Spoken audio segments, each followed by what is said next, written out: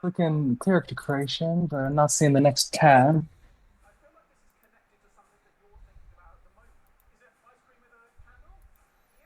Okay. So in chat, as soon as you click on character creation, um, Oh, if you in click on chat. the chat tab, it will roll stats for you. Oh, oh, all right. So just what? Just uh, what do I do? What do I do in chat? Just click anything or? So you click on your token, click on the character hmm creation button at the top of the screen, and then hmm look in chat, and you'll see your stats. Oh, okay. Yeah, there it is. Okay, yeah. So, do you see them or I see them? No, they haven't rolled yet for me. Okay, pretty dang good.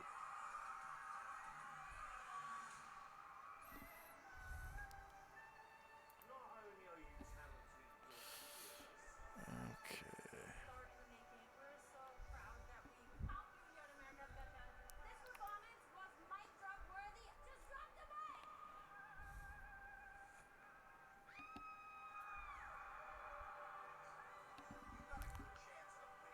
Still haven't rolled for me yet. No? Huh, I see it.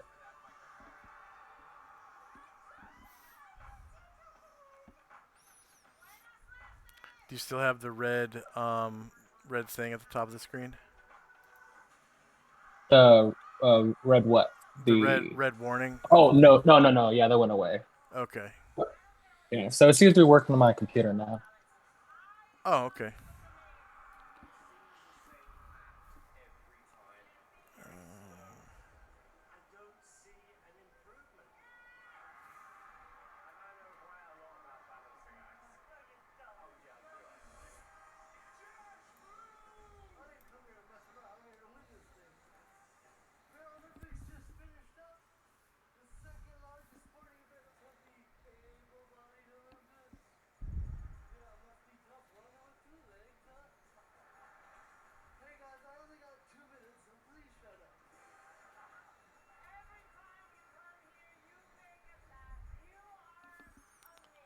Huh. Still hasn't Oh, updated for me.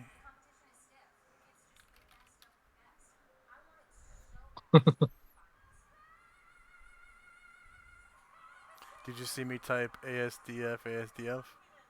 yep. Okay.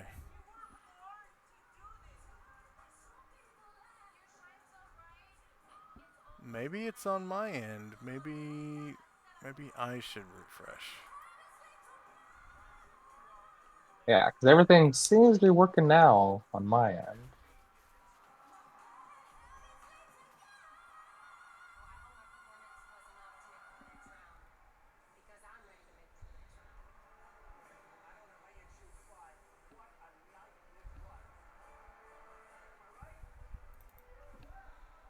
Sure hope you see this. I like what I rolled. Yeah, it sounded like you rolled pretty good from your reaction. Got my prime requisite.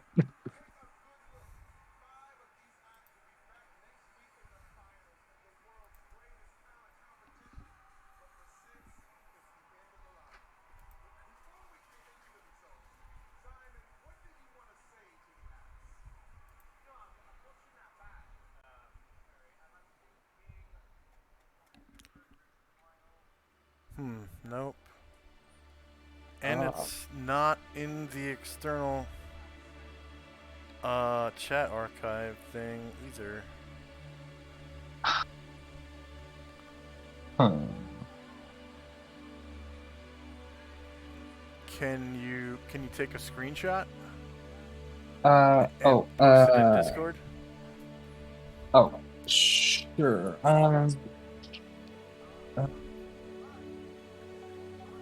Let's see.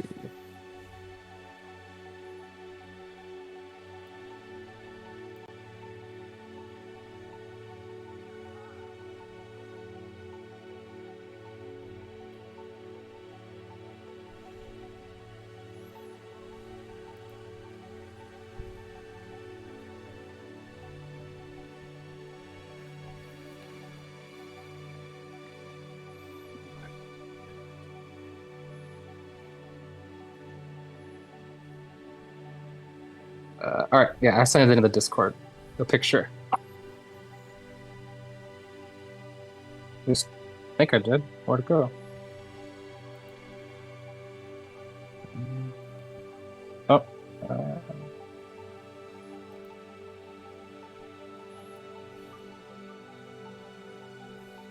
okay, yeah, sending now. In the Orb of Solid Hex Discord? Yeah, Okay. yeah, exactly.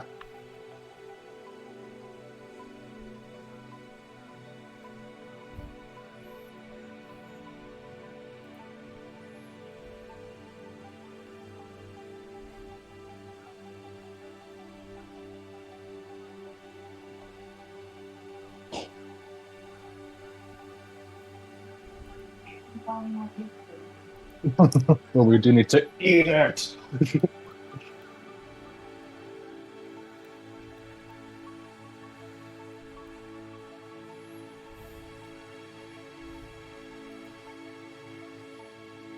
I don't see it in the Discord. Oh, it's still sending. Yeah, it was a picture that I sent, but it's still loading. Okay.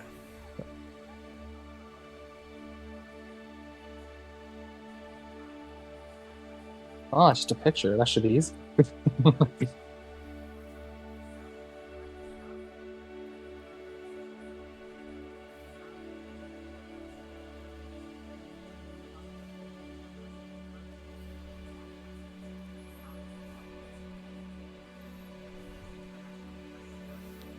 Well, I guess while that's loading, you can open up your character sheet and start putting in your stats and your adjustments and stuff. Oh shit! Damn it. Okay. Good thing I took that picture. I just accidentally clicked the character creation button again. Oh, you did? Yeah, I clicked the wrong button. So good thing I just took that picture. Well, it still should be in chat. Is the thing. It should be. Oh yeah, no, it is. The Yeah, old it one is. is, yeah. Yeah, yeah.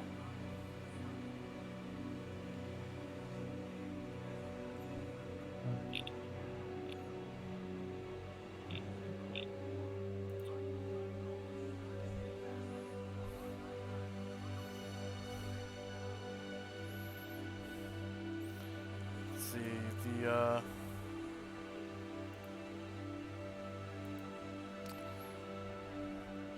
the adjustments for tieflings are +1 to intelligence and charisma, and a -1 to strength and wisdom. And you can be any alignment but lawful good. And you get 60 feet infravision, the ability to cast darkness 15-foot radius once per day, and then you take half damage from cold-based attacks, and you get a +2 bonus to your saving throws versus fire, electricity, and poison. You can be a fighter, a ranger, a wizard, and specialist wizard, priest, thief, or bard, and you can multi-class fighter wizard, fighter priest, fighter thief, wizard thief, and priest thief. Wow, that's a pretty rare combination, priest thief. Wow, that is weird. So Uh, what's the benefit of doing like a fighter wizard? um, fighter wizard.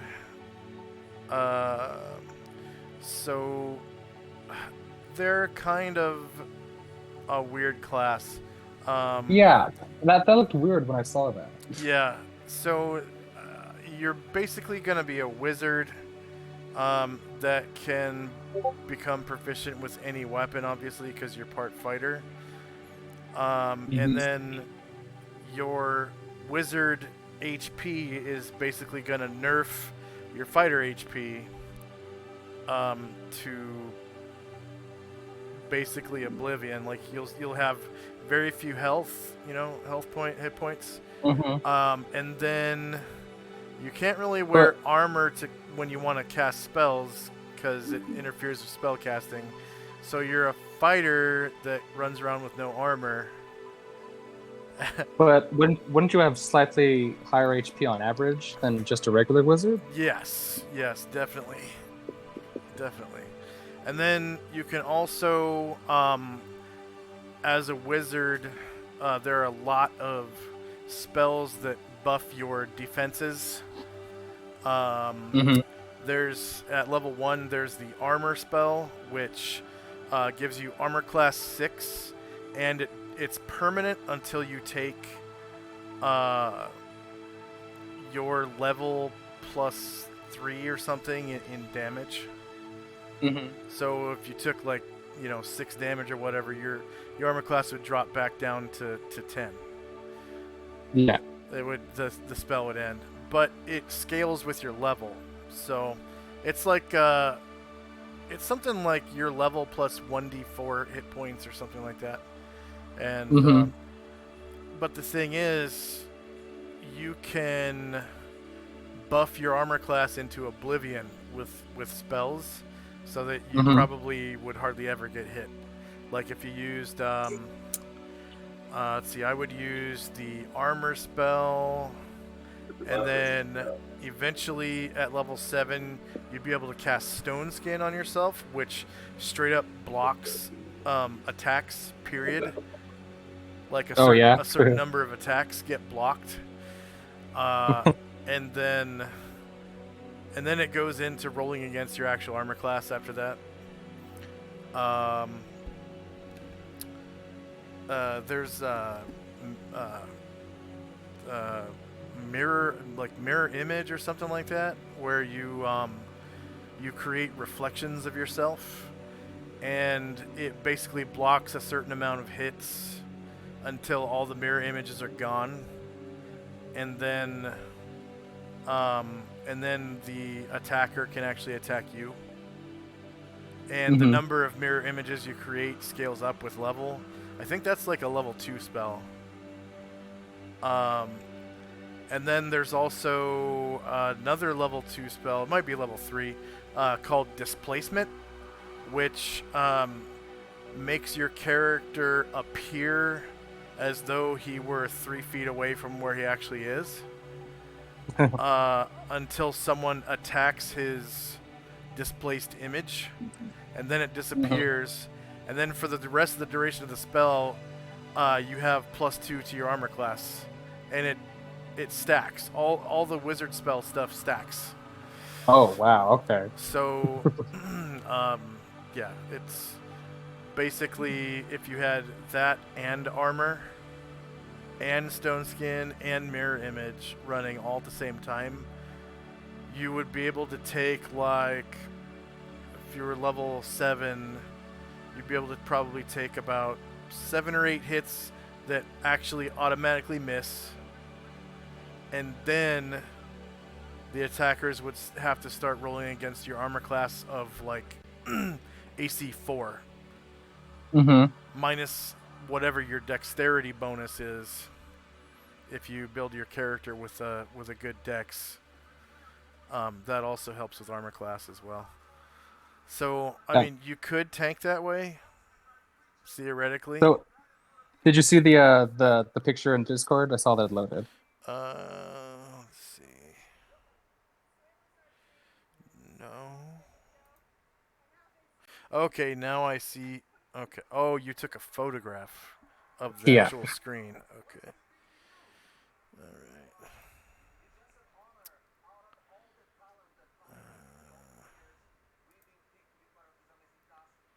Okay.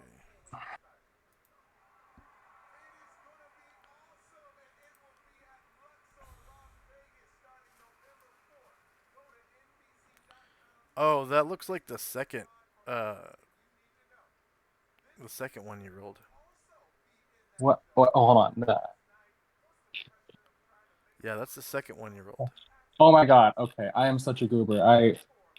I like did character. I like clicked like a bunch of times on character creation. Uh. Okay. No. Okay. I think I found the first one. which is comparable.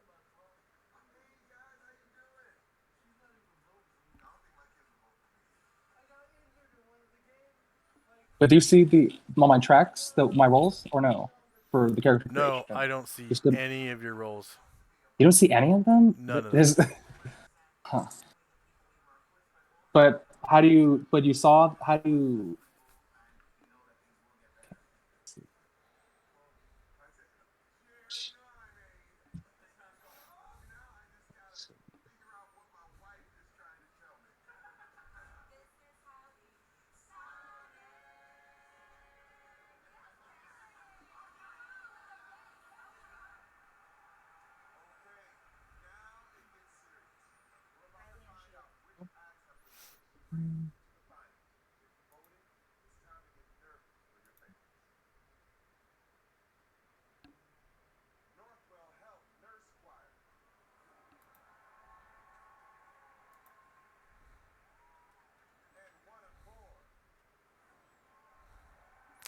Yeah, not, your rolls aren't even in the chat archive. That's weird. Yep. It's almost like you're not connected to the server. Hmm.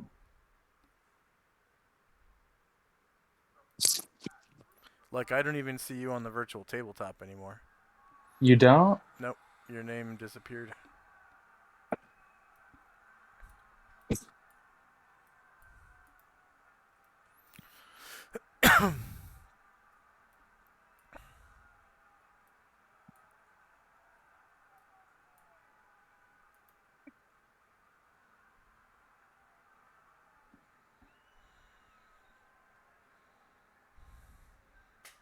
Hmm.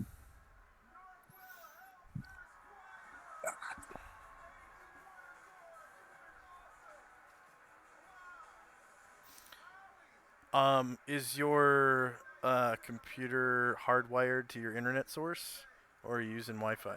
Yes, yes, it is. Okay. So,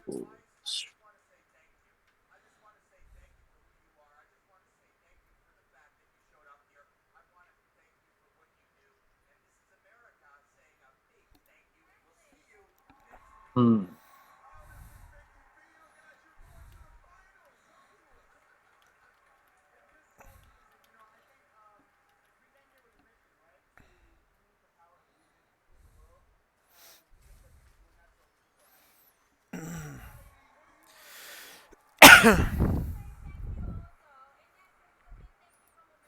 Are you using Windows? Actually, I'm using Google Chrome.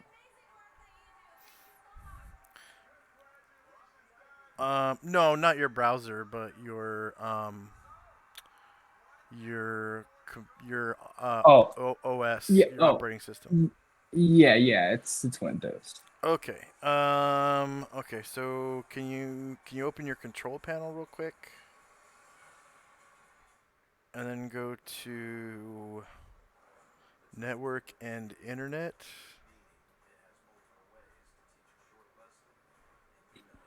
and then Uh, click on network and sharing center. oh, Where's okay. that network and sharing center? Okay, yeah. Where? Oh, there it is. Okay, network and sharing center. And then click the change. Wait, no, what? Check the next. Okay.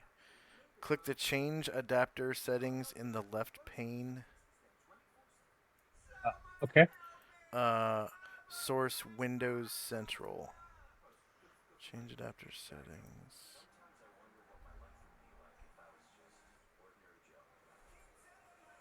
Source Windows. And then double click the network adapter, Ethernet or Wi-Fi. Okay. I double click the Ethernet. And then check the connection speed in the speed field. Speed is 1 gigabyte per second.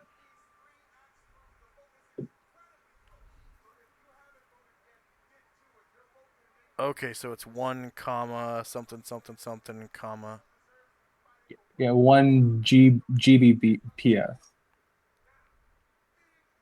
Oh, okay. 1 gig. Weird. Mine's only 100 megabytes. Let's see. Do you see me now on the thing? On the virtual tabletop? Yeah. Yes.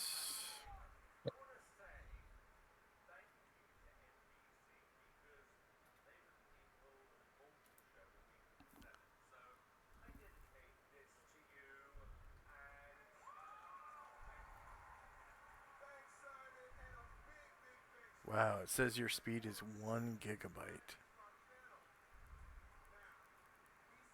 Hmm. Yeah, that's theoretically. I mean, you have way better internet than I do, so you shouldn't have Hmm. issues connecting um with Roll 20. This is weird.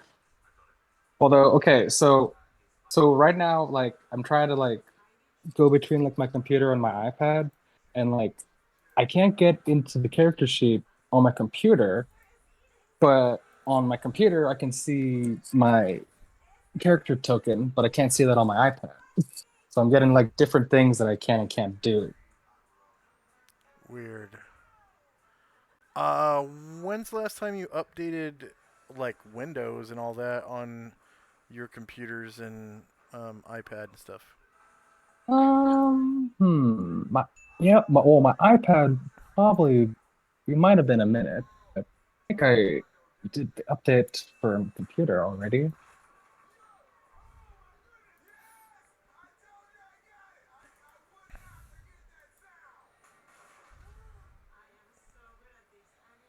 Yeah, my computer's up to date.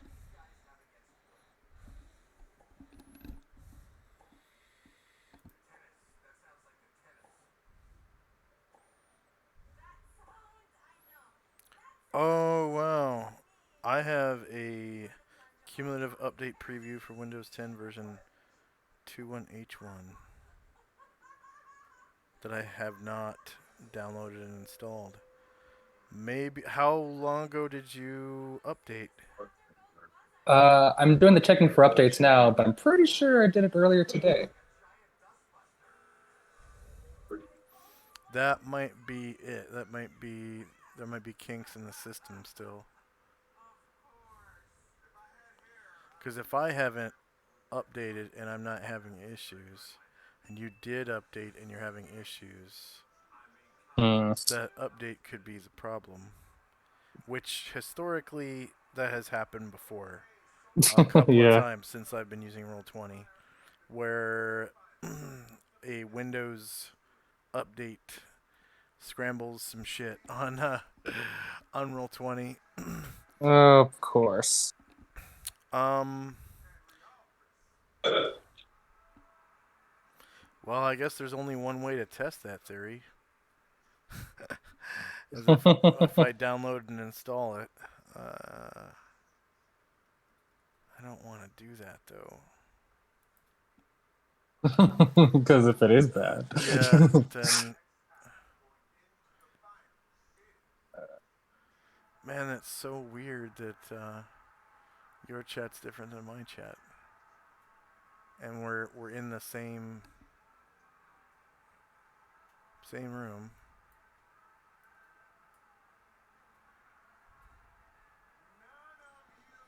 I'm gonna check the chat archive again.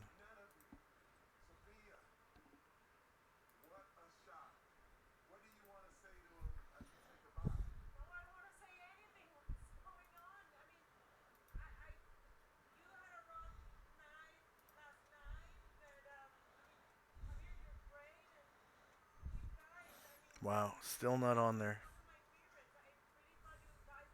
Hmm. What's up Can, with that? okay, can you type something in the chat field and then hit enter for me? And we'll see if that works. Maybe it will force an update. Maybe. I mean, I saw yours before and you saw mine before, right? I just put No, in hello I tips. haven't seen anything that you've typed Oh, or nothing? done. Nothing. Oh, okay. Uh, yeah. Like Yeah, I'm it. typing. Yeah.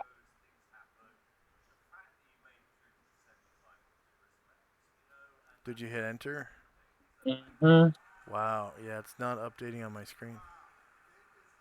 That is Hmm. nuts. Uh, I wonder if it's a bad invite or something like that. I wonder if that actually is a thing. What do you mean? Like the Like, your invite link? no, like, what if when it was adding you to my game, there was some kind of glitch Mm-hmm. and you're unable to connect correctly to the virtual tabletop or something like that? Hmm. Do you feel like I could? So what if I kick you out of the game and then send you another invite link in Discord? Sure, we can try it. And then you can click on the invite link in Discord, and it will bring you, should theoretically bring you straight back to the virtual tabletop. Okay, so let's try that.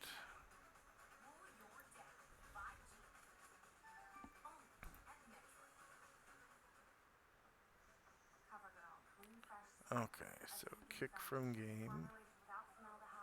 Okay.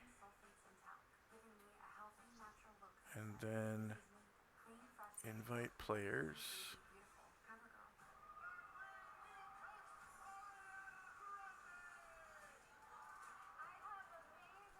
Okay, copy link address. And then in Discord, this is our personal conversation Discord that I'm putting this in. So Okay. there's the invite link to come back to the game. And it looks like you repasted. The first one. That should be the first one. Yeah, that is the first one. Okay. 13, 14, 13, 16, 10, 18. Very nice. Yeah, it's actually slightly better than the other one. Yeah. Um, and then so the optional traits are optional. You don't have Mm-hmm. to be a curious but frequently practical male. You could be Yeah. uh, an angry and but frequently violent female if you want. It's all up to you. And then we will use the social rank though for your character. So the ability scores, birthday, and social rank is what we're looking for right here.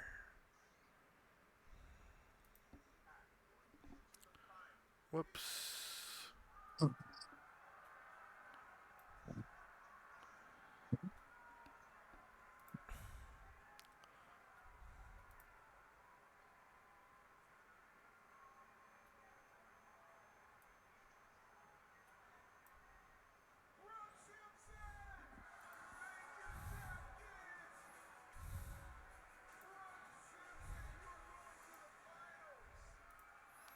Okay.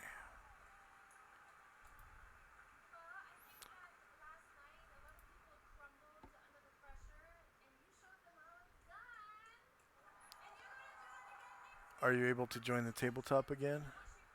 Yeah, it's loading now, so time to Okay. find out. Okay.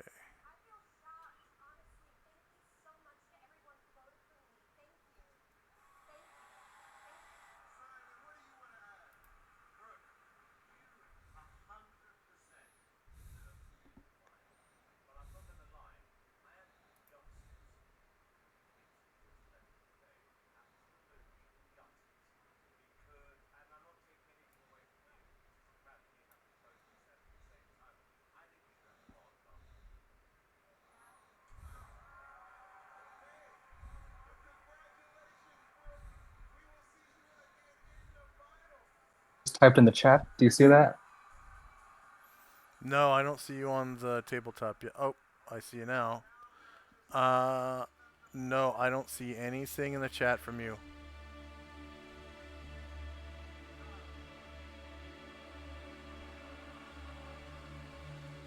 Why could this be?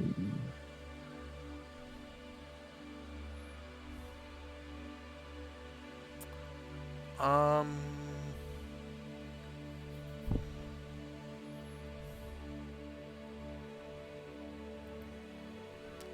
it's strange too because you were able to type in your name. Oh, oh, something just happened. Something just. Okay, yeah, test. I got that.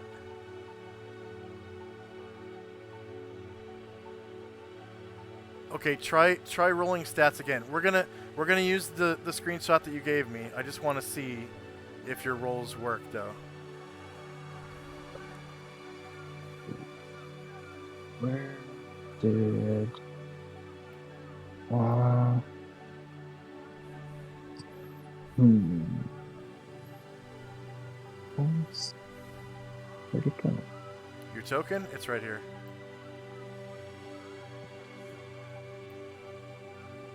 Did you get that ping shift from me, or shift ping? Uh It should snap your camera right to where I'm clicking. no, it does, but okay. Well, now. Oh, I didn't give you access. I'm sorry. Hold on. Oh, okay. Okay, yeah. Okay, that was missing. Okay. Yeah, because when I kicked you from the campaign, it took away access to everything. Okay, there it Okay, is. so now you should be able to click on your token, and if you hit the character creation button, hopefully it will send to my chat. And we will have solved the problem. It was a bad invite. Did you see it? Do you see it? Did you see anything? No, I don't see anything, but I mean, I see the test that you typed. Yeah. Okay. Yeah. So I typed that so I'm loaded on my computer and my iPad. I typed that on my iPad, but it seems like my computer for some reason isn't sending it, but my iPad is. Okay. Can you push the character creation button with your iPad? No, because that's my token isn't on it for some reason. Oh, okay. I'm wondering if these issues are coming up because you're on two different devices. There it goes. Okay, Oh, I see character creation, Shandrak, 9/17/14/10/7/8. yeah, that was the last one. How long ago did you do that? I'm probably just a minute or two ago. I Okay, now it I'm says test again. How long okay. ago? I did that on my computer just now. Okay, so I think my computer's back to good. Okay. Yeah, I'm wondering if these glitches are happening because you're on two devices. That's Okay, probably well, what the problem is. Have you been on two devices the whole time?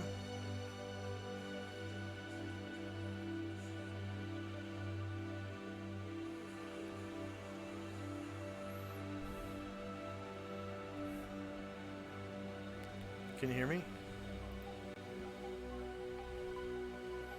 I don't hear you anymore.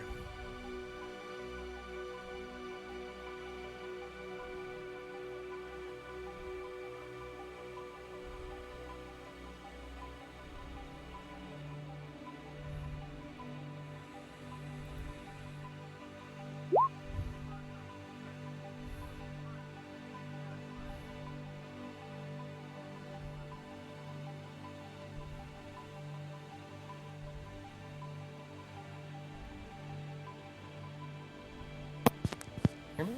Okay, I hear now. Okay, yeah. So did you see I did the character creation again? Do you see that the second time? Yeah, 12, 11, 10, 15, 12, 13, May 16th. Okay, okay. I think we're all good on the computer. So you can see your token. You can type with Yeah, your computer and you can send macros. yeah. Okay. I'm wondering. Okay, so it might be a good idea to just use Discord on your iPad so you don't lag down your computer as much because Discord takes a lot out of your processor. Yeah, that actually is what I'm doing now. What you're doing right now? Okay. And Hmm. you have on your iPad you have closed Discord. Roll20 completely? Yes. Okay. And on your computer you don't have Discord open, just Roll20. Yes. Okay. Yeah, that's probably going to be your best bet. Are you able to keep your iPad plugged in so it doesn't run out of juice? Because it's Yeah, definitely. okay. Because it's a 5-hour game. Yeah, yeah, I know, no problem. Yeah, I always, I sometimes listen to videos and stuff anyway, so I got an extension cord right Oh, next to my computer. cool. Okay. All right. So we'll use the stats you rolled first. I took a screenshot of your screenshot.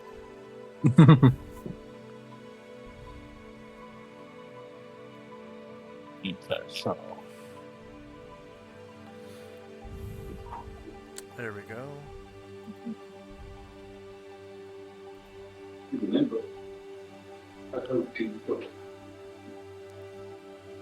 Oh, right.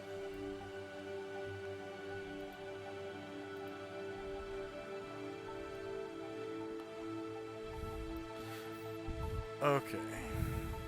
What? No. Damn it. Oh, right. Yeah. We'll just okay, copy image.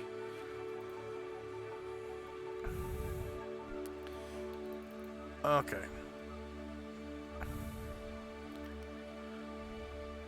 So I have a DM only section of your character sheet that hmm only I can see, and I'm pasting that screenshot into it.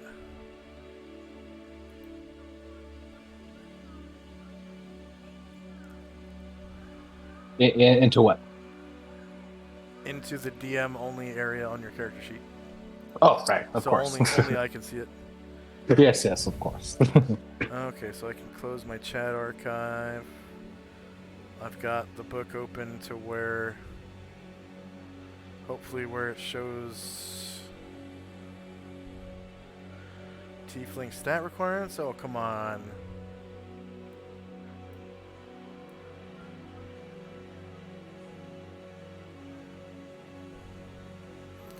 Wow, doesn't. What was it? Page 75. Tiefling is on. No. Water Genasi. Okay, 70, 81, 80. Okay, Tiefling.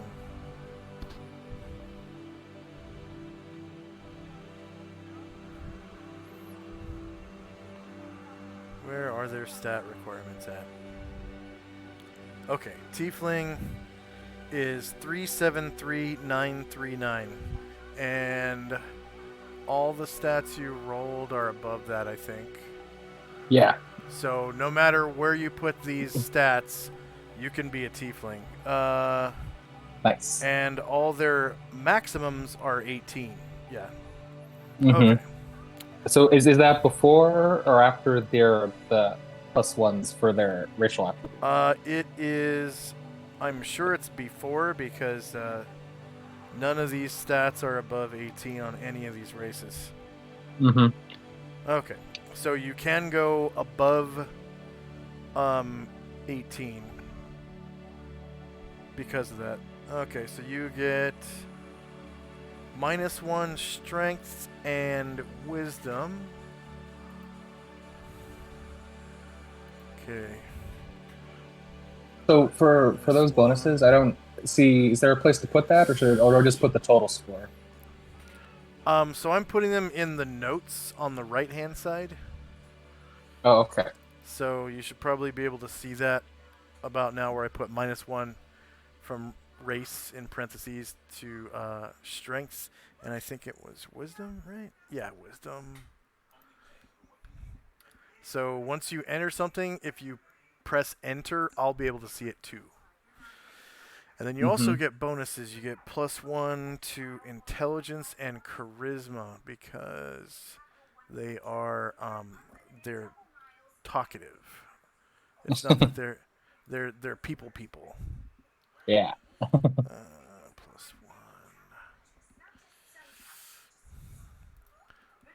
Okay. All right. So with those scores, you pretty much qualify for. I'm pretty sure all the classes they can be. Mhm. Even even And bard. so, I think they can be bards too. oh wow, really? Yeah. Yeah. Let's see. So, Where was it? um, to be clear, also, so I saw this weird. I don't know, maybe I read it wrong, but it was talking about like a wizard thief, and it said that they can only backstab a non-corporeal being. Like they can't stab a corporeal one, or did I read that You read that wrong. wrong? Okay, They have yeah, to because be. that didn't make sense. You have to stab corporeal beings. Let's see. Okay, because I think Hex. I'll have to see if I can find it, but there was one section where it was in big bold letters that said non-corporeal.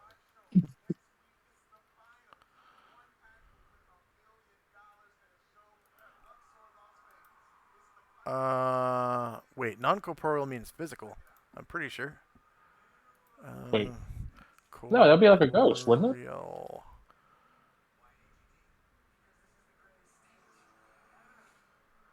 I mean, if you're not corporeal, that means you don't have a body, right?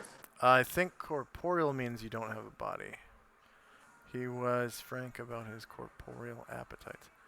Into a person's body, especially. Okay, yeah. Let me change that. You are correct. I'll totally give you an experience bonus for that too. Oh wow. Yeah, you'll start with a Okay. 1,000 points for that. Oh wow. Okay. Let's Thank see. you. Uh, corporeal. Find corporeal. Only a backstab. Oh, it's weird. In two different places, it must be. Yeah, using a proficient weapon and a target must be a living corporeal vertebrate. Weird. I don't know what I was thinking. Wait, what? If you're a wizard, you can only backstab ghosts? Okay, Okay. fine. Corporeal. Okay, characters who can backstab must be hidden, use a proficient weapon, and the target must be a living corporeal vertebrate. Multiclass thieves have a larger selection of weapons, particularly fighter thieves. You may only backstab living corporeal vertebrates. If your backstab fails to kill your target, your stealth is spoiled and you must begin again. In order Hmm. to backstab every round, you must kill your target every round Hmm. or have improved invisibility, uh, that or have a magical item that gives you invisibility at will. Hmm. Let's see. You must kill your target every Yeah. round. Thieves and ninja will gain a 200 experience point bonus for each hide in shadows and move silently roll, which results in a stealth kill. Yeah, oh, that sounds interesting. I'll let's do a wizard thief. Cool. Uh, Wizard thieves are actually at level 1 better thieves than thieves are. You know why? Why? Because they don't wear armor usually to cast spells. You Oh, can't wear that's armor, right. and That's right. when you're a thief, well, when you're using any kind of uh, uh, skill, like thief skill, like climb, well, anyone can climb and anyone can detect noise. Hmm. It's just that non thieves detect noise like crap and they Yeah. climb like crap. Uh, Yeah. when you're not wearing armor, you actually get bonuses to most of your thief skill scores for not wearing armor, for basically being naked. You get Nice. you get That like makes sense. you get like +10 to your height and shadows, and like +5 to move silently, and like +10 to climbing, and +5 to pickpockets. It's actually really cool. And Hell yeah. if you learn the armor spell at level 1, you can just use the armor spell, and it's permanent until you take damage, right? So, Yeah, yeah. and it gives you like AC 6, which, and that's your base AC. It also is Mm-hmm. augmented by your dexterity. Mm-hmm. So you can end up being pretty much a thief plus because you're naked, and have a way better armor class than you would have normally because of the armor class spell plus your dexterity. Because if you're just a level 1 single class thief, you'd probably just be wearing leather, which gives you AC 8. And if you have like +3 to your armor class from dexterity, that brings you down to 5. Well, if you Mm-hmm. have the armor spell, AC 6, and it gives you a get +3 from your dex, that brings you down Mm-hmm. to AC 3, which is like plate mail. It's like we were wearing plate Uh, mail. So oh wow. it's Oh, pretty well, that awesome. sounds good. Yeah, so you'd be a thief who's wearing basically magical and dexterity plate mail, who has a better chance of moving silently and hiding shadows than a regular thief because you're not wearing armor. It's a All pretty right. awesome class. That Pretty awesome sounds like a good class. combo to me. Yeah. The only problem with it is your weapon selection doesn't really get any better from being part wizard. Like, Well, you get like long swords, right? the And thief like the does. thief. Yeah, the thief class gets uh, access to the longsword, but that's probably their best weapon. Period. Mm-hmm. And um, eventually, you can cause instant death from massive damage. Like Mm-hmm. when you get up to like level 13 thief and you have ×5 backstab. Yeah. If you roll, if you're attacking a large creature and you roll 10 damage, 10 times 5 is Mm-hmm. 50. Anytime you cause 50 damage from one attack, the enemy has to roll a saving throw versus death or die. Well, hey. Yeah, That yeah. sounds exciting. If you were a fighter thief, you could use a two-handed sword and be doing that Mm. much damage, probably around like level 9. But Oh, okay. your AC would suck, and you know Mm-hmm. if you're Mm-hmm. triple classed, which tieflings can't do, you could be Mm. a fighter mage thief and do all of the above. It just would take forever to level up. Yeah. No, I think Mage Thief sounds good. I think Yeah, that's good. yeah. You get spells from being mage. You'll have your fireballs and your lightning bolts and your stone skin armor spell, your stinking cloud, your flaming sphere, cloud Mm-hmm. kill, all that stuff. And you'll be able to, stealth around and backstab and be a ninja assassin. So Yeah. Definitely like to be able to throw a fireball and then hide in shadows. yeah. Okay. So now we know your classes. You're gonna be a mage 1/thief 1. Um, and then you can be any alignment except for lawful good because obviously your dad is a devil or a demon or Yeah, right. something. It's your choice. You're gonna write Hmm. you're gonna write your bio, so you choose. If you're a devil, demon. What are the other ones? Could I be like one from like an outsider or like a far plane sort of thing? Yeah. Well, as long as you are from at least the city of Sigil, Okay. and you can't you haven't been you've come here and you're like basically trapped. You haven't been able to find a way back yet. Mm-hmm. Mm-hmm. That's fine. Mm-hmm. I prefer that you be born on this prime material plane, but that's up to you. Like if you want to Mm-hmm. be from the city of Sigil, that's fine. You know, Hmm. your the thing about it though is your language is gonna have to reflect that. Like you got to talk like you're from Sigil. So you call people, Burke and Cutter, and Mm. when you threaten someone, instead of saying "I'm gonna kill you," you say "I'm gonna put you in the dead book, Burke." You know, stuff like that. That's how they talk Hmm. in Sigil. Mm-hmm. So yeah, if you wanna do it that way. That's fine. Hmm. That's called planar common. Mm-hmm.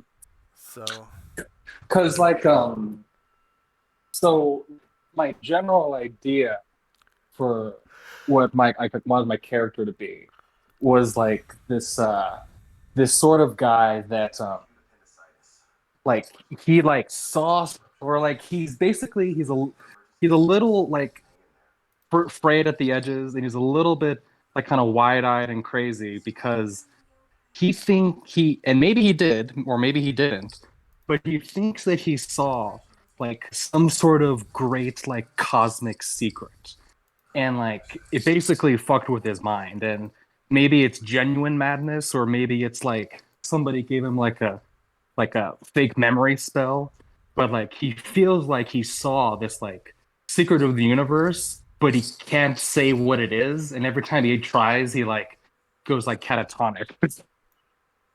wow. Yeah.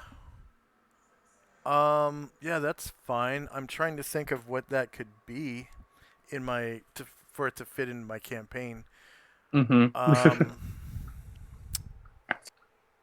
Cosmic Secret.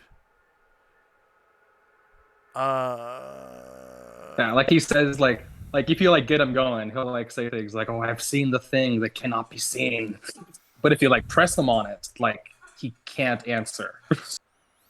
Right. Mm, What if you saw the Lady of Pain naked? And That's pretty funny. yeah, and like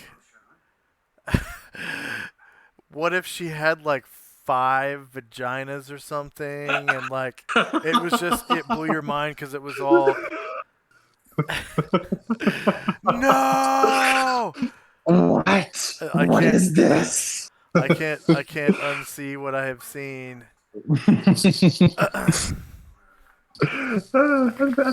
That's pretty funny. Yeah. Hmm.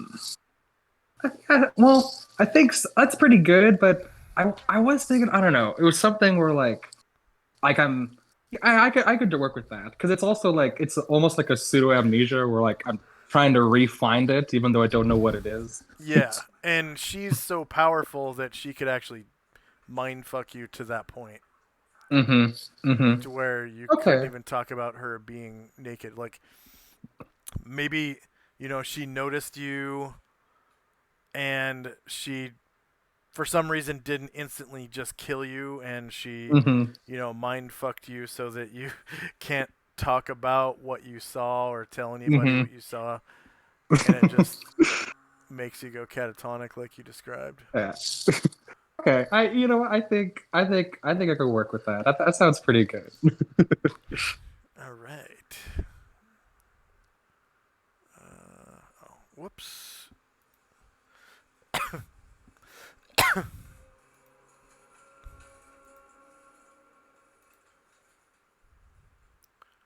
Copy of traveling spellbook. So we have to give you a spell book if you're gonna be a wizard. Mm-hmm. We'll do that later. So first we got to do your stats and your. We'll do your bio. We should probably do your bio like first thing, since we have such great ideas right now. Okay. So we'll do your stats right now. Let's see. Invalid So do you text. see what I put my stats in? Do you see them? Yeah. Okay, so that's your raw stats, right? You had Yeah, those that's not modified. 13, 14, 13, 16, 10, 18. 13, 14, 13, 16. That's not Although right. I'm gonna have to look up some of that that Planescape slang. 13, 14, 13, 16, 10, 18. Yeah, it's on the internet somewhere. Okay, so 13, 14, 13, 16, 10, 18. So 13, 14, 13, 16, 10, 18. All right, so 10 goes there, 13, 14, 18, 13, and 16.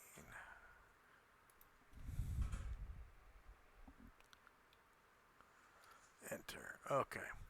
So your strength goes down to 9. Dex and con stay the same. Your intelligence goes up to 19, which is good. So smart. Yeah, you're immune to first level illusions that way. Your chance to learn Oh my spell is god. really high. You can go all the way up to ninth level spells. Sick. Oh, And you have no limit on spells per level. So you can eventually learn all the mage oh spells in the game. yeah. So your wisdom drops down to 12, which is still not bad. And your charisma goes up to 17, which is fucking awesome. You're you're gonna be able to um, pick up henchmen like at the drop of a hat, Yeah, basically.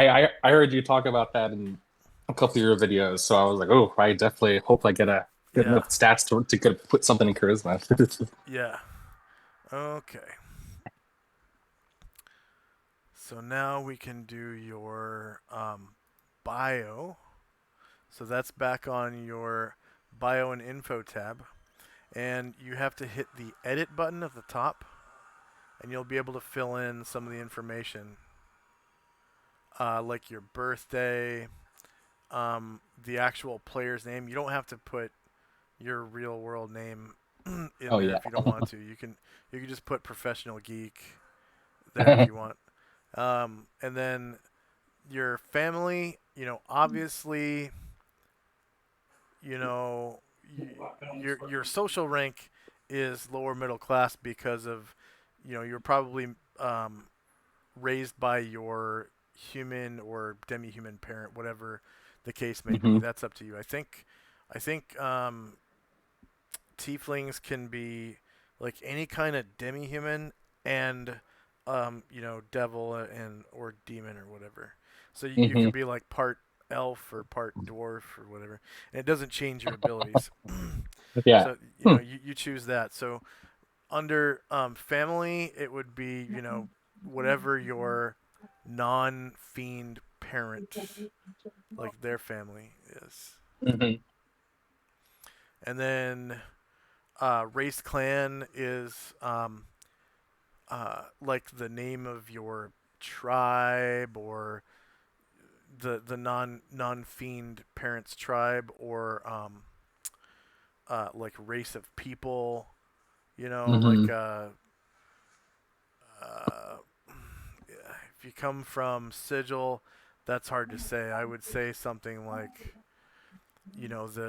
the men of sigil if you're a human or whatever, or the planar men of sigil if you choose human, or planar dwarves of sigil, whatever you want. hmm Wait, sorry. For Homeland, that was what? No, for a racing clan, Oh, okay, that's yeah. like your tribe of people, hmm your extended family type thing, your tribe. And then homeland is obviously where you were born. So if you're from sigil, you would put uh, your homeland would be sigil in the what do they call it? I know it's concordant opposition, but that's what wizards call it. I don't know. The Outland, no, the Beastland, not the Beastlands. The Outlands is the big flat area, right? The round one. Yeah, Yeah. Okay. So yeah. yeah, so it would be the city of Sigil in the Outlands. That's your or whatever they call concordant opposition in Sigil. Pretty sure they call it the Outlands. Pretty sure that's what it is. And then your religion is whatever religion you want. It can be a religion from Legends and Lore. It could be from Forgotten Realms. Anything goes in Sigil. So Yeah. you Hmm. could have any religion you want. That's hopefully a published religion, so I can Yeah. actually Oh, yeah. give you a link to the Uh, religion. And then gender. I want to switch that right now. Gender. It's not supposed to be gender. It's supposed to be sex.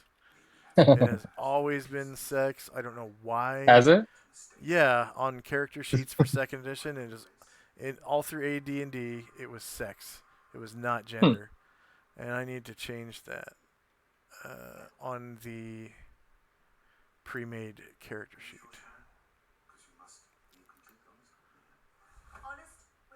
Because if I left it gender, people could put like non-binary, and I'm like, That's true. Yep. what? You know, Yeah. Yeah. I get. I need to know what kind of organs you have, not not what your sexual preference is. Yeah. Oh, can you change gender to sex for me? Oh, on mine? Okay, yeah. Yeah. And then right after lower middle class, you can pick one of those things on the list. There's artisans, bakers, petty merchants, junior officers. And what that does, it helps me out in the future when I Mm-hmm. design a story arc for your character. Okay. Mm-hmm. So, Hmm. um, right now, we're in a story arc for a guy's character who left the campaign like 4 months ago. Okay. Uh-huh. So I got to do a story arc for Asher next, and then a story arc for Tenzi, and then I'll do a story arc Hmm. for you. Okay. Okay. Hmm. I already know what I want to do for Tenzi's story arc. I got to figure out what I want to do for Asher's story arc. Hmm.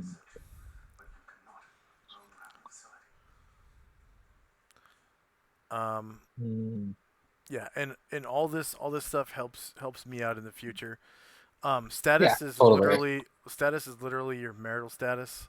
So Oh, if okay. you're Yeah. married, divorced, engaged, widowed, Hmm. uh, single, and then birth rank is the order in which you were birthed by Oh, your yeah. mother, Oh, I I don't. guess. I don't even know about siblings. Hmm. Yeah, if you want to, you could have zero siblings. You could just, you know, birth rank one, siblings none, Sure. and then hair and eyes, obviously hair color and eye color, and maybe even a brief description of your hair and eyes, like short black Mm-hmm. hair or like a bowl cut black hair, uh, Mm-hmm. faded black hair, sparkling blue eyes, blue diamond eyes, blood red eye. Details help a lot.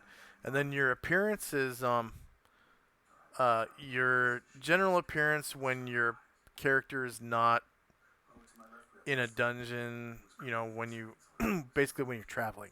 So if you have like a a backpack, Mm-hmm. be sure to mention that. Mention the things on your your belt if you have pouches and weapons, if you have quivers and bows and arrows, if you have jewelry, your clothes, what color your tunic is, any kind of marks, like if you wanted tattoos or something, I think tattoos are kind of a thing in Sigil for a lot of people.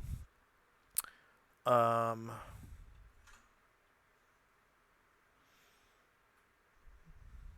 yeah, it's, um,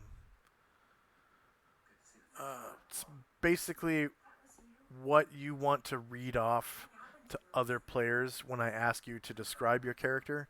That's what you put Hmm. in your appearance. So you're going to be a wizard. You're probably going to carry your book in your bag. So you could be like a middling height. Basically, when we roll your height and weight and stuff, you'll get a better feel for what your character looks like because you could end up Hmm. short and fat or tall and skinny or whatever. Yeah. And then you could be like a short, fat uh, tiefling with a black bowl cut, dyed blue on the right side, the right hemisphere of his head or something, and with sparkling or effervescent or lava red eyes, and wearing a backpack that has a rectangular lump in it, which could be your spell book or something. An overloaded, like if you have a tent, like all these little tools, a grappling hook, rope, Hmm. you know, winter blanket. You got a rape whistle in there. All that, Just in all that stuff. case. Yeah, just in case. Uh, you you could say you have like an overloaded backpack with rectangular looking lump or something. Hmm. Just depending on how much stuff you buy. Yeah, I'll have to think about that a little more because not sure about the. I'll have to think about the equipment. Yeah, we'll cover that later. We'll Yeah. roll money and Yeah, stuff like yeah, that. yeah. Um, and then So do you okay. want me to add the appearance now? Or? Um, we could probably do that, but it's good to select your Yeah, yeah. social status, your birth, rank, number, siblings, hair, eyes, and then go ahead and type up just. It only needs to be like a paragraph long for your bio. Just kind of talk Hmm. about where you're from, how your parents came to make you. Whether it, and it could be that you don't even know. Like if you are a orphan street urchin kid that grew up, on the streets um, of Sigil, getting kicked around by all the hardheads and the gangs and stuff on Hmm. the streets, and you're a tough little cookie because of that, and you don't know who your mom and dad are. That's up to you. But if you Hmm. do know, if you were raised by your mom or your dad, because you could be the son of uh, a succubus, a female Hmm. demon, and a Hmm. male human. You Hmm. you could have been raised by your succubus mother or something in Sigil. So Hmm. that's up it's up to you. So you could Hmm. be the son of a witch who um, made a deal with her like pit fiend patron that in order for him to give her powers, she had to bear his uh, child or whatever. And you Hmm. you could be your father could have been a pit fiend and you came out a tiefling. Yeah, I actually was kind of thinking, now that you say that, I was kind of thinking that it was some sort of like a deal with the devil or some sort of thing. Yeah, yeah. The witch kit Hmm. basically has you have to make a deal with the devil. It's basically like a warlock from fifth edition. Oh, yeah. Yeah, it's almost the same thing. That's interesting. Yeah, and it's both sexes too. The Yeah, witch yeah. kit is. It just You can called be witch. a witch or a warlock. It's actually a really cool kit though, because you can end up you start with a certain amount of magical items at the beginning of the game, and Mm-hmm. Ooh. then you can also uh, there's this table that you might have to roll on, similar to the tiefling, appearance or whatever, that Mm-hmm. gives you tiefling like um, body parts like red eyes or black eyes, little horns and stuff. And eventually, warlocks and witches end up looking almost kind of demonic because of their when they use their powers. Yeah. That I might be think it's something. when they do evil stuff, it starts basically turning them into a tiefling, pretty much. Mm-hmm. So That might sound right up my alley. yeah, yeah, it's a pretty awesome. I always uh, recommend it to like people who choose like a generically evil race and are wizards. Um, Sorry, say that again. I always recommend that kit to people who choose a generally evil race Mm-hmm. who become wizard. Mm-hmm. So like chaotic neutral or like Well, I mean, tieflings can't just in terms, yeah, they of the can't be lore. lawful Yeah. good. So Yeah. Okay. Yeah. Okay. Yeah. I think most of the time tieflings are evil, but they can Mm-hmm. a PC tiefling can be any alignment but lawful good. Yeah. Let's see the witch. All right, so where is it? Special benefits. You automatically gain the spells Detect Magic and Read Magic. Yeah, any wizard gets that. These spells are in addition to any spells she normally receives. As a witch increases in level, she automatically gains the following abilities. These are all naturally acquired abilities, so you get the abilities to Secure Familiar. This is identical to first level wizard spell Find Familiar, except that a witch does not need to burn 1000 GP worth of incense and herbs in a brass brazier. Instead, the witch must merely concentrate for one turn. If a suitable familiar is within 1 mile per level of the witch, it will arrive within 1d10 hours. A witch can only have one familiar at a time. So at level 3, you basically get a free familiar if you want. Cool. Um, Yeah. I don't know if I would do that though, because it's a little kind of shaky, right? yeah, if you allow a familiar to leave contact with your body and go elsewhere, it's makes you very very vulnerable because Mm-hmm. if the familiar were to die, there's a chance that you can die. I think you have to Oh. roll like a system shock or die. Oh, okay. Yeah, yeah, that's intense. And then no matter what, you lose one constitution point. Ooh, yeah, yeah. So, That's a big risk. but that's only if they leave your presence, like leave your lap or leave your bosom or leave your shoulder or leave your pocket or, whatever. So, You but could like, but like, but the like in the middle of combats, like they would not be targeted if like I had, like a bird on my shoulder. no, they become part of you. They get your armor class, they get your saving throws. You take damage before they do. Okay, Yeah, okay, so on and so forth. that makes So, sense. yeah. Uh, where is the rule? Okay. When a witch is first created, she must buy her weapons from among the following choices: dagger or dirk, knife, sling, staff sling.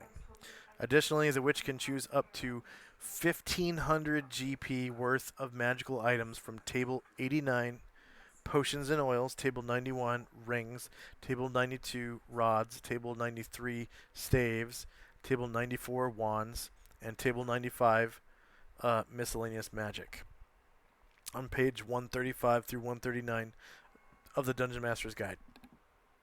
These items are free. She doesn't have to pay for them, but she cannot keep any of the leftover 1500 GP. And when you buy magical items, I think it's each experience point worth of item is worth half a GP. So whatever the gold you spend, you get twice as many experience points worth of magical items. So essentially, you get 3,000 experience points worth of magical items from those tables. Oh, Unfortunately, those tables are very limited. yeah. I actually now that you're saying this, I actually did. I remember catching that kit, and I remember laughing to myself because it's like some of those tables. It's like I don't think you could even buy anything from that table with the gold that Yeah. they give you. So yeah, from rings. Um, Pretty much you can get any of the rings except for regeneration and multiple wishes and wizardry and X-ray vision. Yeah, Hmm. you can get any of those rings, and then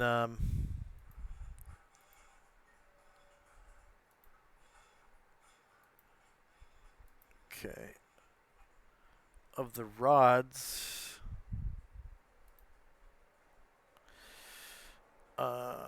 you can get the rod of flailing, the rod of security, the rod of splendor, or the rod of terror.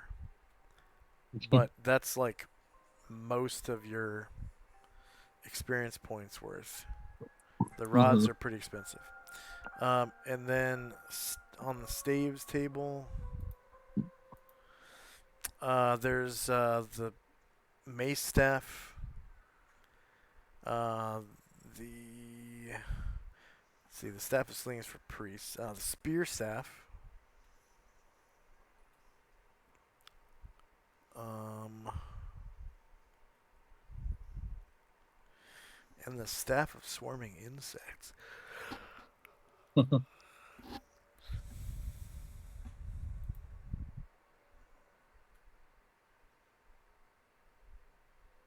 Yeah, those three.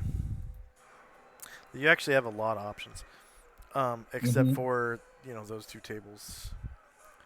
Uh, Rods and staves are pretty expensive, and then you have wands. So Yeah. there's uh, the wand of earth and stone, enemy detection, wand of fear, the wand of flame extinguishing, wand of illumination, wand of illusion, wand of magic detection, wand of metal and mineral detection, and wand of size alteration. But here's the kicker: miscellaneous Hmm. magic. Okay, the miscellaneous magic. Miscellaneous. Okay, you've got access to.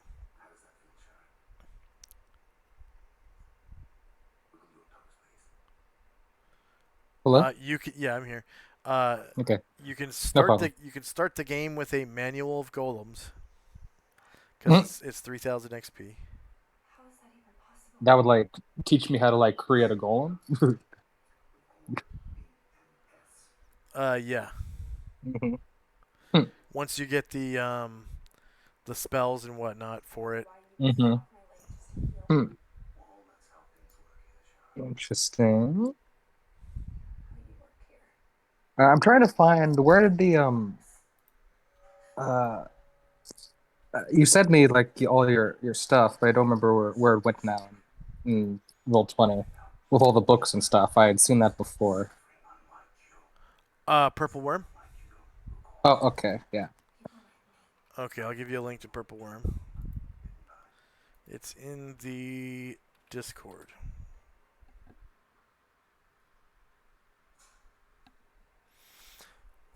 So All it's that. actually miscellaneous magic tables 95 through 103 of the Dungeon Master's Guide. And so that is a really wide variety of stuff because it And includes. so sorry, where is that? The magic tables or magic items you said? That's in the Dungeon Master's Guide. Oh, Dungeon but Master's but Guide but tables 95 through 103. um but like where is that in like the tabs? Is it that like So Dungeon Master's Guide is the third book down, yeah, I clicked that one, but like and then you go what down like to chapter tables. or Go down to tables. table? There's a couple. There's magic item tables and magic description tables. No, the one at the bottom just says tables. Oh, okay. There it is. So tables 95 through 103 is miscellaneous magic. Oh, dang. Yeah, and Ioun stones are in there. It's Oh, really? where is it? Hmm. Jewels, jewelry, and phylacteries, I think. No.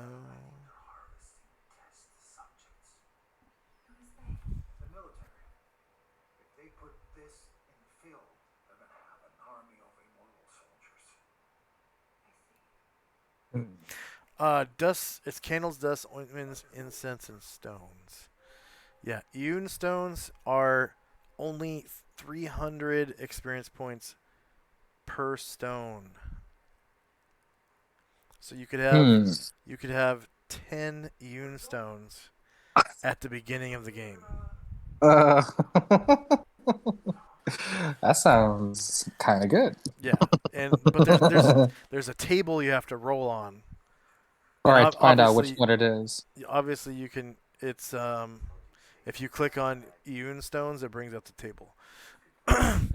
it's Oh, a wow. it's a 1d20 table, and there's a 15 to 20 is a burned out dead stone. Yeah, But so it could get a bad one. yeah, but you get 10 chances, and 1 through 14 is good stuff. Like Yeah, that's plus all one real point to good. strength. Yeah, plus 1 point to strength. Yeah, I'm looking at 18 that. max. Right? You could end up rolling like 5 1s and get 5 pale blue rhomboid ones that add +1 to strength. As long as you don't go over 18, they hmm work. So, Hmm. right? So Uh, is there I'm trying to read, is there like a do these are just a magical item that like lasts forever or can these be destroyed or oh yeah, there's an yeah. AC class. Anything can be destroyed. Yeah. Your character can be Okay. Hmm. destroyed. Your Oh, of course. armor, yeah, weapons, everything. Yeah. Yeah. But you have resurrection and stuff in your game, right? Yeah. Yeah. And the party actually has access to raise dead. Oh, well, there you go. So, and eventually they'll have access Hmm. to resurrection Mm-hmm. through Uh one of the players' henchmen. oh, nice. Uh hmm.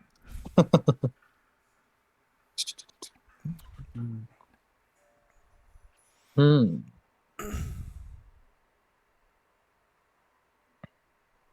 Hmm.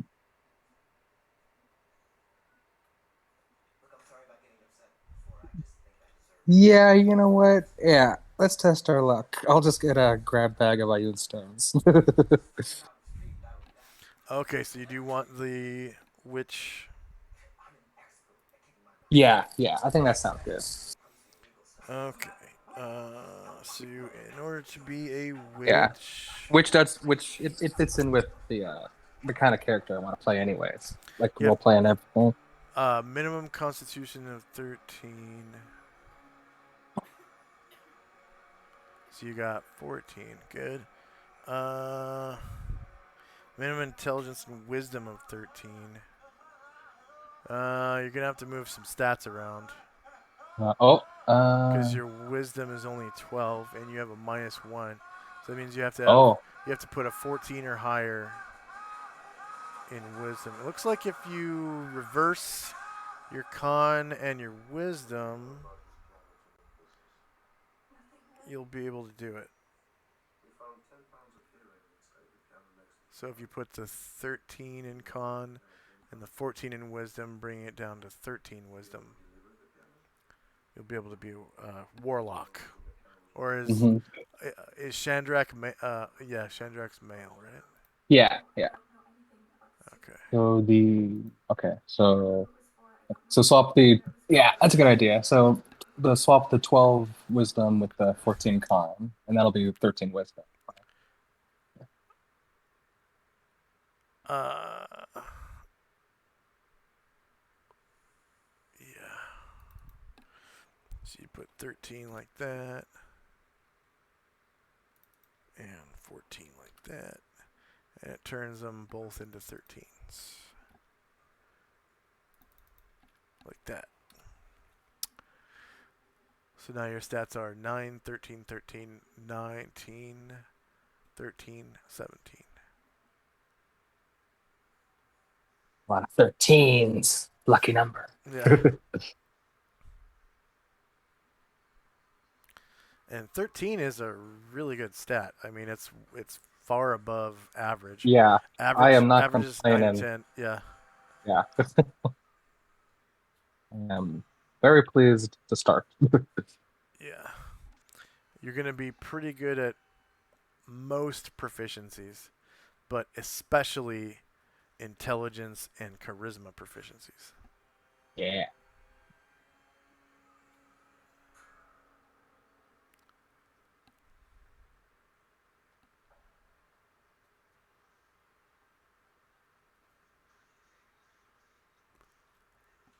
So what next?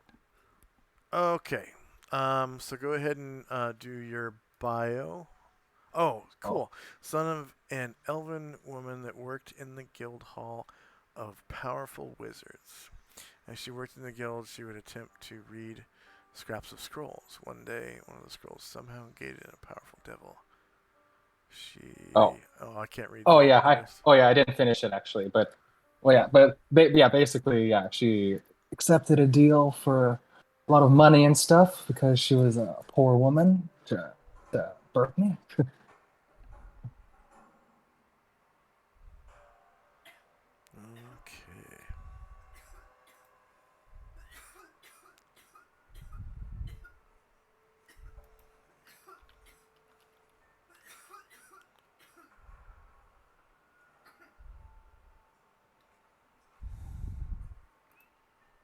Let's see if this works. Copy. Edit.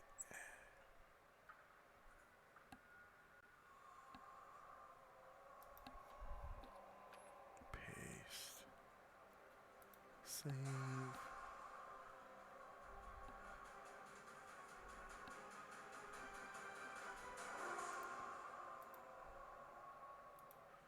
Nice. Okay.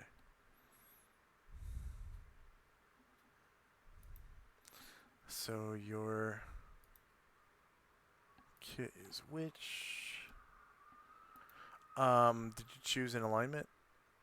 Oh, I think I don't see where to put that. I don't see it's alignment. right under class. Oh, two things under class. Sorry. Oh, wait, is it on basic info or? Character sheet. Oh, okay.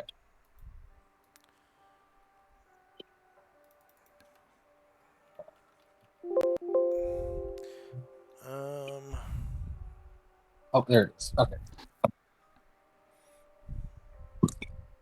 I think neutral good. the requirements for becoming a witch are higher than for any other kit because her training is more demanding than that received by most other wizards. She must have minimum intelligence and wisdom of 13. To resist the corruption inherent from contact with extraplanar entities, she must have a minimum constitution of 13. The vast majority of witches are female, but male witches are also possible, commonly called warlocks. So I guess you'd be a warlock instead of a witch. All right.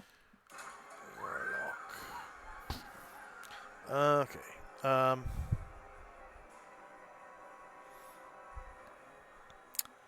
see. Weapon proficiency. The witch is not allowed an initial weapon proficiency, nor can she acquire a weapon proficiency as she advances in level. Wow. Oh, Oh wait, so that means I wouldn't be able to backstab, right? Uh,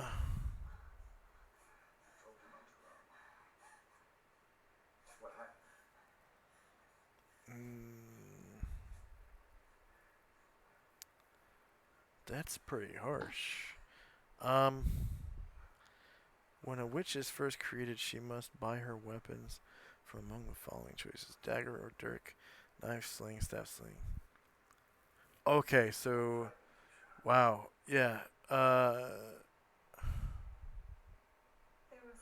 Not allowed an initial weapon proficiency, nor can she acquire a weapon. Well, the thing is, that's for single class witches because it says because wizards get one initial weapon proficiency. Mm-hmm. Okay, okay. So that doesn't count against the thief initial proficiency. Yeah, I don't think it should because you're not a single class wizard. You're Okay, also a thief. makes Yeah, sense. yeah. So, yeah, that is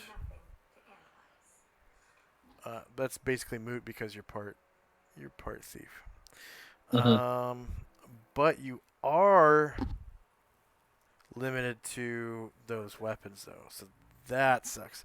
There's dagger or Mm-hmm. dirk, knife, sling, and staff sling. And thieves can backstab with any. They have to be proficient with their weapon to backstab. Mm-hmm. So sling is pretty okay backstab weapon. Wait, It's really? yeah, cause it does. Isn't that If a you range? if you use yeah, yep, yeah, you can backstab with ranged weapons. Hmm. Um, you let's see. So the thing about backstab weapons is at lower levels, the weapons that have a minimum damage of one um, suck because you could end up rolling a one, and Yeah. you start with a times two backstab modifier. Mm-hmm. So you basically do double damage. So if you roll a one, you do two damage on a backstab. Mm-hmm. Um, the sling, if you use bullets to medium creatures, it does like 1d4 plus 1 damage. Hmm. So it has Okay. a minimum damage of 2, Mm-hmm. and then times your backstab modifier at the time is either uh, 4, 6, 8, or 10 damage. Eventually, your minimum damage is 10, which is pretty decent. Mm-hmm. The staff sling might do more damage. I'm gonna have to look that up. I don't think I've ever really looked at the damage of a staff sling. Uh, duplicate. Okay. Combat and tactics. Weapons and armor.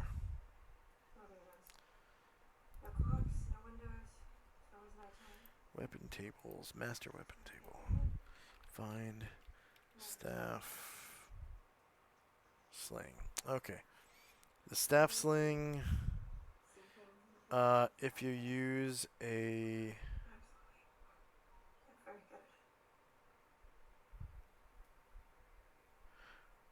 Oh, you can launch stink pots. What do those do? You can use stink pots or stones. A stone has a range of 6, 12, 18, which is pretty good.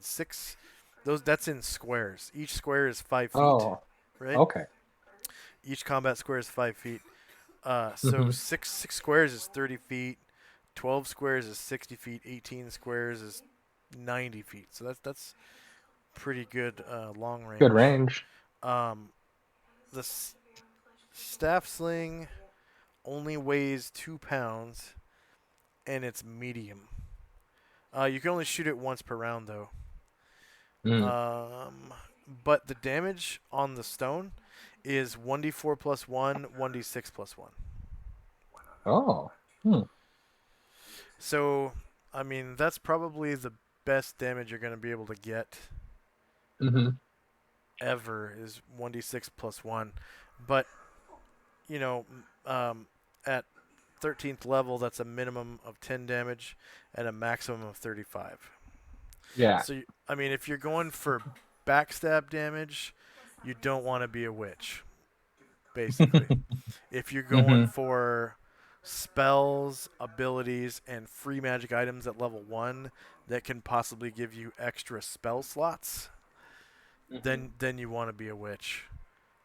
It Mm-hmm. does. It looks like it does screw up your future as a backstabber. Yeah. Hmm. But wait, So that's all how so you it's want to just play. But wait, so it's just limited to those weapons? Like I can't use like what one of any of the thief weapons? Like doesn't the No, thief? Okay. there. It's because of the restriction. So when you do Okay, okay.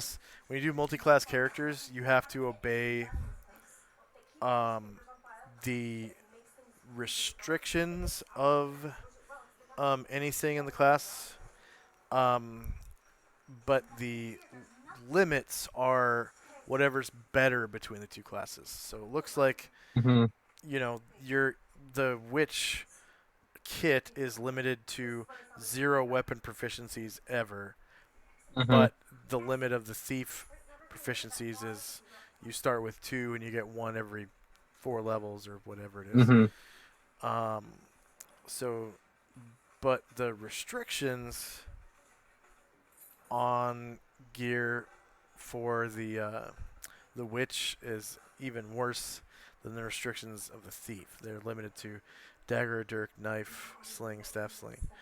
So Right. all those are thief weapons anyways, except for the staff sling. Right. Staff sling is not a thief weapon. So you do get access to that, but you lose access to short bow and longsword, which are a thief's bread and butter, pretty much. Mm-hmm. Hmm. Yeah, yeah, those iron stones are pretty tempting, but I think I'd like to have a A more effective longsword? thief. Okay. Yeah. Do you just want to abandon the kit altogether and just go straight mage thief? I mean, I guess, right? That's because I Okay. mean, yeah, because I think I would like to have some, d decent backstab, so I can have some more options. Yeah. Okay. So let's have you do your equipment now. So starting equipment or starting money for, let's see, player's handbook, chapter 6, money and equipment, starting money, table 43. All right, so rogues start with 2d6 times 10, which is a minimum of 20 and a maximum of 120.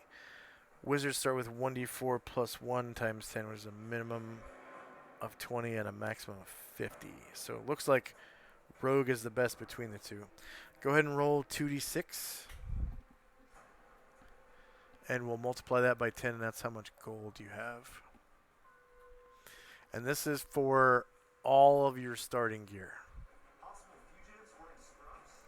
It's Oh, there's a dice roller tool on the toolbar on the left. It looks like a um, 20-sided oh, die. there it So is. if you scroll, or So not scroll, but hover over D6 and then click on the 2, there you go. So you start with 100 GP, okay? nice. And if you go in Purple Worm, if you open up the Player's Handbook, it's the very top book. Uh, Hmm. Chapter 6, Money and Equipment. Okay. And then go to Equipment Lists. Anything out of there you can afford, you can have it. Including, and don't forget about your weapons. Right. Um, if you want to do um, thief picking. You're gonna need, thieves picks. You Mm, you, mm-hmm. you can um, improvise thieves picks, but it's really hard. Yeah, it's yeah, much harder check, right? Yeah. Usually, I find that the short bow is too expensive to buy at level 1. Yeah, 30 gold pieces. It's a little steep. Yeah, and then also the thieves picks are pretty steep as well. I think they're like 10 GP or something like that. I think that's under Mm-hmm. miscellaneous equipment. Uh, yeah, thieves picks are 30 GP. Mm. Yeah, So more this, expensive than a longsword. yeah, it's pretty steep. Um, so don't forget to. Oh, the way the money breaks down is Mm-hmm. GP gold pieces are like dollars. Okay. Okay, SP is silver pieces, and they're like dimes. So there's 10 of them to a GP. right. Copper pieces are like pennies. And there's 100 of those to a gold coin. So it kind of behooves you as you're purchasing equipment just to keep like a decimal value of what you're buying. So if it's something that's 8 silver, then it's 0.8 Okay, okay. gold. And then if something is 6 copper, it's 0.06 gold. It's a lot easier once you get to the end to figure it out that way. Um, and I think everything is going to cost either GP, gold pieces, silver pieces, or copper pieces. There shouldn't be anything that costs electrum. Right. Electrum is a 50-cent piece. It's half a Okay. gold. And Okay. then platinum is a $5 bill. It's Mm-hmm. 5 gold. Mm-hmm. It's usually Mm. like humanoids uh, carry electrum. Like you might run into goblins sometimes, and they carry like silver and electrum. Usually don't carry gold Yeah. unless it's in their horde. Their tribe's horde or whatever. So go ahead and go through and make sure you get the things you want. Some nice things to have are like, clothes, shoes, you know, some kind of like a vest or a tunic or something, some breeches, a belt to put your belt pouches on. There's two kinds of belt pouches. There's small belt pouches for like tools and stuff, and large belt pouches usually are for like carrying money. You can carry up to 8 pounds in a large belt pouch, which is up to 400 coins. And when you think about large belt pouch, think of the coin purse on a Scotsman's kilt. Those big Okay. ass those Mm-hmm. big ass cowhide purses that look Mm-hmm. like they could hold like a gallon of milk. Yeah. That's a large belt pouch, and they weigh a pound each. Just the belt pouch is a pound. So I see belt, but I don't see the pouches. Is It's that gonna be under under clothing? belt pouch. Hmm. Oh yeah, it's gonna be. So it goes um, backpack, barrels. Yeah, it's under miscellaneous equipment. It goes backpack, small Oh, barrel, okay, that's where it basket, goes. large and small basket, belt pouch, large and small, block and tackle, etc., etc., etc. Another nice thing to have is a backpack, so you can stow away, stow stuff in it. Um, Sometimes it's nice to have a tent. If the weather is bad and you don't have a tent, you might get sick. Mm-hmm. Because you could get wet, and then the wind comes in, and wind chill factor gets you cold, yada yada yada, and then everything you have gets wet and nasty, and that sucks. Yeah. Sometimes it's nice to have a winter blanket. to lay on inside your tent, so you don't get ticks, you know, from laying on the ground. Uh, like you have something soft to lay on, you know, so it's easier to sleep if you have a winter blanket.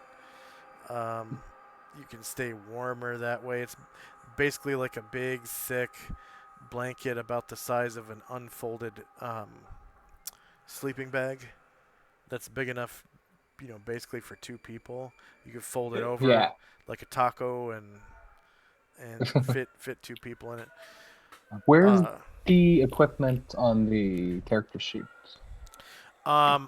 Almost at the bottom. It's labeled gear. Uh, and so you'll see there's already a spot for coins and gems, armor, weapons, and ammo. To Hmm. add another line, there's a button on the bottom right, or sorry, bottom left, that will add another Hmm. line. Okay, okay. Let's see. So, and then also don't forget, if you want to buy, you know, weapons to be able to backstab with, don't forget your longsword. Don't forget Hmm. if you want a bow at level 1, don't forget your short bow, your quiver, your arrows. You have to have ammunition. Um, you're probably going to want like a week's worth of rations. In this version of the player's handbook in Purple Worm, they don't have the different kinds of rations, so I'll tell you how the rations work right now. Hmm. So there is a in 1995, no, maybe it was 94. They put out an updated version of the player's handbook, and it had 3 different rations. You've got dry rations, which are expensive. They cost 10 GP for 1 week, so you get seven rations for 10 GP. Hmm. They never go bad as long as they stay dry, and Okay. they're disgusting. Yeah, of course. Okay, then then there's regular rations, which um, they won't go bad as long as they stay dry or until a year passes. Okay. If a year goes by, they'll start getting moldy or whatever. So they stay good Yeah. for about a year, and it's stuff like you know, salted meat that's not dried. You know, like jerky. It's not jerky. It's just salted meats. So like uh, um, what's a good example? Um, those they sell them in the jerky aisle. It looks like a candy bar of meat, and when you bite into it, it's not hard like jerky is. You can actually bite into it and chew it. It's like semi-dried meat, but it's like salted, and like they usually um, have them in like teriyaki flavor and, you know, spicy beef flavor or whatever. Hmm. Yeah. So meat like that. Um, it would come with like stuff like cheeses, uh, trail mix stuff, so like dried nuts and candies, like dried fruits, things like that that taste sweet, have a little sugar added, you know, and like hard breads for the cheese, and that's pretty much it. It tastes a lot better than dry rations though, because Yeah. yeah, dry rations are basically hardtack biscuits, which is basically wet flour that has been baked. It's gross. And Good stuff. have you ever heard of pocket soup No, or I have soup not. leather? So I know. pocket soup or soup leather is literally bully, broth that has been boiled down until it turns into almost like leather. Hmm. It gets gelatinized once it boils down so far, and then the gelatin dries to a leathery consistency. And what you do is you boil water drop it in there, mix it up until it dissolves in the water, and then you drop the hardtack in so it's not hard anymore, and you eat hardtack um, biscuits that are now softened in broth, and you drink the broth. So you're getting very little protein from the wheat and the beef, right? Because there's hardly anything left after broth gelatinizes, and you're getting a lot of salt and a lot of carbohydrates. That's pretty much it. And Yeah. hydration because you have to boil water. And then uh, so yeah, that's dry rations and regular rations. Regular rations are a lot cheaper. They are 3 GP for 7 of them. That's a week's worth. Instead of 10 GP. 10 GP is for the stuff that never goes bad. 3 GP is for the stuff that tastes better and stays good for a year. And then there's Hmm. also the 5 GP for 7 of them. Uh, iron rations. Um, iron rations are basically like beef jerky and like salted pork and dried fish and stuff like that. It's high protein stuff Hmm. that helps you heal over time. If you if you just like if you get the shit kicked out of you in the middle of the mountains or something, and you're down to like two health, and you find a cave and you somehow like block the cave opening with a rock, and you just hunker down and drink your water out of your wine bag, your wine skin, and you eat Hmm. these iron rations. You heal twice as much per day. So instead of uh, or not no not twice as much per day. Um, you when you get full bed rest and plenty of food and drink, you regenerate 2 hit points per day. And Okay. if you're under the care of a doctor during that time, you get an extra hit point, so you get 3 hit points per day.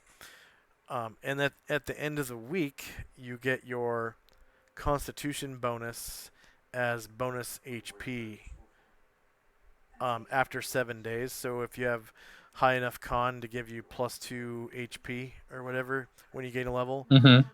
at the end of 7 days, you get that +2 HP. So it's like resting up for an extra day without a doctor.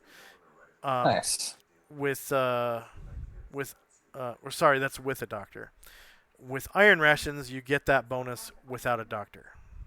That's the only thing that iron rations do. Hmm. They give you your con bonus without the care of a doctor. And then, you get the protein and stuff from it's just like dry rations pretty much. Yeah. But they'll go bad after getting wet just like dry rations do. Hmm. So wait, so where are all the rations? I see dry rations, but I don't Yeah, like see. I said, this version of the player's handbook that's in Purple Worm doesn't have that because it's Hmm. the original player's handbook for second edition that came out in 1989. Oh, okay. Yeah.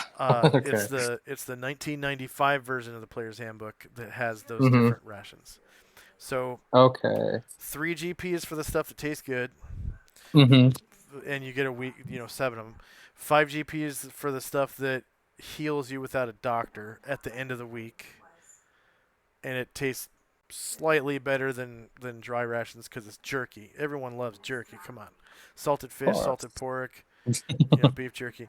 And then dry rations taste like ass, and they're the most expensive. They're 10 GP for 7 of them. Hmm.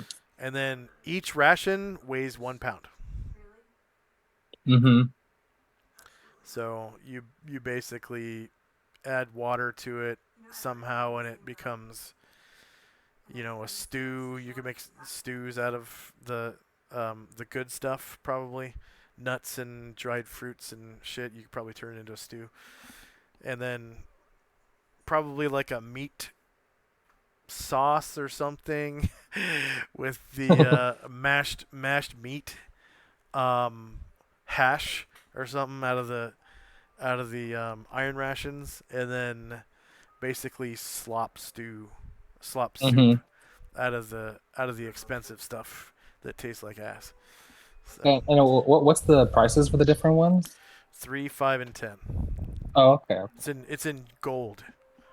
Right. Okay. GP rations are expensive because of the processes that go into preserving the foods, and of course the chemicals. You have to use a lot of salt, and Mm-hmm. salt was expensive back then in medieval True. times.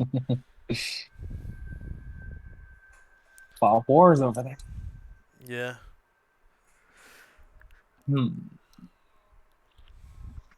Um, you're probably gonna want something to start a fire with. So there's flint and steel, and a Mm-hmm.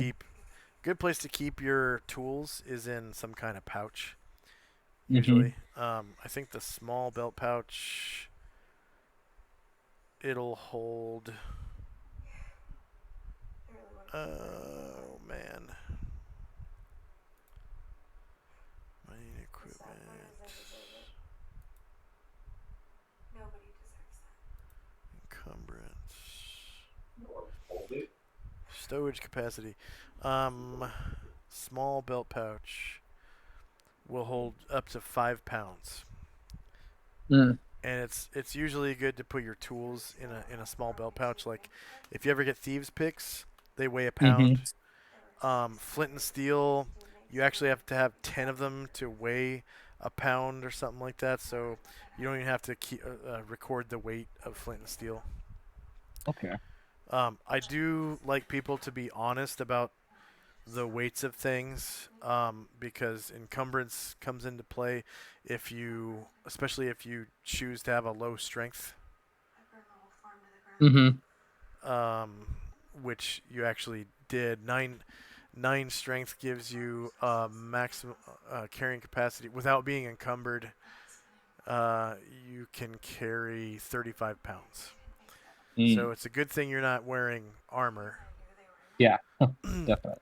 And if you get a large belt pouch to carry money in, that's a pound. Your thief picks will be a pound. The money you carry is 50 coins or gems equal 1 pound.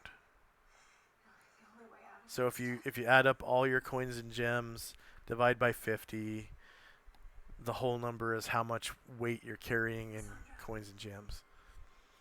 And then um, in your where it says wealth next to your gear and stuff, Mm-hmm. um, that's just the money that you carry on you. Okay, Yeah.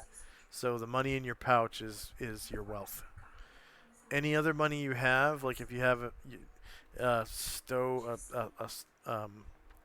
a, a pouch, like a big old bag of gold or something on your mule, I'll give you a mule character sheet, and in the mule's gear, that's where you put the bag of gold. Okay. Okay. Yeah. Okay. So your character sheet is only for the stuff that you carry on your character. Okay. Anything else is gonna go on other character sheets or on handouts or something. Like if you eventually get a thief hideout, you know, I'll probably give you I'll probably let you design it and, you know, build a map of your thief hideout for you, and Okay. we'll have stuff labeled where you hide stuff. So if you have like a safe or something, I'll put a little Okay. safe down that you'll be able to, you know, double click on. I'll put it on um, put it on the token layer, so you can double click on it and, you know, add items to it. Fair enough. So I'm trying to put in the small belt pouch, which says it's a half a pound, and I'm having an issue with Yeah, that. any weight that's less than 1 pound don't worry about it unless you have multiples of them. Okay. So if you happen to get, two small belt pouches, then just put, 1 pound on one of them and leave the other one blank. Okay. Okay. Yeah, yeah. You're probably going to want a belt Oops. to put your belt pouches on. Um, and then your weapons are going to go up on the weapon table later. And I noticed that you overwrote some stuff that you weren't supposed to overwrite. You Oh, I overwrote, did. yeah, you overwrote weapon weight, armor weight. Oh Okay, God. Oh, I'm so sorry. armor weight and weapon weight. Okay, Excuse me. so those go right underneath your coins and.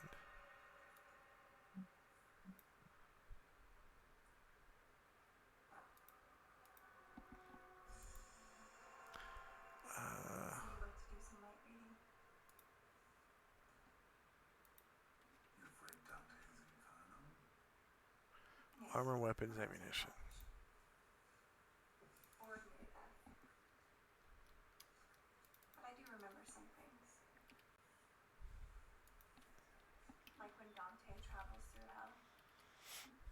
Okay.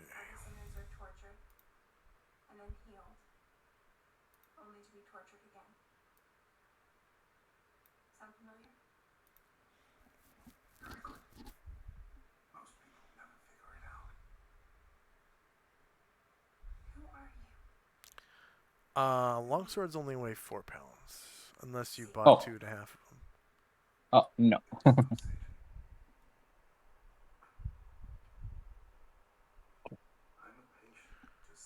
And then large tents. Oh yeah, that's heavy.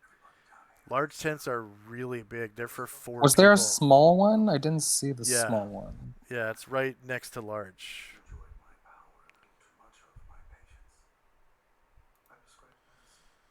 So where it says tent, it'll say small Oh, and oh yeah, large. oh yeah, that's right. Oh yeah, it's below it. Okay, that's kind of weird. It goes large, pavilion, then small. Yeah, Kind of weird.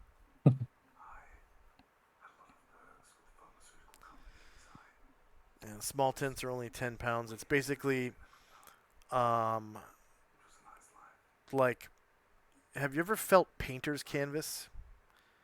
How it's kind of I don't think I have actually. okay. So it's basically it's burlap, and it's kind of sticky to the touch because it's been treated with wax.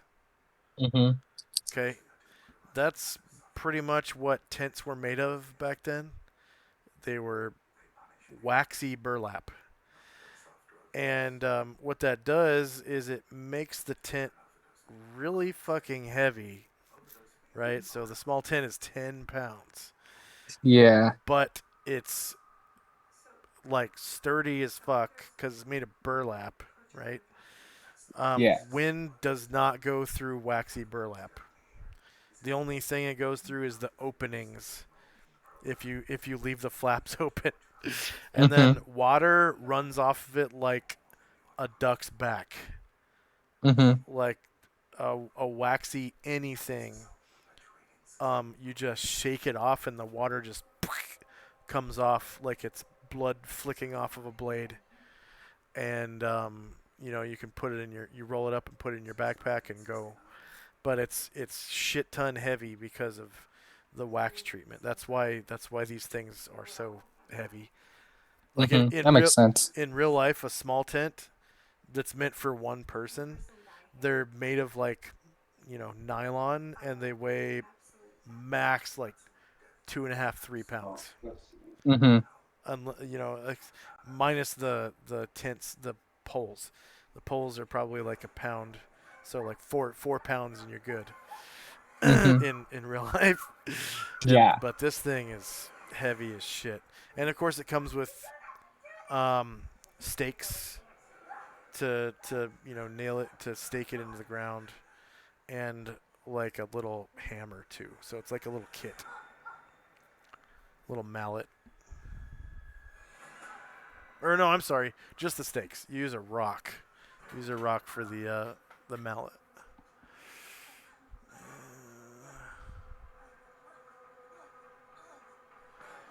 Breeches are actually pants, and then Yeah. for Oh, whoops.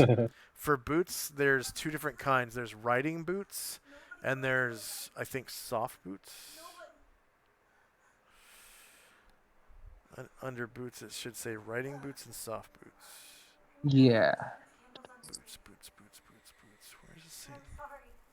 Oh yeah, that's under clothing. Boots. Yeah, riding and soft. So riding boots are they're basically like cowboy boots. They have heels. They have pointy toes. Mm-hmm. They're made of leather. They go usually up to just below the kneecap, or halfway up the shin. Mm-hmm. Um, and uh, sabatons from armor go right over them. Mm-hmm. So if you ever get like field plate or full plate that comes with sabatons, it just goes right over your riding boots, and it's like flexible. Soft boots they can be pointy, but usually not. And then of course they have the heel. They're boots, so they make you slightly taller, or look slightly taller. Yeah. And um, they're good for sneaking around because they won't have spurs like riding boots will. Riding boots are probably gonna have Mm. spurs on them. Mm-hmm. Yeah. So if you wear riding boots, whenever you take a step, it's probably gonna go ting ting ting like a cowboy walking into the bar Mm-hmm. with spurs on. Yeah. Ching ching ching. Soft boots. They usually go either halfway up the thigh or to the knee. They're usually pretty high. Soft boots, and you can like hide knives in them and shit like that. Oh, nice. Yeah, small weapons. Um, and then shoes are basically like ankle high, almost like moccasins. Like medieval shoes were really shit. Like they, it was Flat like as hell. a piece of pretty much like a piece of rawhide that's foot shaped. You know, Yeah. that has like some laces going through, and you just tie it on. Shoes are like for poor folks, Mm-hmm. and they're still expensive. They're a GP Yeah. for a pair of shoes. And then yeah, most rich folks wear soft boots at least. They're the same price as shoes though. But and then those riding boots, those are the shit. That's like when you have status, because it means Oh, yeah. you own a horse. Horses are Right? fucking horses are expensive. Yeah. Horses are that's the good shit right there. If you own a horse, you're like a freeman, pretty Yeah. much. Everyone knows you're not a peasant. Yeah. They won't think I'm lower middle class. Yeah.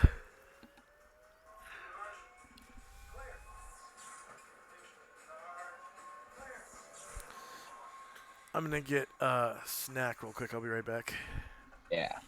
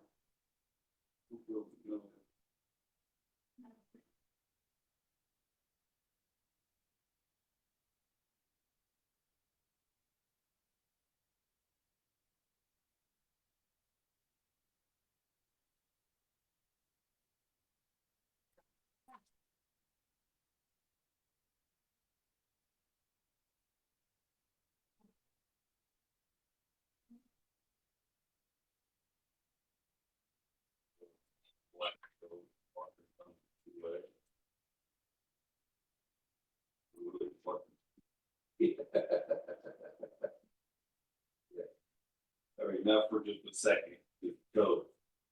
Walk down the back road.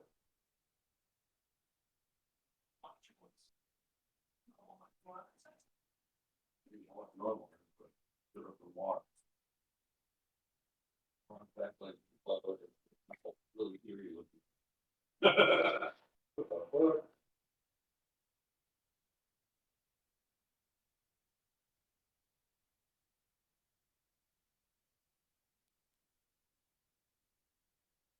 And I'm back.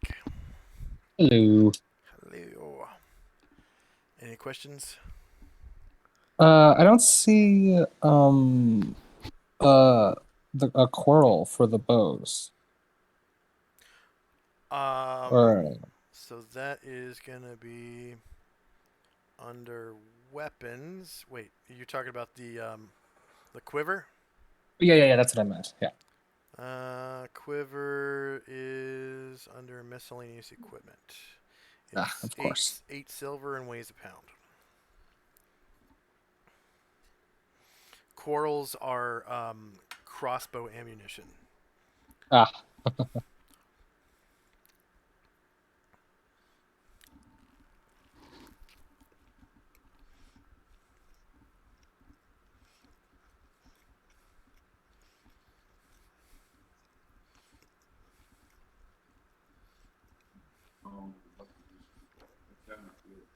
And so how many arrows would fit in a quiver? Um, the amount in which the arrows are sold. So Oh, okay. Okay, that's a full quiver in the what they have. yeah. So And flight can, arrows, 12. Sheaf arrows, 6. That's it. 38. and are arrows one-time use or can I reuse them? I have a macro for ammunition recovery. It depends on where you're at By 2 points. and the circumstances. So, like, if and it whether or not you hit. Mm-hmm. Um, so if you're flying on a dragon's back, shooting at some other person riding on a griffin, and you miss, chances are that arrow is gone. If you Yeah. hit if you hit Yeah. them, you can probably pull it out of his dead body. Okay, And then okay. if you're in a dungeon, it's really easy to recover arrows if you miss because Yeah. it's enclosed. So could I keep like extra arrows like in a backpack or do I basically limit it just to a quiver full? You're gonna want to keep all your arrows in a quiver because they're designed to keep the arrowheads from breaking or stabbing other things. Right. You can have multiple quivers. Mm-hmm. Obviously, they only weigh a pound. They're like um, think the diameter of a toilet paper roll. That's how thick they are. Okay, Okay. that's why it's only 12, flight arrows, and it might be slightly thicker than that. Like maybe we'll say twice the diameter of a toilet paper, the cardboard thing Mm-hmm. Yeah, inside. yeah, So yeah. so twice that diameter. So that's why they only hold 12. They're pretty light. They're small, so you could put like a quiver on your back and a quiver on each hip. You could easily have 3 quivers. Yeah. Easy. So, and especially if you want to have different kinds of arrows too, you're probably going to want to have multiple quivers.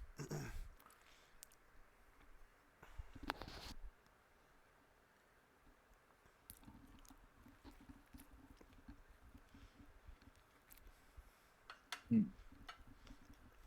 And there's different styles of quivers, but they all basically cost the same. They're either made of leather, rawhide, or like woven basket stuff, Hmm. Yeah. depending on the culture. Like a barbarian would Mm. probably have rawhide. Uh, a swamp tribesman would probably have a basket woven, quiver. Hmm. Hmm. I don't know. I think. Well, what do you think? I mean, I think I'm pretty kitted out.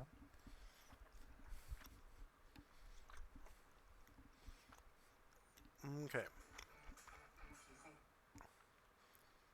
You're probably gonna want some kind of shirt, like Oh. Uh, because a sash is basically like a scarf. right. I mean, you could Right. wear a scarf, but it would be kind of Oh, fail. tunic. Tunic. There it is.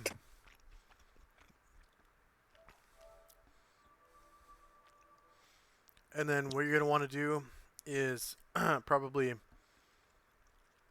um, any of the weapons that you actually hold, like the longsword or the bow. Go ahead and Hmm. transfer it to the weapon table above. It's right below your stats. Uh-huh. Okay. All right. I see it. Yeah. And there are three kinds of weapons. There are uh, weapons um, that you throw, or and also bows that use your strength. They use all Hmm. three of these check boxes to the left. Okay, Hmm. so dexterity, strength, and damage. Any weapon that you throw or a bow that uses your strength uses all three of those boxes. Okay. Melee weapons use only the second two, strength and damage. Hmm. And then uh, anything else that's not a whip or lasso uses dexterity. So Hmm. a regular bow, regular crossbow, a gun, anything that you like shoot uses Yeah. dexterity. So most Makes bows, sense. yeah, So do you want me to click those on the side or? yeah, yeah. Oh, So okay. for Right. Right. for the longsword, you'd check strength and damage, and then for short bow, yeah, just the dex. And if you had like a spear, you know, Hmm. Yeah. then you would put spear and then in parentheses throw. Okay. Hmm. You would check all three, and then under that you'd put spear held, and Hmm. you'd put the melee application of it, which is strength and damage. Yeah.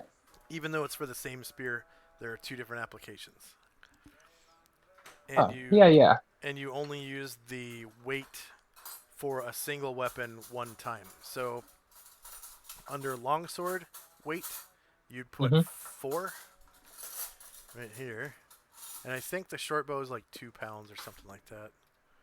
You can check that. And if you let's say you actually had a spear, you'd put a spear Yeah. Short bows too.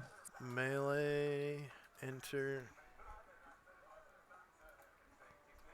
copy paste, and then you put spear missile.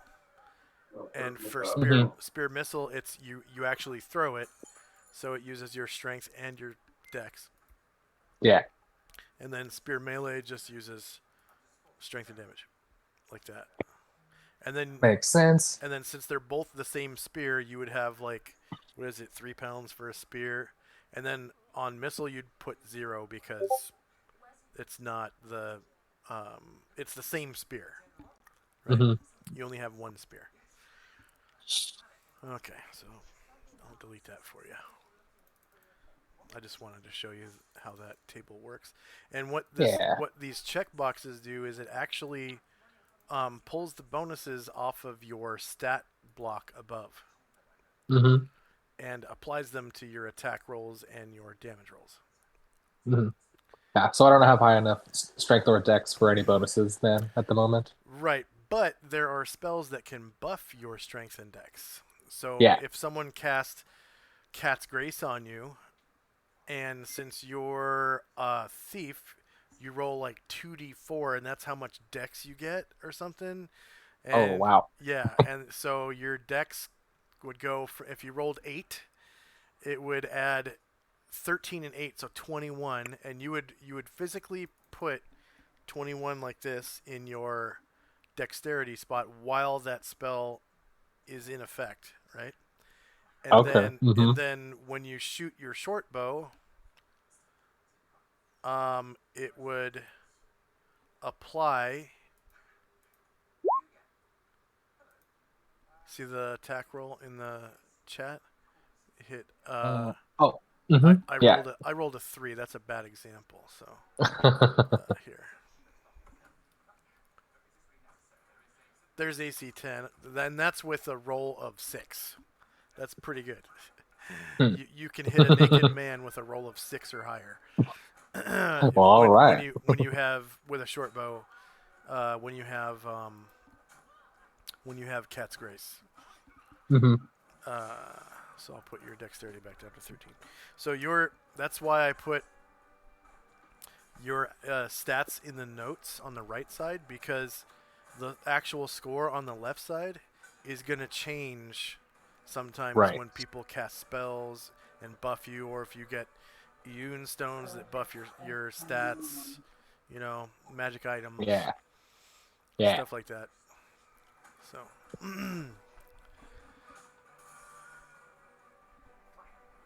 Hmm.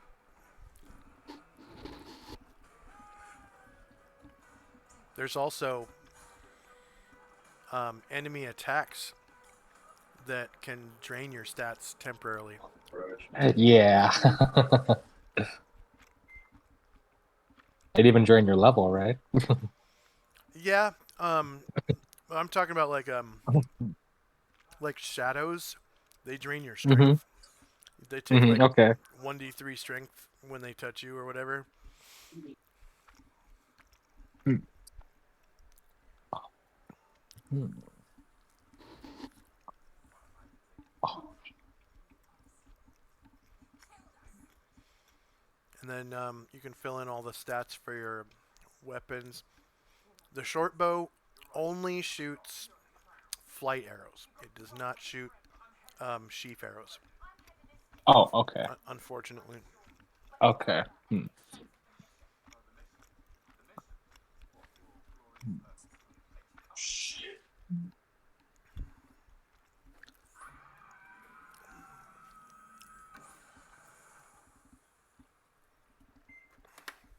And I think the ranges for the short bow is like 10, 20, 30 or something like that.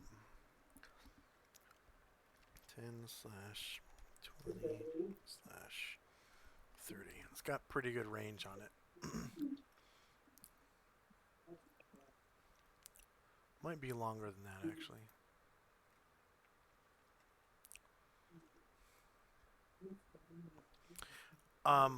Did you figure out how much money you spent and subtract it from 100 gold? Let's see.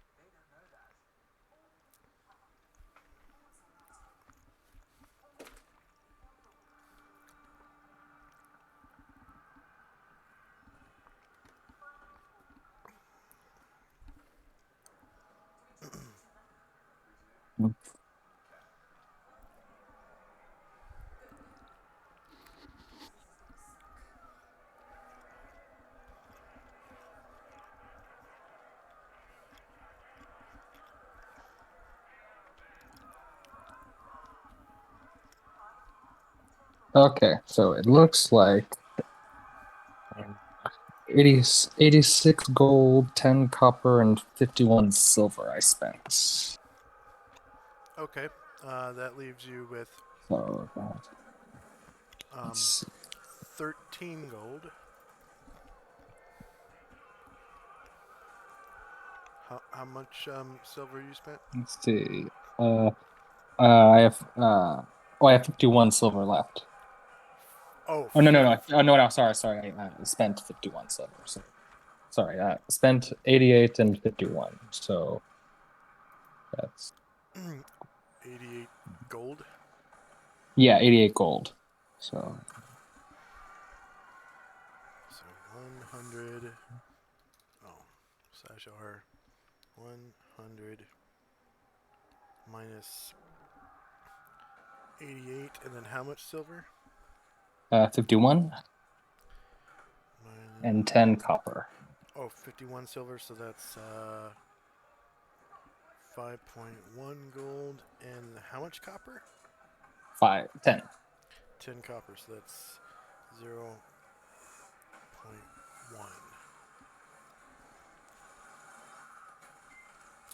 So you have 6 gold and 8 silver left. Oof, all right.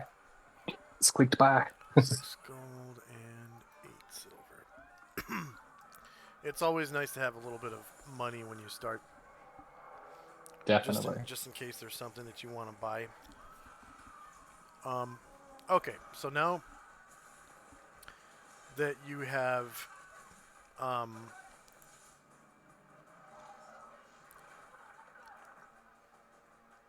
oh, okay, you have 2 sets of flight arrows. Did you buy 2 quivers?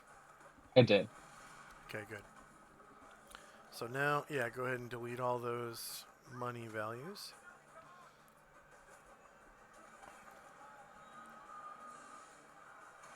Good, good, good, good.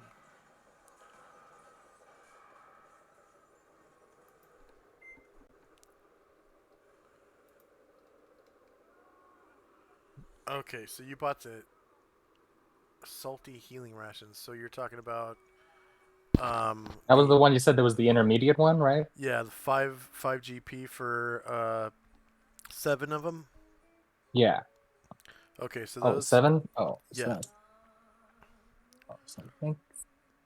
Oh, shit. How much did yeah, I think I bought 2 of those. Okay, so you bought 10 gold worth. Yeah. Okay, so those are actually called iron rations. Okay. Iron, and you remember what they do, right? They only if you have a constitution bonus do they matter. Oh, really? Oh, Yeah, yeah. oh. So you can sell them back and buy regular rations if you want. They're cheaper. Hmm. Yeah, I'll It gets you probably do that. okay. So that gets you 10 GP back, and then did you want to buy? They're three GP for a week's worth for 7 of them, and Mm-hmm. they're regular rations. So you just Mm-hmm. bam. Did you want a week's worth? How about 2 weeks? 2 weeks? Okay, so that and they're a pound each, so you don't have to worry about putting the number. You just put Mm-hmm. how much weight. So we'll put 14 pounds like that, and that gives you 7 more gold. So you have 13 gold. Hey. Oh, I'm sorry, uh, 10 gold because you bought 2 weeks worth. Yeah. Okay. All right, so you've got.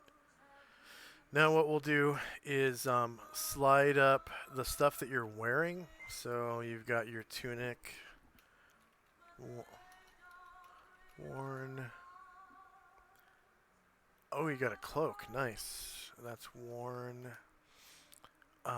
Boots worn. Sash worn.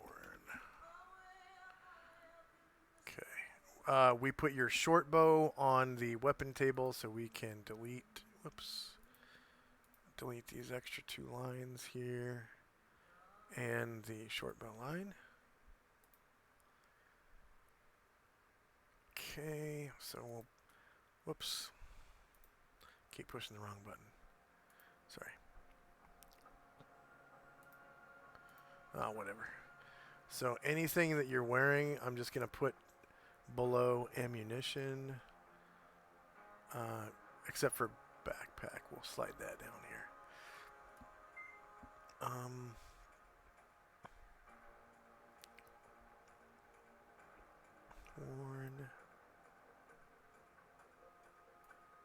Worn.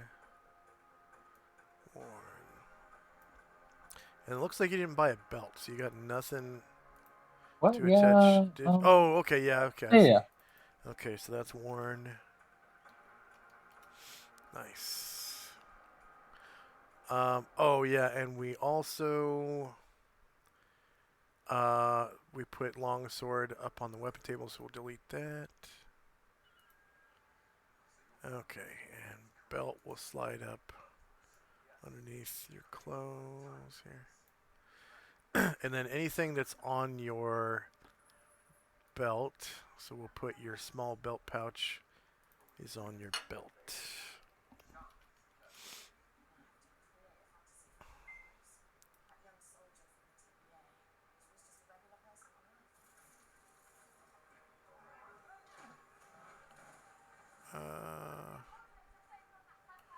Where'd your belt go? Okay, flint and steel. Yeah. Okay, your flint and steel's in your belt pouch. Okay. Oh yeah, you're wearing your breeches. Breeches are pants, so they're Right. okay. Worn. Definitely don't want that. So we'll put your breeches up in your clothes. And then anything that's in your backpack will slide to the bottom. Backpack,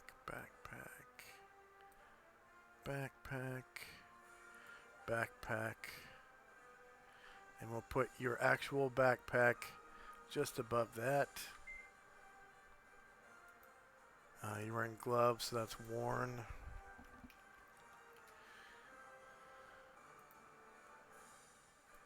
Put it up in clothes. And then you've got quivers. We'll put that above your... Oh.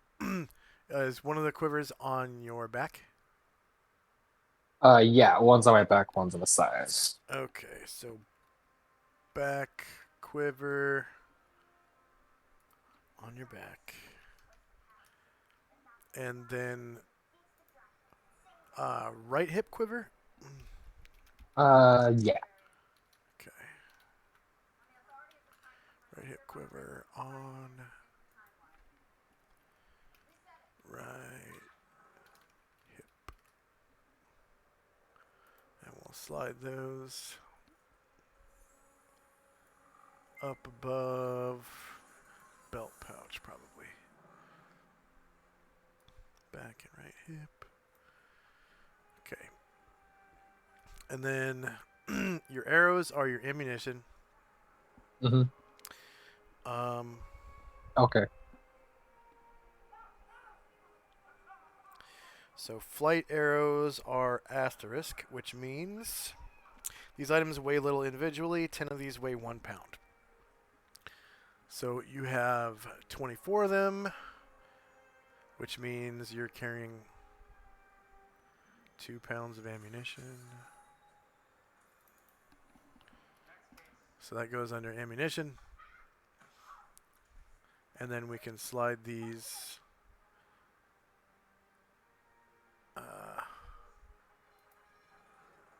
arrows under back and right hip quivers, respectively.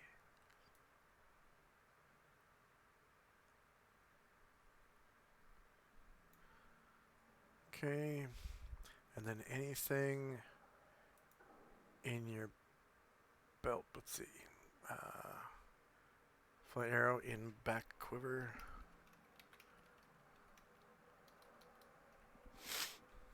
Okay, and right hip quiver.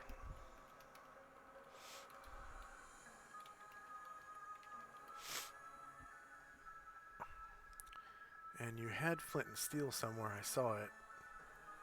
Let's blow the arrows. Below the arrows. Okay, yeah. So we'll put that.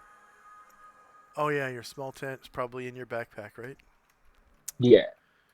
Okay. Flint and steel in the small belt pouch. So we'll put that. We'll drag your small belt pouch down.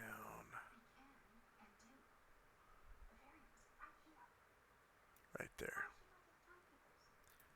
Bam. Okay, so now it's pretty organized. So now Yeah. we drop down to where it says total weapon weight, 6 pounds. And we Okay. slide back up to where it says weapons. You put 6 pounds there. Enter. You're not wearing armor. And you don't have 50 coins to your name, so you don't have any coin or gem weight. So now your total weight is displayed as 37 pounds. And we slide way up to your movement. Okay, so I think your race moves at 12. Pretty sure. I'll have to check real quick. On Lomion. Find Tiefling.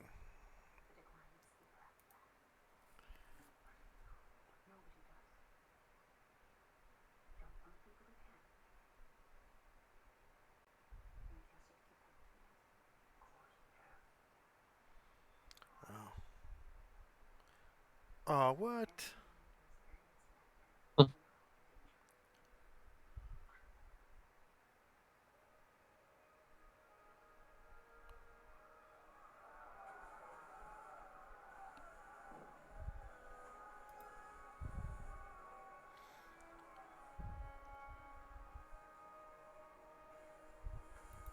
Weird. Find Tiefling. There we go.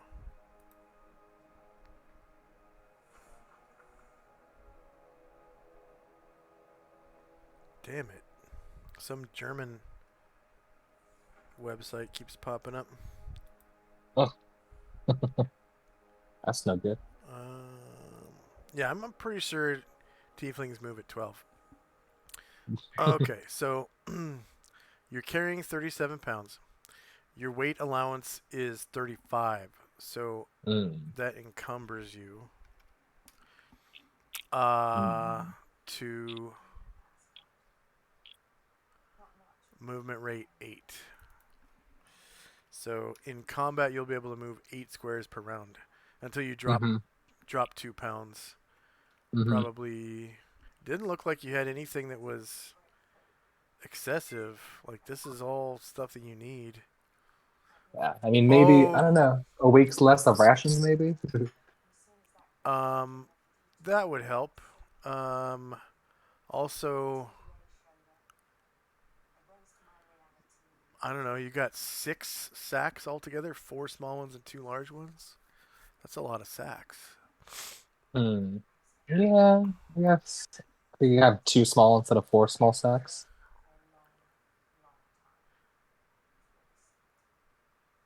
Yeah, and then be sure to cash those in too. You get money back. Oh.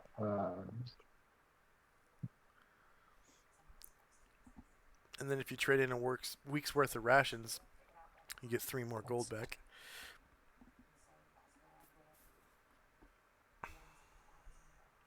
Hmm. Yeah. Where'd it go? Where'd it go?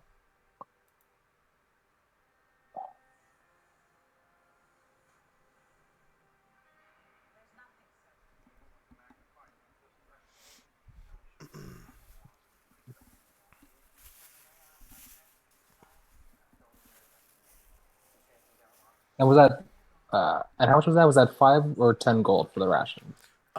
Those rations were 3 for a week. Okay, 3. Okay. The the regular rations.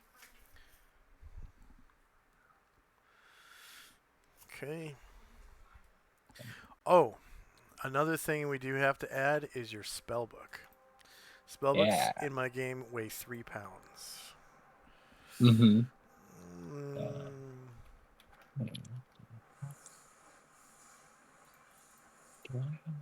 probably gonna want to carry it in your backpack, right? Mm-hmm. They are small enough to put into a large belt pouch. Um, but large belt pouches are another 2 pounds Mm-hmm. and like another what 2 GP or something like that.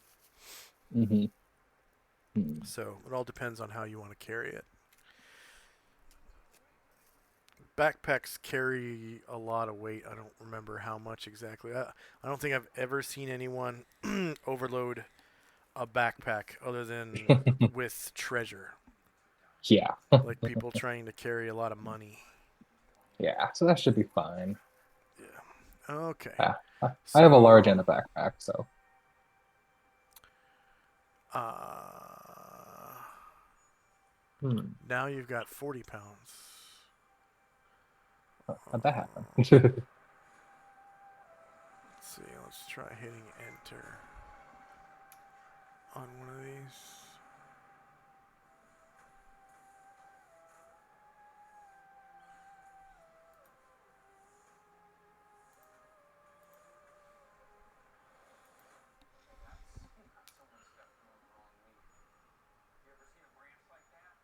Hmm.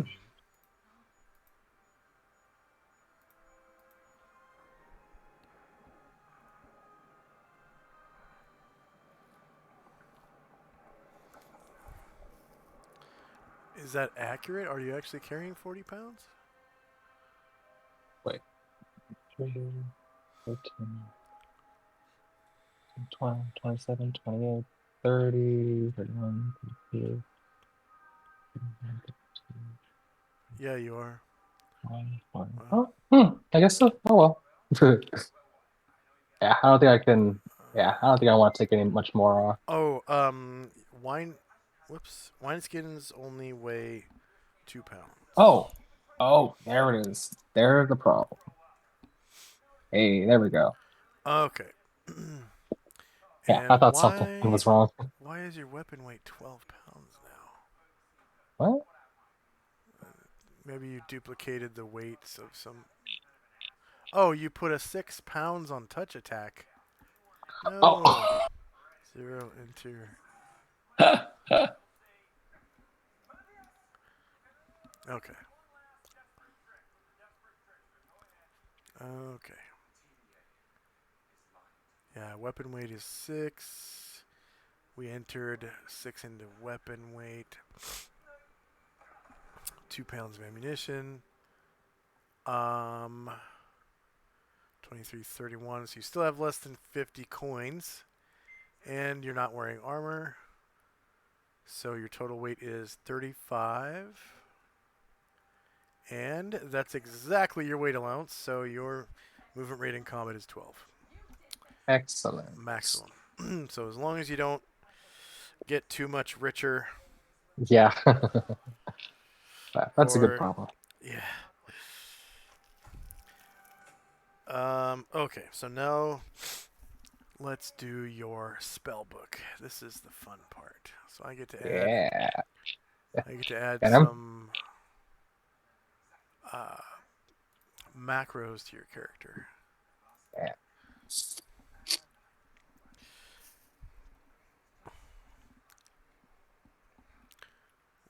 Wizard.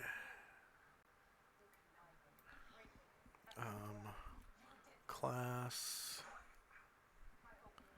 Wizard. Abilities. Backspace. All right. So if you deselect your token by clicking anywhere on the board off of it, and then select it again, you'll notice that I've added a wizard button The here. 12. No, that's your movement rate. Oh. Oh. Blue is movement rate, green is health, and red is armor class. At the top of the screen for your token abilities, I added Okay. wizard. So what that's going to do is if you click on it, in chat a template will show up Mm-hmm. that says like research a spell or magic item, learn Yeah. a spell.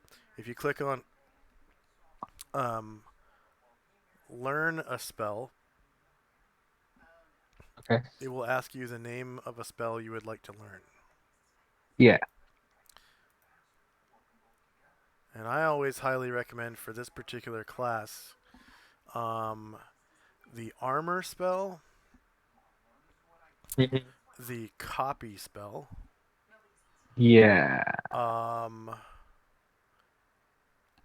and you have good charisma, but I would recommend the friendship spell as well, just in case.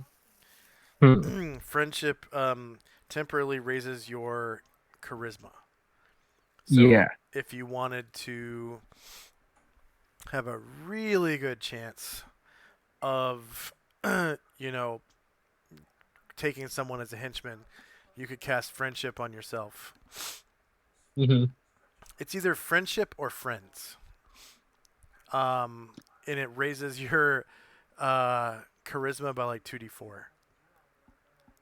Yeah, it's And I friends. think it maxes out at 25, if I'm not mistaken. Hmm. How many spells can I learn?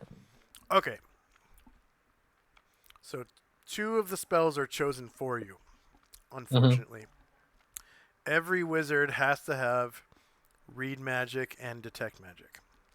Makes But sense. for right now, go ahead and roll 3d4. That's the total amount of spells you're going to get at level 1. Two of those obviously are chosen for you. Mm. Wow, almost max. Yeah. Yeah. Oh, Yeah. you're through alpha max. Sorry. Okay, 11 is really good. It's Oh pretty yeah. good. Yeah. Um. All right. Uh. So this is your spell book. Do you see this handout? Yes, I do. All right. I do. I do. So each traveling spell book is 50 pages. Like right under the image, it says 50-page traveling spell book. Mm-hmm. Weighs 3 pounds. Empty, it's worth 100 GP because it's made of paper. Each piece of paper is worth 1 gold. And it's bound in heavy leather with like brass fittings and hinges and a actual like a couple of actual latches. So you have to, Mm-hmm. in order to get this book shut, you have to put it on a surface, put your knee on it, like put your weight on it, and snap the latches shut, right? Okay. And what that does is it presses the paper super tight together, like so tight that it's hard for water to get in. If you drop this book in a lake, chances are it wouldn't foul your spells. Like Nice. as long as Okay. you pull it out within 10 minutes, you know. Yeah. Because after a certain time, the pages would just sop up water, you know, and the whole Mm-hmm. book would be destroyed. Yeah. All right. All right. So on the grid, you'll see on the left side it says spell number, and it can go beyond 12 as Mm-hmm. long as you have enough pages left. You have a maximum of Mm-hmm. 50 pages in this book. It's a 50-page book. The second column is spell level. All the spells you're going to choose tonight are level 1, obviously, Yeah. because Mm-hmm. you only have level 1 spell slots. The next column is the name of the spell. You're automatically given read magic and detect magic. Okay. All right. The next column is the number of pages the spell takes up. Now go ahead and give me a 2d6 roll. The first d6 is the pages for read magic. Second is for detect magic, and I'll show you how that looks. It's Mm-hmm. actually it's actually a fraction of the pages used. So 3/3. Hold on, and 2/5. Okay, so the left number in the fraction is the pages used for the spell. Mm-hmm. The right number is the total pages used so far for all of the spells. Okay. Okay. So at the top, it's 3/3. The next one took up another 2 pages, so 2 out of 5 total taken. Okay. Okay, and Cool. then the information column, I put initial spell. This is gonna. These are 2 of your 11 initial spells. You're gonna have 11 spells when we're done. Okay. Fortunately, you have a really high intelligence on your character, so you have a 95% chance of succeeding your learn spells roll when Sweet. you pick a spell and try to learn it. If you happen to fail, you cannot learn that spell until you go through all of the level 1 spells in the book. Then you can loop back around to that spell again. Or if you gain a level, then you can try to learn it from an actual source in the game, like a scroll, a captured enemy Mm-hmm. spell book. Right.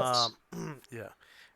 Even if you fail to learn a spell at a particular level, you can always research the spell, which costs money and time. So Okay. you have to have a lab in order to do that, and a library, and yada yada Mm-hmm. yada. So Okay. that's an expense. So um, it's a good thing that you chose such a high intelligence, because you're probably not gonna fail any spells anytime soon. Yeah. Probably not. Don't quote me on that. You could roll Yeah. 96 on your first spell, but Yeah. There's always a chance. yeah. Okay. So any idea what spell you'd want to learn next? Yeah, I do think armor would be good. I think that would be a good idea. Okay. So go ahead and in chat there was that button, learn a spell, when you clicked on wizard abilities, or Okay. and then make sure that your token is still selected. Click Uh, on learn a spell and type in armor, and it requires you to and what? enter armor, and it requires you to enter the spell level. So it's level 1. All these spells are going to be level 1. Not a specialist. Nope, you're not a specialist. Um, bonus to learn spell, successful scribe, 0. and or okay. And this is your initial spells, so you don't get to learn, or you don't get to use scribe or thaumaturgy or the other one. Okay. Nice. But now you know of the existence of those proficiencies. So if you want to get those later on when we do your proficiencies, you can get those. All Okay. right. So now you add um, armor. So you have to click on edit, and then under spell number 3, you put spell level 1, spell name armor, and then you'd put pages 3 of 8, and then Uh, information you'd put initial spell. sorry, where'd the thing go to put the spells in? I don't see the box. that list of the spells. Oh, there it is. There it is. Your spell book. This is your actual Yeah, spell book. right. Where is this? Where can I find that? Right next to your character sheet. Oh, okay.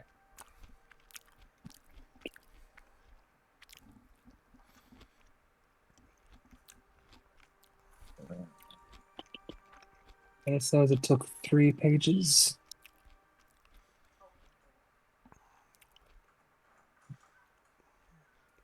And what do I do for information? Initial spell. Oh, okay. Okay. Let's see. And then Then, and then hit save. So oh, thank you. oh, yeah. Yeah, I see it now.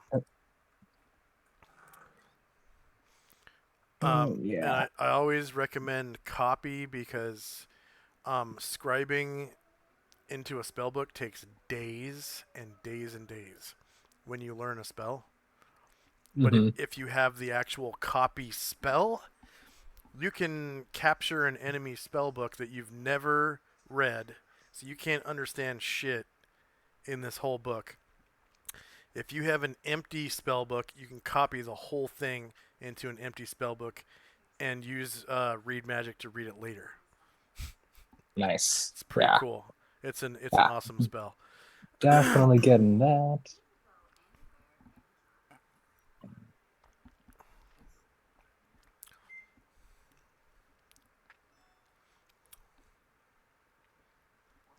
Sorry, I'm having trouble trying to find where or I can look see the spell book. Where did that? It's supposed to be next to my token? Did you close it or something? I don't see any. Oh, there. Oh, I just opened it again for you. okay. You must be I don't closing know. it. Are you hitting the red X or something? I mean, I might have, but how do I don't see how I can pull it up on my own though. I don't see where it is. It is in the journal tab just below Shandrak's character sheet. It says copy of traveling spellbook. Okay, okay. Right Nice, nice, under nice. Okay. Shandrak. Okay. Definitely want that copy.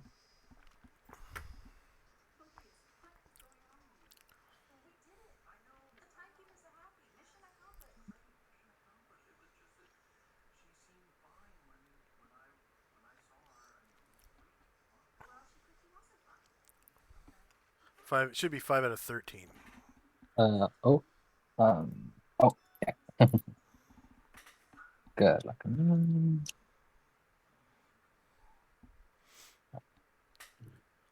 And then I always recommend friends. That's completely up to you. You'll notice yeah. none of these spells are um, offensive yet. You're probably going to want to Hmm. get some offensive spells eventually, but Yeah. that's up to you. So, okay, so, but what is the difference between like charm person and friends? Because they both like know you did something to them, right? No, friends actually affects you. It raises your charisma, so Hmm. you appear to be naturally more charismatic. Okay. So, and it applies to any charisma mechanic. So, Hmm. like if you learn the gaming proficiency, which is uh, charisma based, and Hmm. you wanted to go into a card room full of card sharks and like cheat the hell out of them and win a bunch of money, you could cast friends on yourself to raise your charisma and then go in and play cards. And when I ask you to make a gaming check to see whether or not you successfully cheat, it applies the magic bonus from your friend's spell to your, because you actually you physically change your charisma score on your character sheet when the spell is Okay. in effect. I So like the sound of that. the charisma effect is real. So when you're trying to, win people over, win over people's hearts and minds to become your henchmen, it runs off your charisma. You appear to be more you really are more charismatic when that spell's in effect. Charm person, you basically magically enslave people, Yeah, and they know um, that you're doing it, yeah, yeah. and they get a periodic saving throw against it, depending on like what their intelligence score is, I think. Mm-hmm. And if you ever harm them, they immediately get a save. Um, if you ever tell them to do something that's otherwise against their character to do, like Mm-hmm. if you were to charm a person on a paladin and told them to like, go kill that orc baby in the crib over or the creche over there, you Yeah, know, I'd give him a saving throw. I don't think a yeah, paladin would yeah, ever do that. yeah. Uh, It's definitely yeah, against the creed. yeah. So and then um, they just will not listen if you ever tell them to do something that is actually suicidal, like Yeah, dip that dagger in poison and stab yourself. Like that is suicidal. They will not do it. It doesn't yeah. trigger a saving throw. It doesn't trigger They a just saving won't throw. do it. Yeah, but they just will not do it.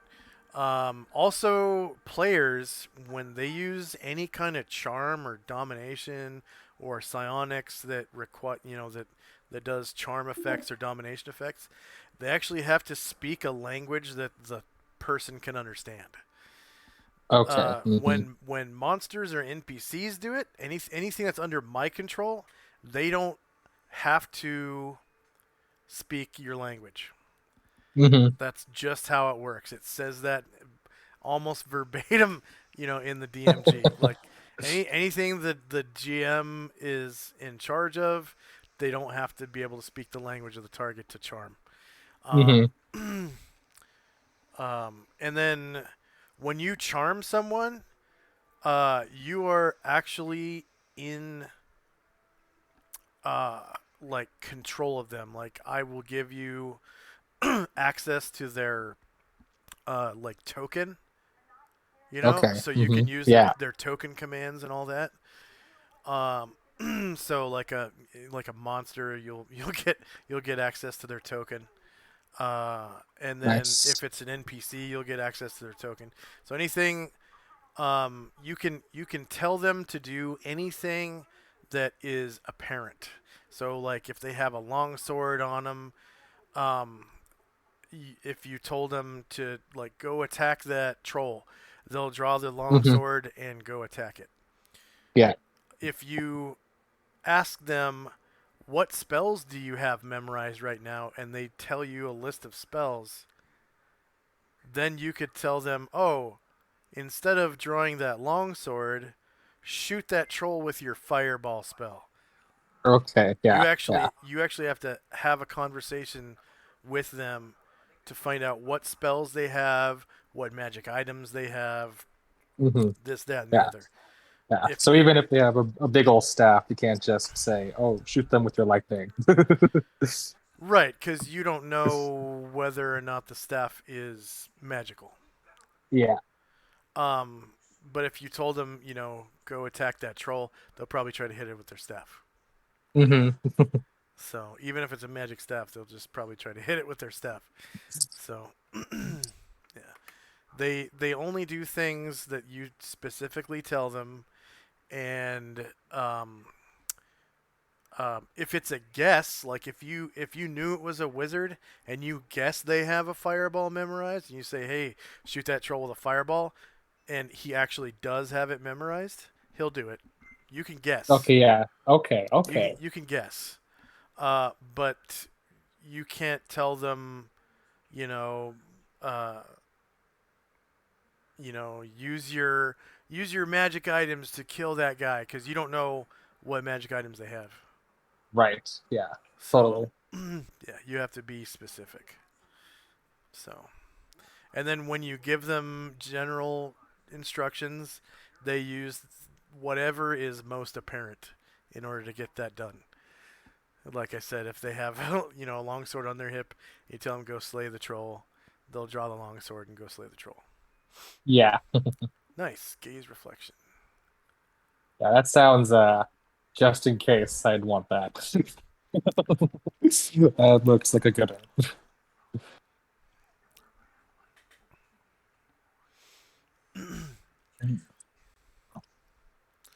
Have you ever heard of identify? Oh yeah, that's a good one. Is there anyone in the party that can do that? Um, I don't think there is anymore. Okay. Hmm. Okay. Yeah, Yeah. That's the useful one then. it sucks at level 1, but as you gain levels, it gets stronger, Hmm. and it maxes out at level 10. And when you are level 10 or higher, it's awesome. All right.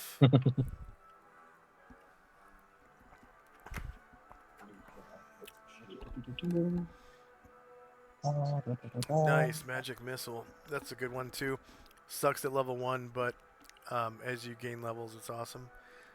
Yeah, Sleep is pretty awesome too. I don't know if you I was ever heard. thinking of that. That one doesn't have a saving throw, and it's good against anything that has like 4+3 hit dice or less. There's not even a saving throw in AD&D?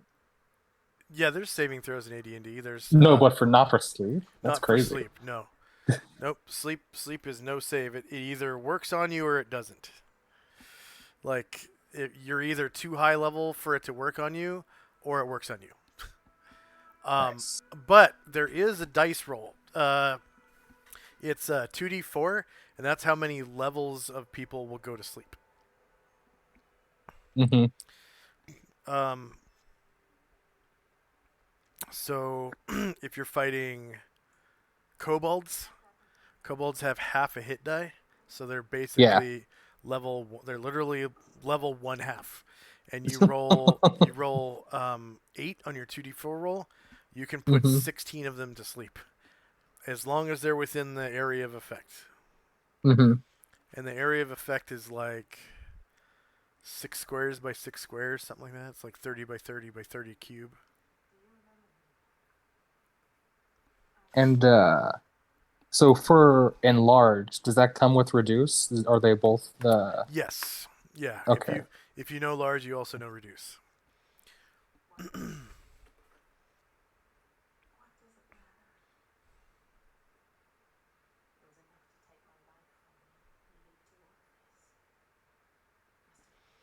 Because it any spell that actually says reversible, you know both Hmm. versions. But the spell is actually called enlarge, and then Yeah. if you want to memorize it as reduce, you would put you'd actually write reduce in the spell slot, but Hmm. in your book, it'll be the enlarge spell. Okay, hold on. So do I have to pre-prepare which one I want, either a large or a reduce? Yes. Okay, so I can do both, but I have to choose which one I'm preparing. Yes. But when you learn it, it is the enlarged spell and it's reversible. Okay, okay. But when you memorize it into your spell slots, you pick if it's reduce or enlarge.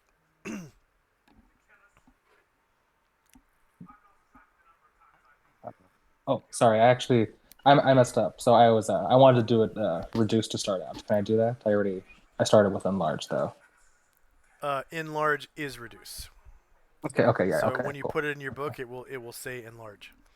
Okay. Nice.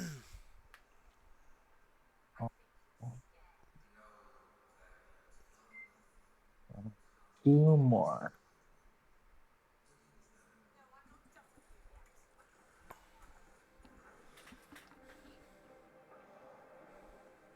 Hmm.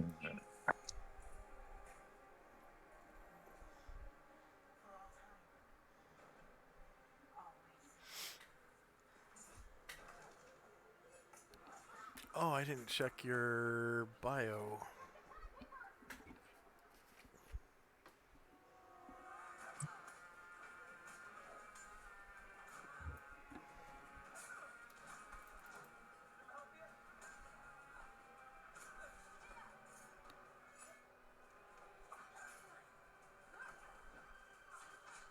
Mm.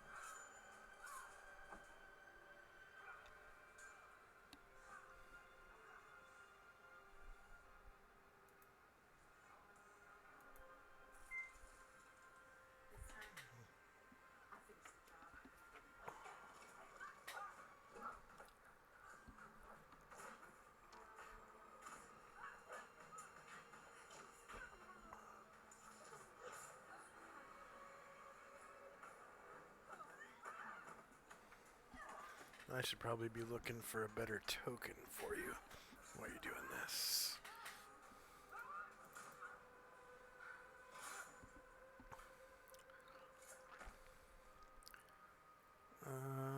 Did you know your mother? Um. Yes. Okay, Yeah. so I. be sure to mention her name. Okay. And then, do you know your father's name, or was he just some random devil that raped the hell out of your mom, or I have. something I like have no idea. Yeah. She did not talk about that? Okay. that.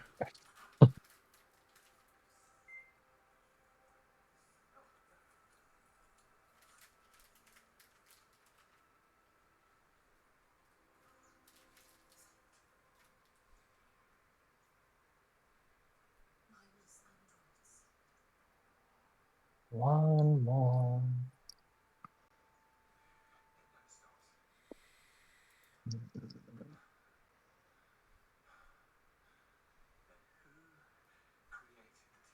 Nice.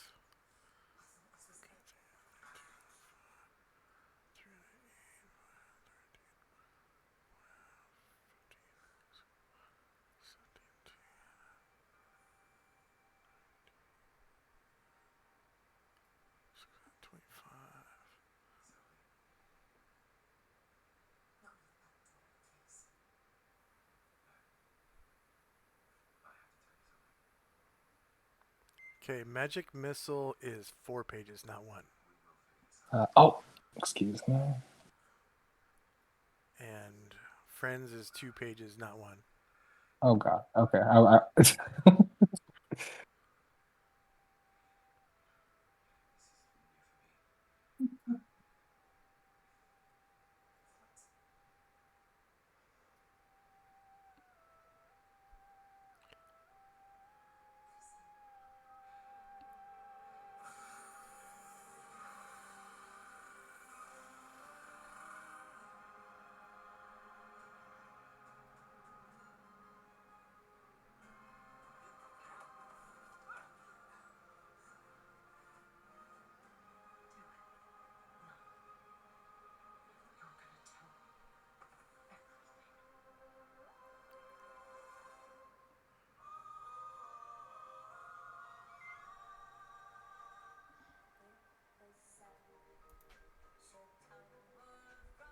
That was all my initial spells. Charm person. Okay. Nice.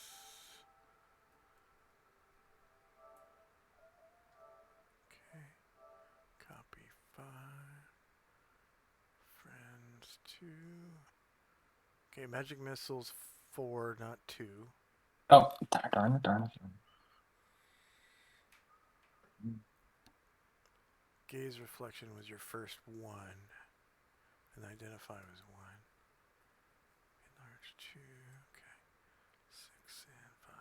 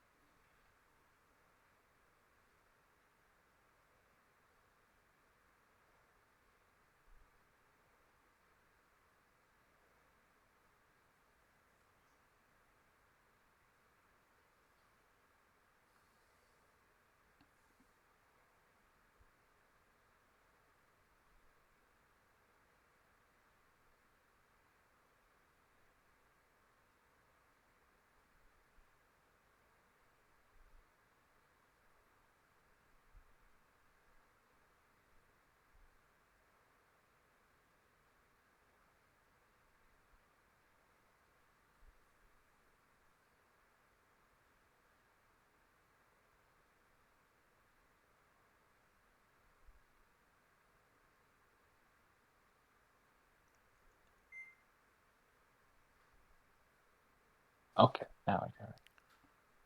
Okay. 2, 4, 1, 1, 2, 6, 5,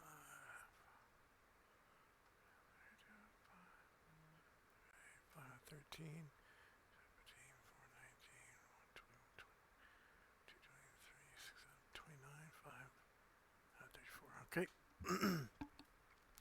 And you still have 16 pages to go. That's probably the best rolls I've ever seen for Yeah. initial spells. Yeah, you rolled really good. Low pages on a lot of those. I know somebody's gonna want to learn that version of identify with one page. That's Oh, yeah, right. yep.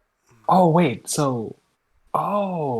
So my version of those spells are only those pages. So I could sell them to other people, but it's only a one-page version. Yes.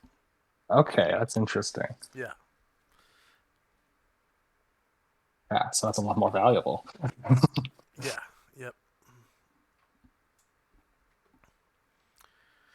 Um, when NPCs sell spells out of their spell book, it is 1,000 GP per spell level. So Okay, that's just okay. the going rate. Mm-hmm. Okay. So next we're gonna want to give your spell book a name. You know, like um, intricacies of spellcasting, Volume One, or like um, uh, spellcasting according to Shandrak, the early years, you know, or like just something that has a little bit of flavor to it, according to how you want to roleplay your character. Hmm. Hmm.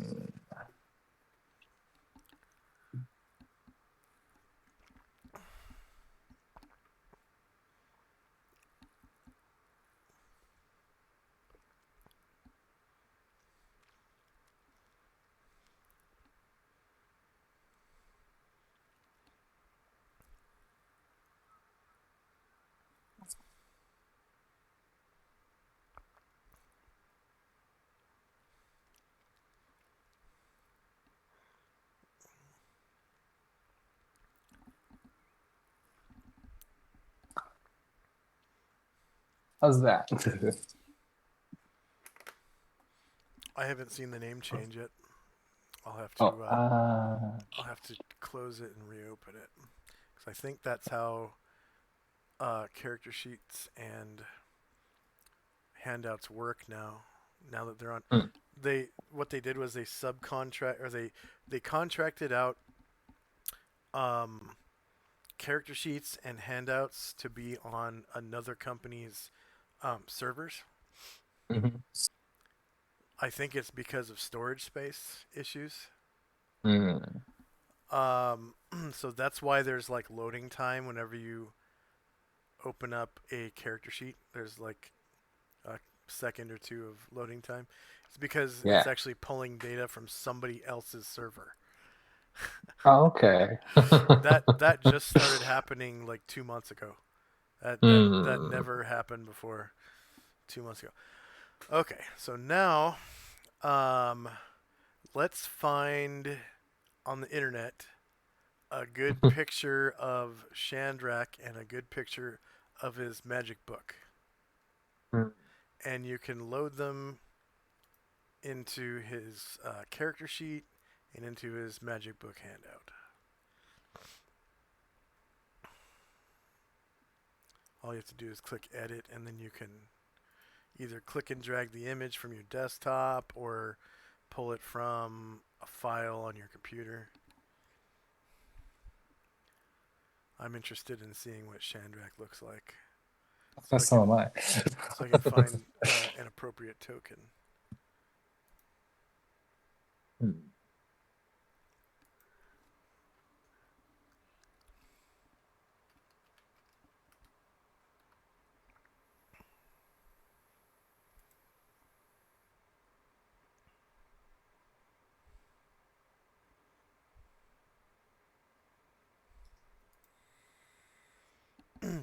Oh, and the images, Mhm. they can also be GIF files. They can be animated if you want.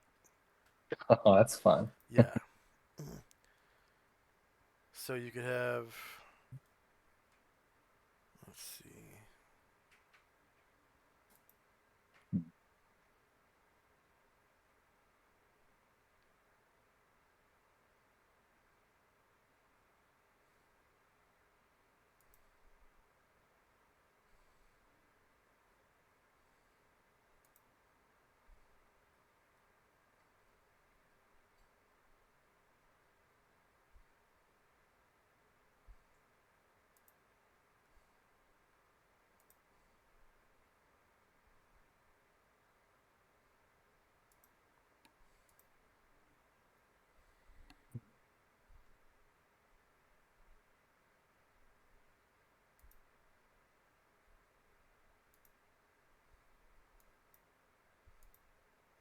You could have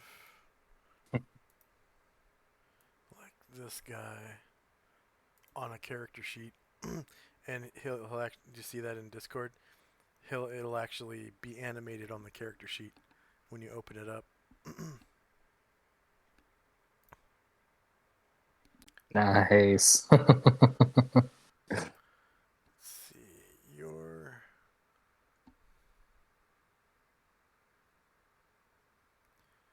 You got long black hair frayed slightly at the ends like static electricity with a shock of white by the right temple. And you can change that if you want to. Like if you find Mhm. a picture that you really like and you want that to be, you could just describe the picture if you find Yeah. a picture that you really like.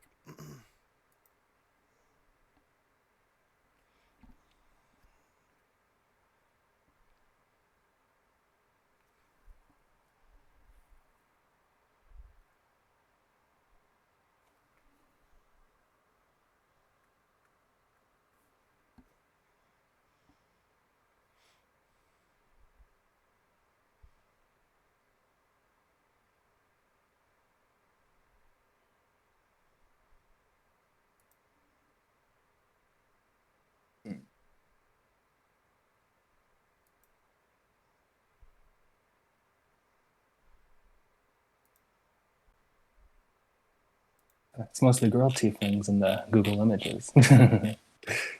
Hmm. You probably could look for specifically male. Yeah, I'm doing that now. Now that I noticed.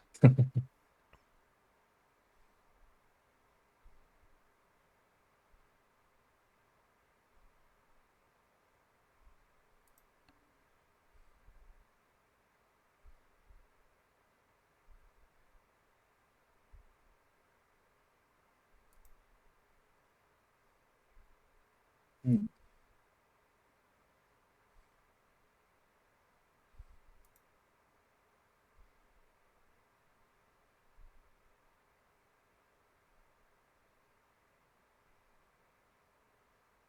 And for wait, so for my character picture, what do I put that?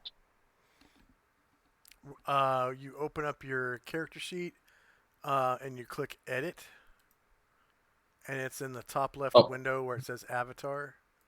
there it is. Let's see.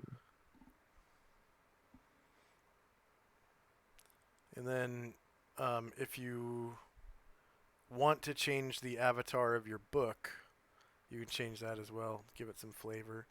I I probably got the most generic looking magic book imaginable, Yeah, but that was on purpose, obviously.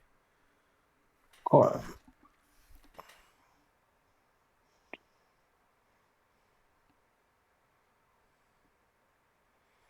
I wonder if there's any cool animated books. Magic book GIF.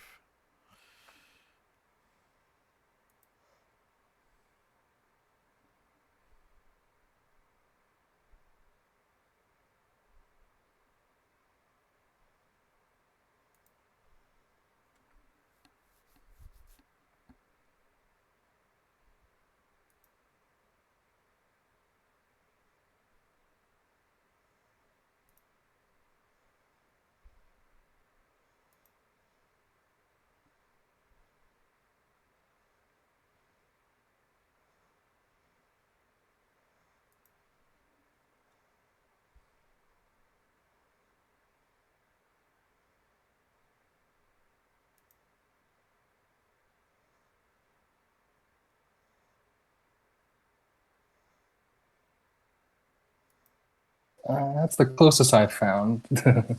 Nice.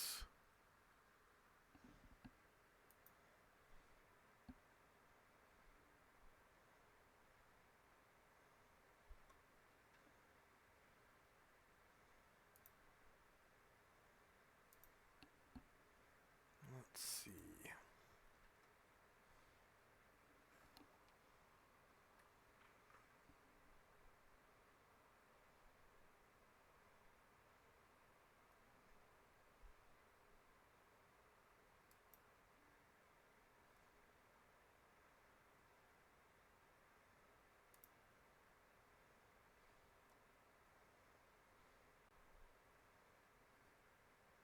Hmm.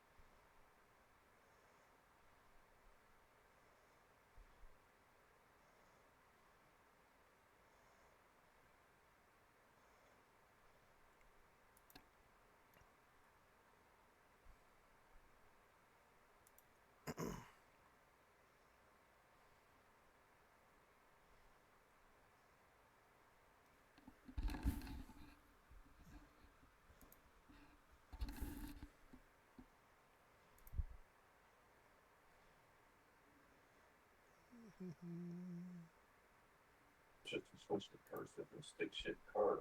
Triple.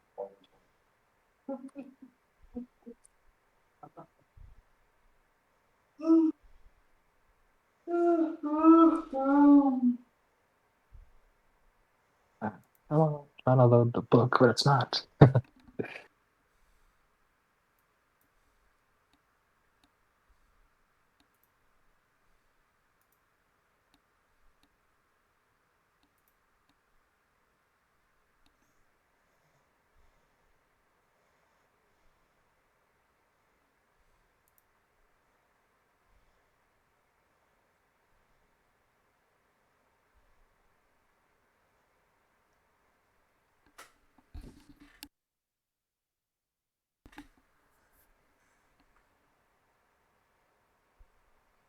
Yeah.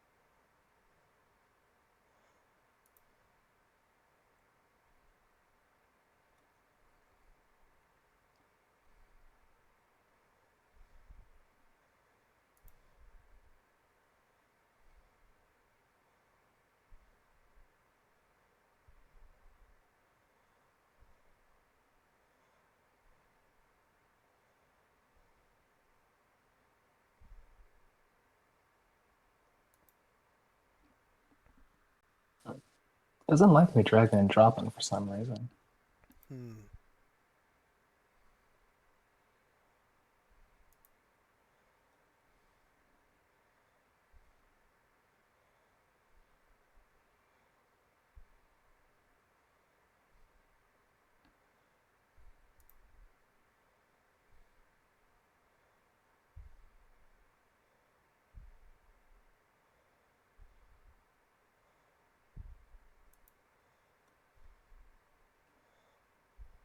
Hmm. It's not loading the book I'm trying to put in there. Um, Maybe the file is too big. Sometimes that happens. It'll fail to load a large file.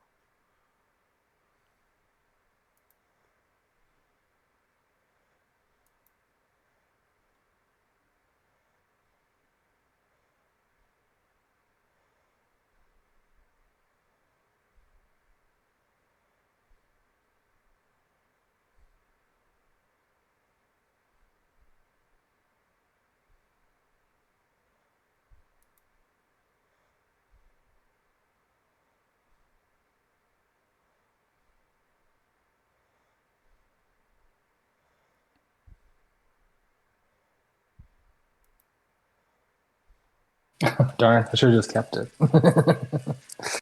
The original one? Yeah.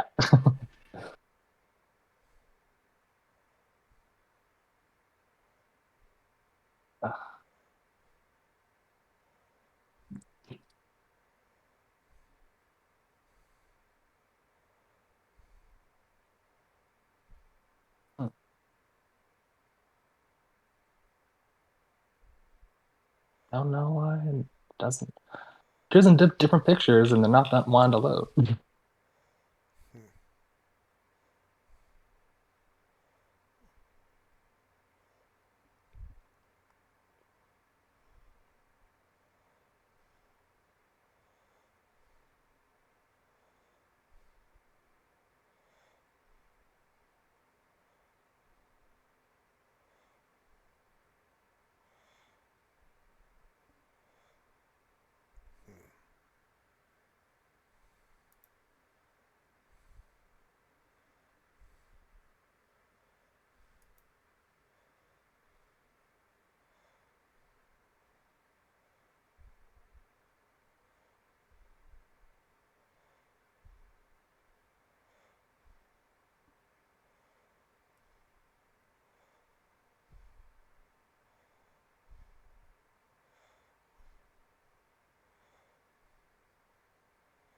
Oh my God, I finally got something. Okay, there we go.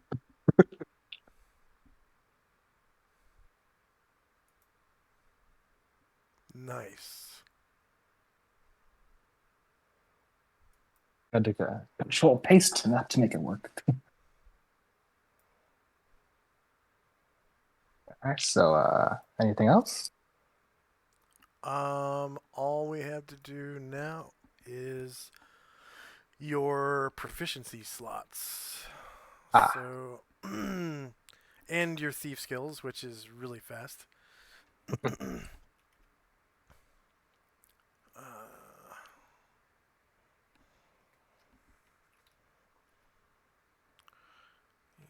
He is sometimes seen reading a book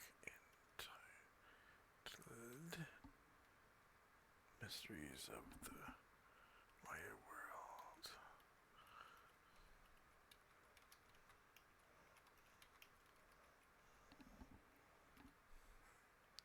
Serena. Nice. All of powerful wizards. She worked.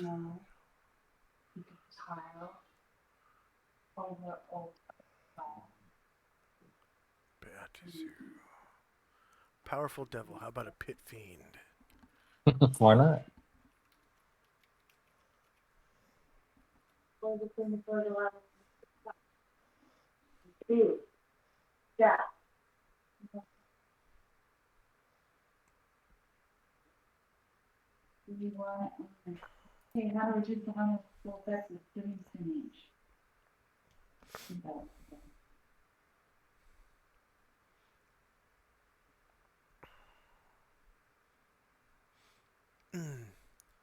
um.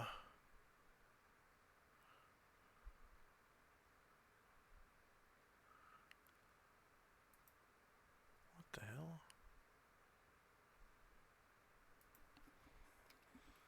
He is. Oh, are you done editing your bio, or you still Oh have yeah, to? yeah. I just saved it. Yes. Okay.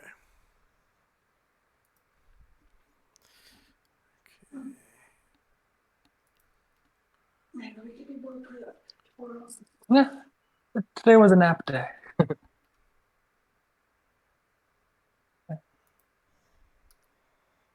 Oh, I had to pay for that. He put in 8 hours. I put in like 8 hours for game over.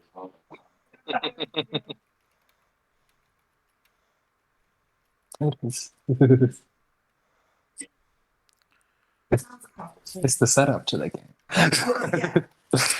8 hours, so that seems like too complicated for me.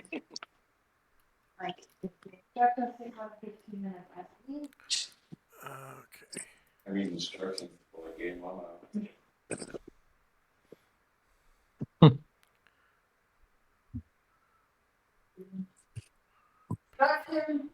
Let me in there. Let me play. I get slaughtered. I get slaughtered.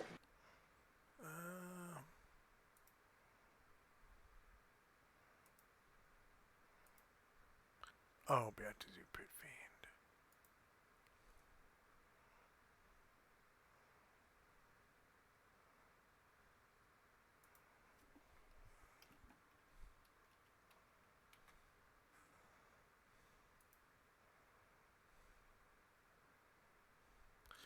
Okay, you see how I created links in your bio? Mhm. So anytime you Yeah. have, whenever you update your bio, if you put these brackets, see how I put brackets around Serena? Oh, okay. Mm-hmm.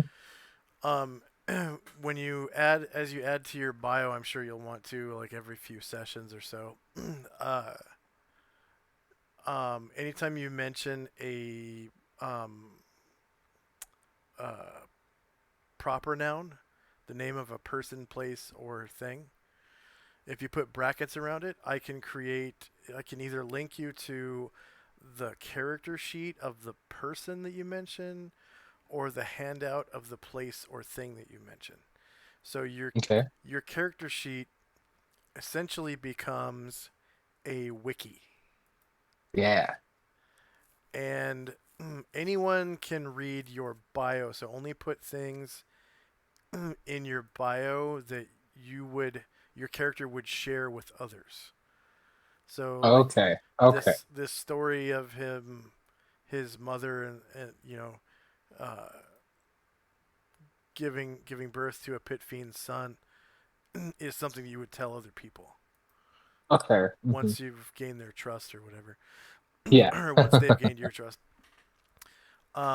And then any secrets about your character, don't put them in your bio. Put them somewhere else on your character sheet, Okay. like in one of the notes areas on your character sheet somewhere. Okay.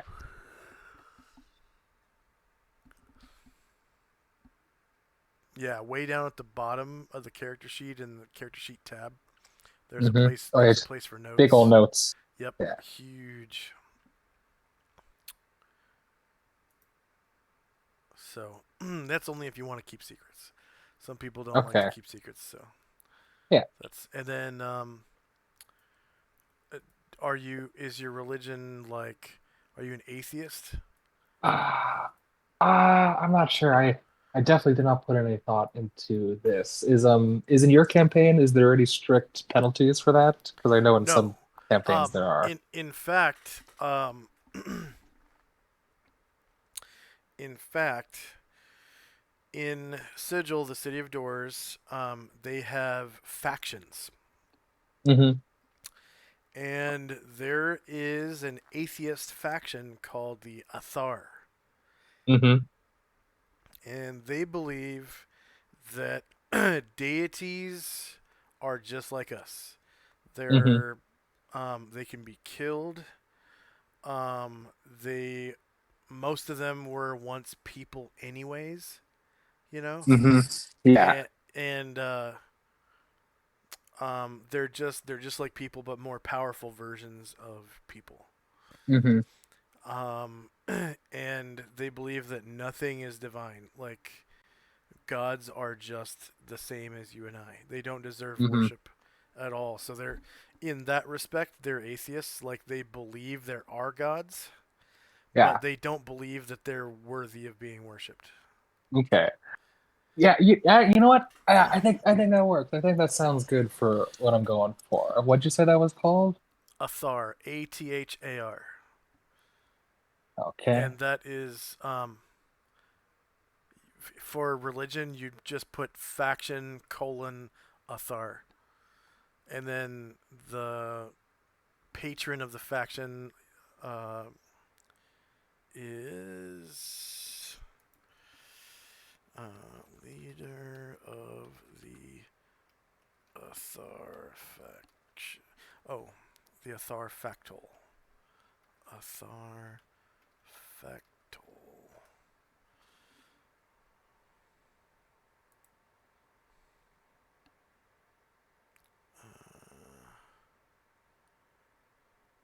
Factal Terrence.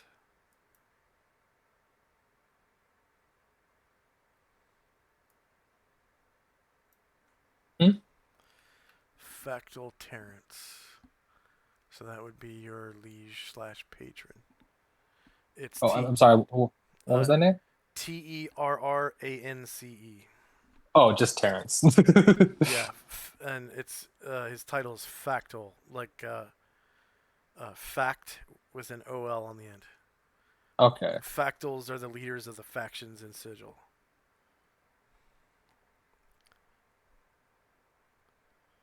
That's weird. He's an Athar, but he's a cleric. He's a cleric. Is lawful good. He's a cleric of the great unknown. What is that? The true divinity, if indeed there is such a thing. Even the most righteous powers have flaws, according to the Athar. But that doesn't mean that they completely rule out the idea of there being a being that is worthy of worship. Such a being is simply unknown. Despite its unknowableness, some Athar, such as Factal Terrence, still receive spells from somewhere. So there has to be something to the idea, right? Yeah, right. Wow. He's not studying for it.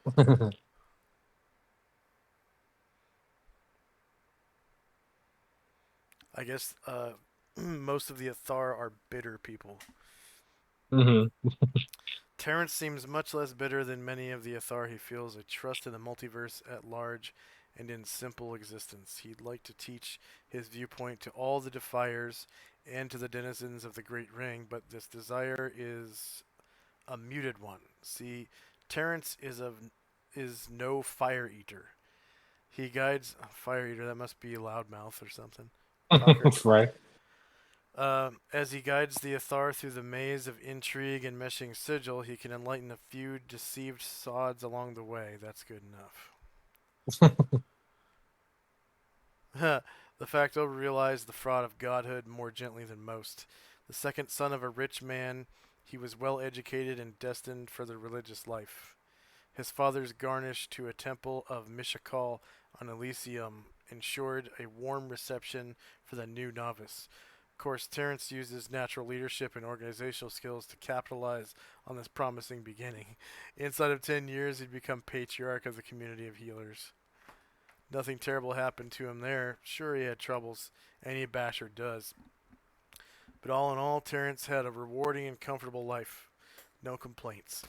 Then one day he awoke to the hidden dark. His own intellect and intuition had given him the solutions to every problem he'd faced in life. No power ever gave him divine guidance or strength. Of course, as a patriarch, he'd enjoyed a few moments of communion with his deity, Mishakal, but he'd sensed no halo of the divine in those exchanges, really. Just simple conversations with a frill or two the power threw in to excite his mortal capacity for awe. With a dry chuckle, Terrence acknowledged the new dark within himself. Dark is a secret. Okay. He no longer revered Mishakal as divine. Sure, he still respected the power's sphere of interest, healing, and the extent of her influence, but felt no proper religious fervor. The patriarch's faith had turned a corner, and as a man of integrity, he resigned his post. Why guide a bunch of Burks to Mishakal when he himself had departed from the goddess's teachings? Terrence came to Sigil. Terrence came to Sigil, joined the Athar, and became quite popular with other Defiers. Most of the Lost, yeah, they're called the Defiers and the Lost. Most of the Lost embraced bitterness to themselves like a lover. Terrence, an inland of quiet serenity and moderation, came as a welcome relief. His skills made him popular as well. Once Terrence proved he could gain spells through meditation and fervent belief in the great unknown, which Athar claim is the source of all priestly power, he quickly rose in the ranks. Wow. Probably the only cleric ever to join the Defiers, really. I like it. This is actually perfect. This fits really well with what I was going for. Yeah. Okay. So now you've got your uh,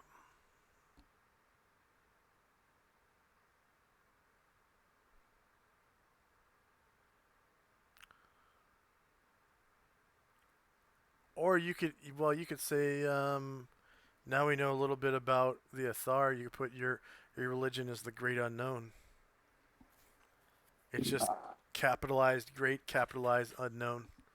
Yeah, that's perfect.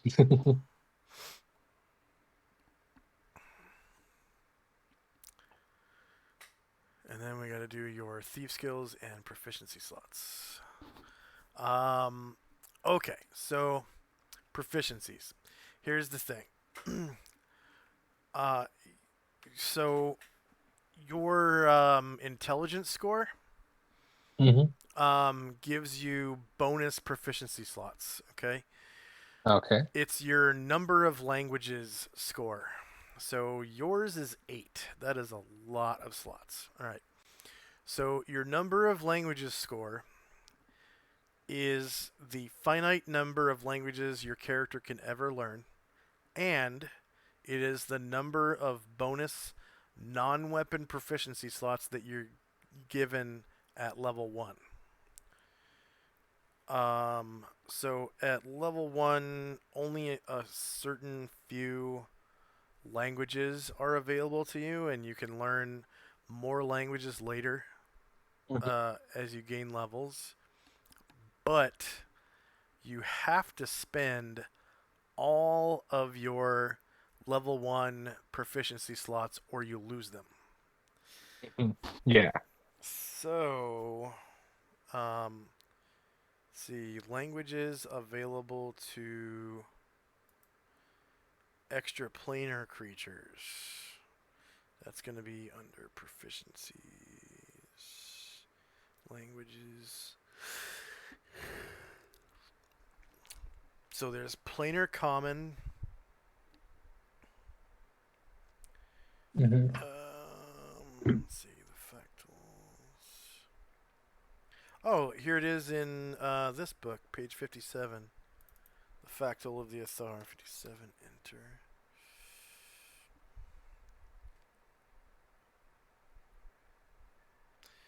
The Athar.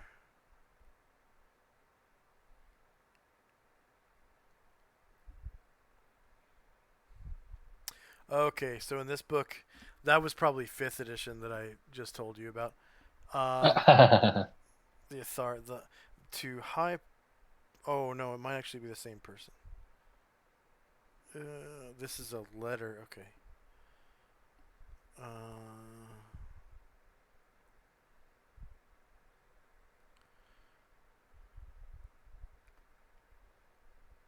Okay, never mind. This doesn't. Whatever. Doesn't talk about factals.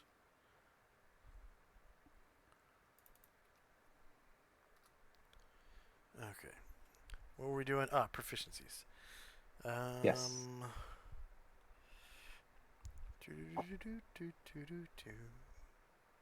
So where do I put this in my character? There is a proficiencies section. It's going to be right under your thief skills, I think. And at level 1, a wizard has one weapon proficiency slot, and a thief has Hmm. 2. So you get the thief number because it's more. So you get Yeah. two slots, and you already bought 2 weapons, so it's up to you if you want to be proficient with those weapons. Uh, uh, yeah, that's what I was thinking. Because you can only backstab with weapons you're proficient with. So That's longsword. So true. you'd put under weapon proficiencies, you'd put longsword space 1 because you spent 1 slot, and then open up another line and put shortbow space 1.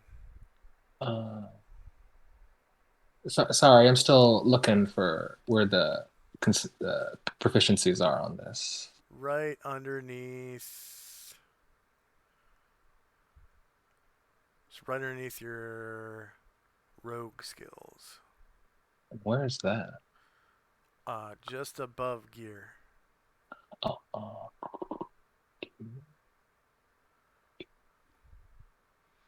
Goes gear, and then above that is languages, and then non-weapon proficiencies, and above that is weapon proficiencies. I see gear and equipment, but I Yeah. don't see. Gear and equipment is go right up from gear and equipment. I see It goes calendar, languages. daily routine. No, I'm talking about in your um character sheet, not your journal. Oh, oh. Character sheet.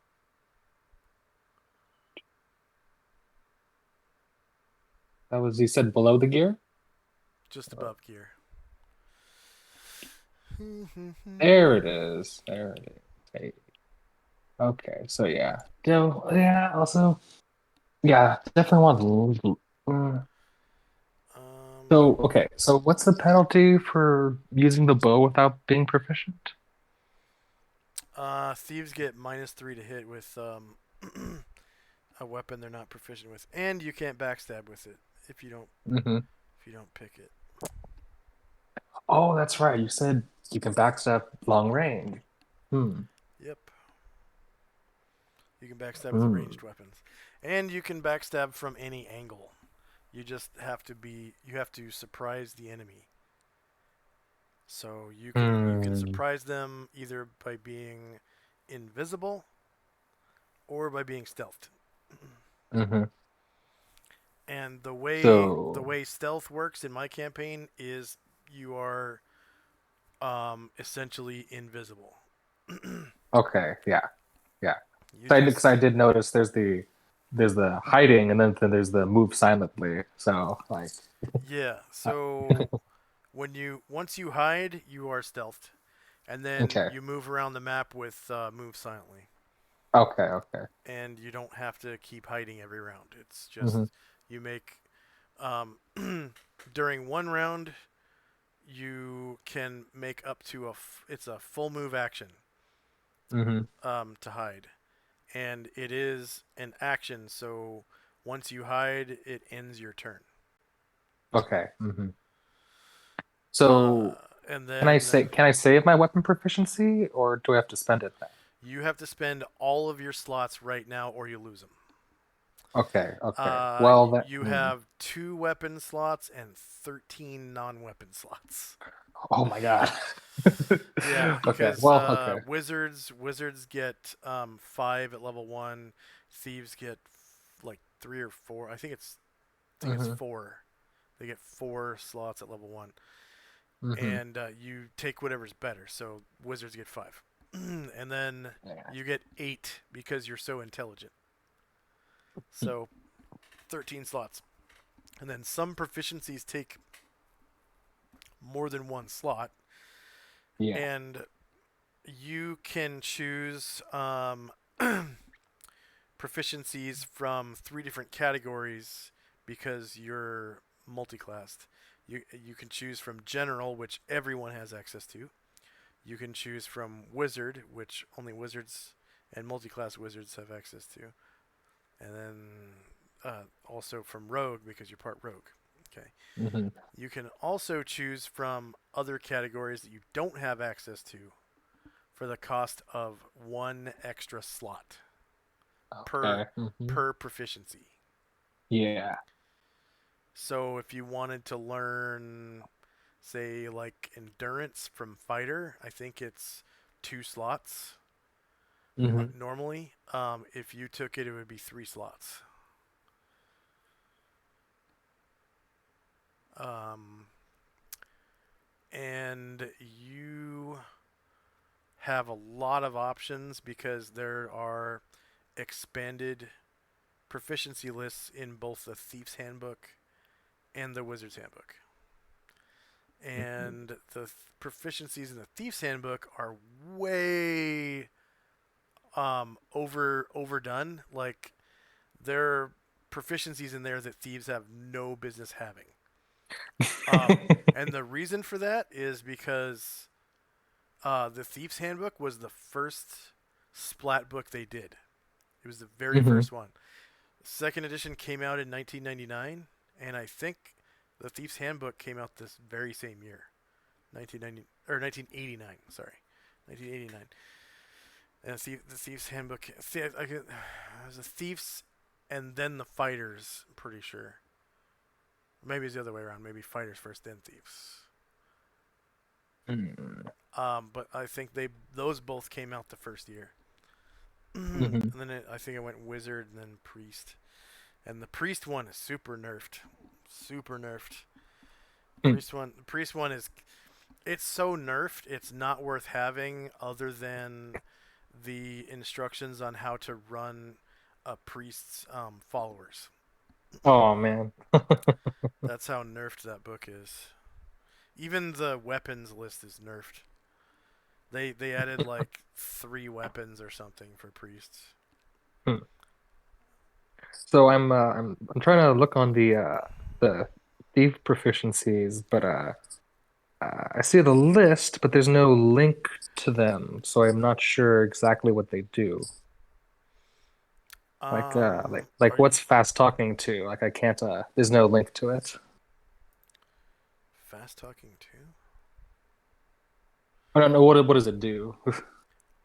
Which book are you in? Are you in the player's handbook or are you in the Thieves No, handbook? I'm in the complete thieves. Uh, Trying to look at the proficiencies you're proficiencies, talking about. new And that's proficiencies. in the demi-human and non-weapon proficiencies. Okay, so right below demi-humans and non-weapon proficiencies says new proficiencies. Just click on that. Oh, there they are. And then any of the proficiencies that's not in here is going to be in the player's handbook. Hmm. Yeah. So like reading and writing is my major gripe. Thieves Yeah, I saw thieves have that. no business learning how to read and write from other thieves. No business whatsoever. Thieves are not learned people. Right. But hey, it's there so you can take it. um, I suggest observation Hmm. because it is super useful. Like it um wow, especially this version because it runs off of intelligence, so you'd be really good at it. Uh, yeah, characters with this proficiency have cultivated exceptionally acute powers of observation. The DM may ask for a proficiency check or secretly roll it himself. Anytime there is something subtly askew, he may also allow characters with observation to increase their chance of fighting secret or concealed doors by 1 in 6.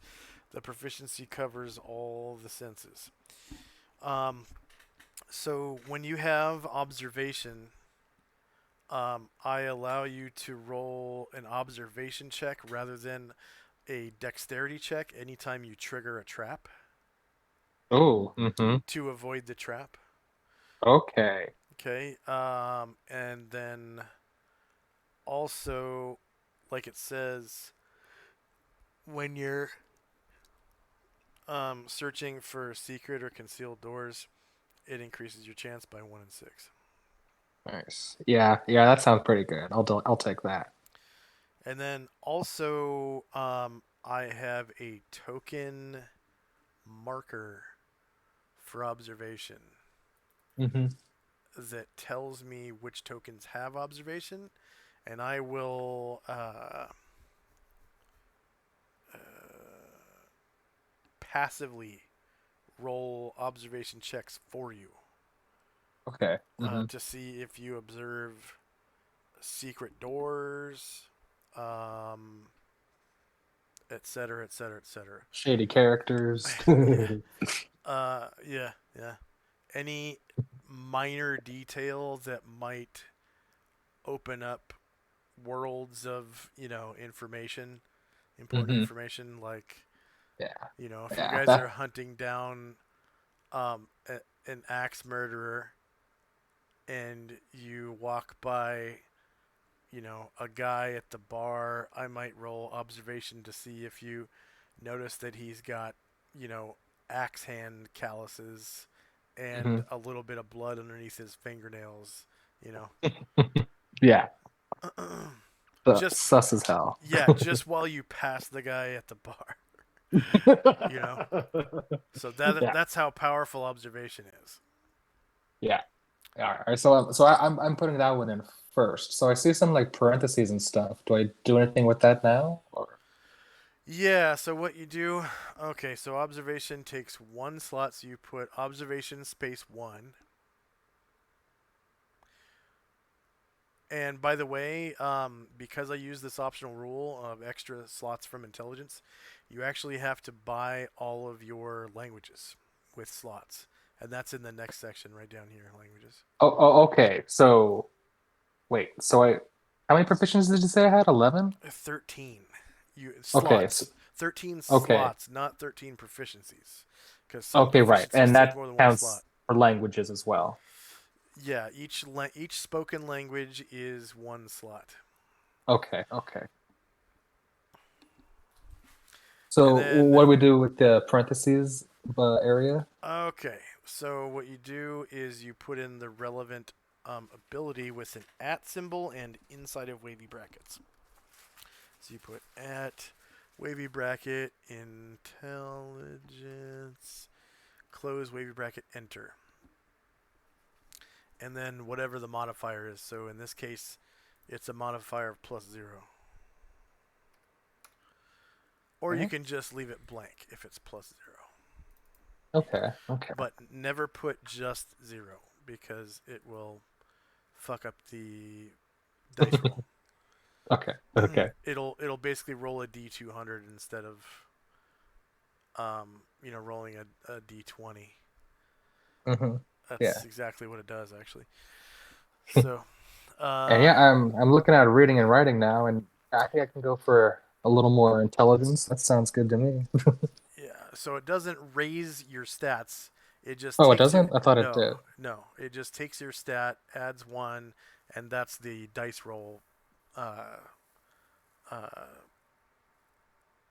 uh, success number.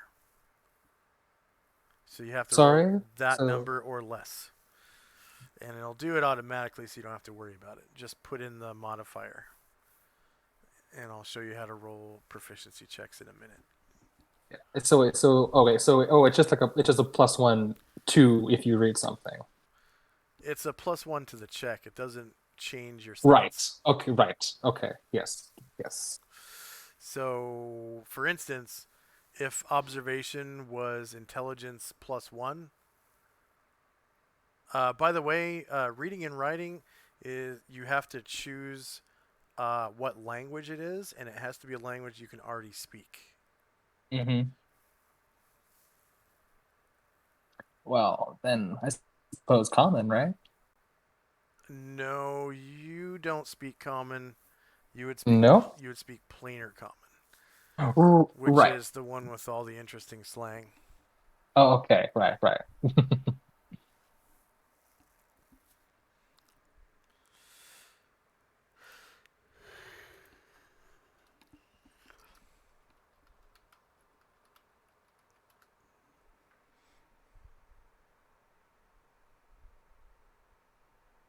So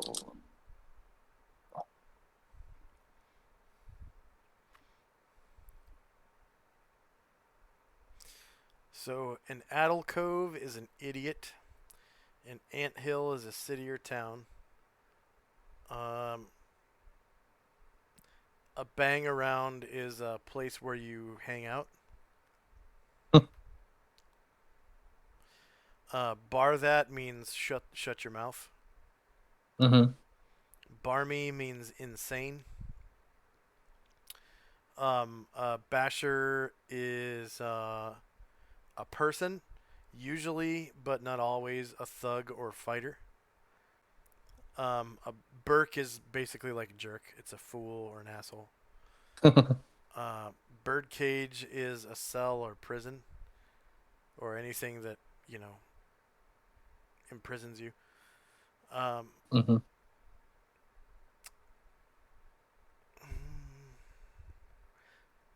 Blinds means anything that's impossible or hopeless.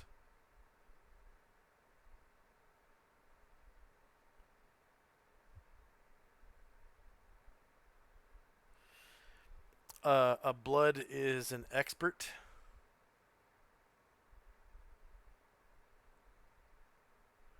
Um, to Bob is the business of cheating someone, whether it's their cash, honor, or trust. So just trickery. Bone box is the mouth.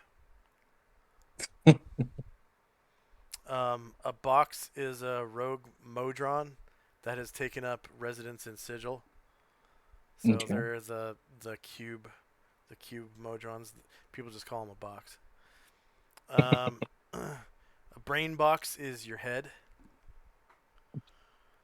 Bub is booze, wine, or ale, usually the kind that effervesces. You know, so like bubbly is bub. Okay. Or ale that's bubbly is bub. A bubber is a drunk. Obviously, they drink too much bub. A burg is any town smaller than a person's hometown. So, a pitiful little hamlet. Like if you're from New York City, anywhere else is a pitiful little hamlet. So Or a burg. are you like reading, like, do you have a list of this? Yeah, yeah. Oh, Uh, okay. it's realmoney.org. I'm gonna post it on your character sheet. Okay. So I'm gonna go to your bio and edit your bio. Definitely want to go through those. Yeah. That'll be fun. So I'll put it just underneath your appearance, above your bio. And you're gonna want to right click that and open it in a new tab. Oh, it doesn't work. Mhm. Maybe if I put brackets around it.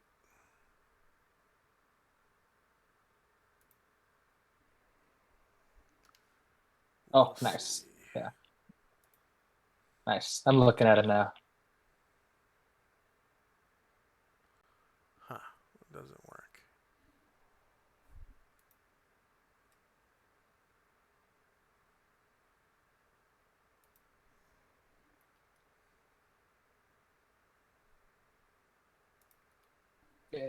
Oh no, yeah, never mind. Yeah.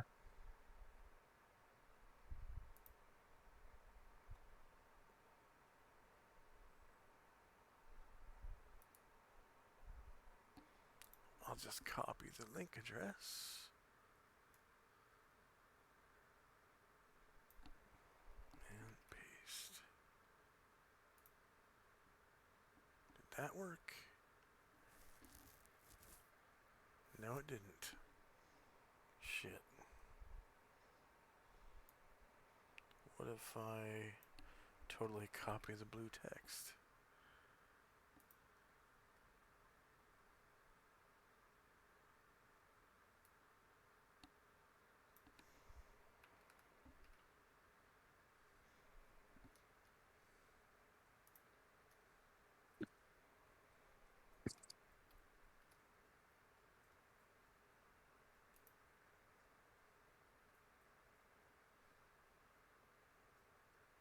Wow, that doesn't work either.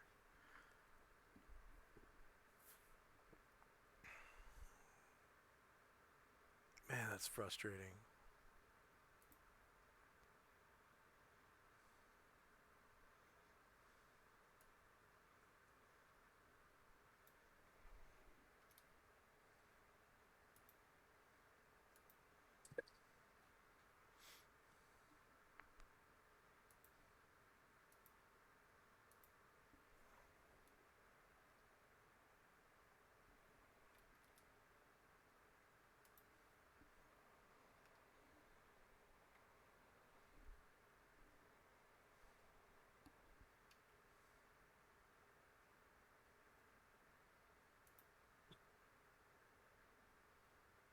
See, bios used to take links like a duck to water. Ever since they changed to somebody else's server, it fucked a lot of shit up. I had to change it. Yep.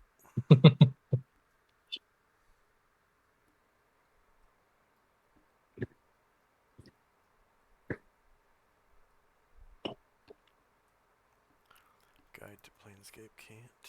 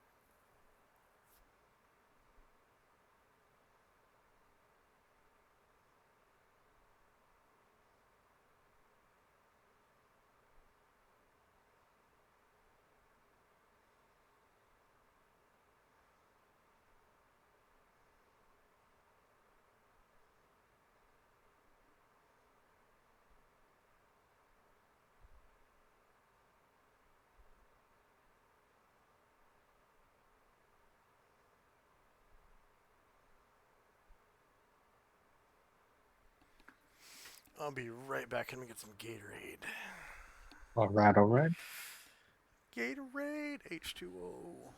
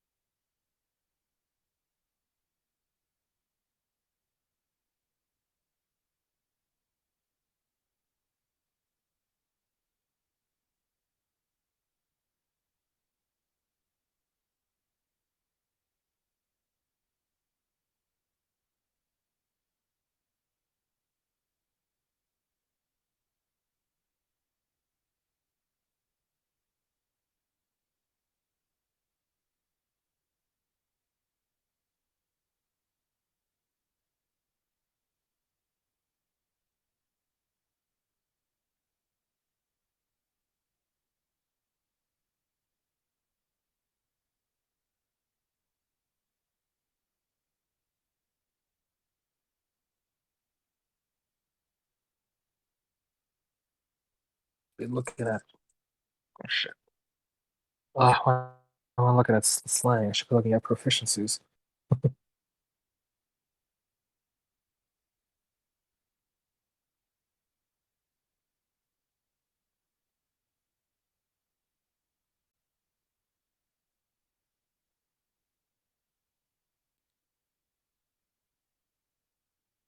All right, I'm back. Hello. Ooh, just in time to use the bathroom, actually. I'll be right back. No problem. Wait. Oh my god. That's holy shit.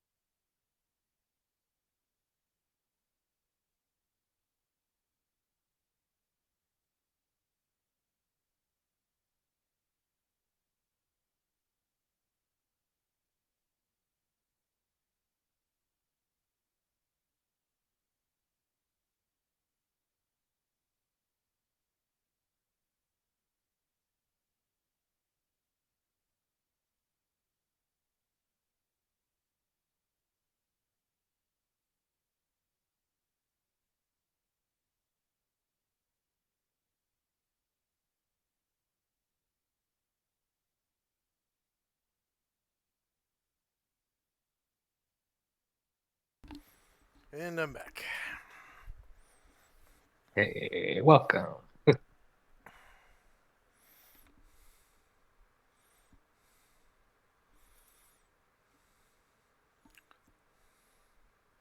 Are you putting the cost next to each?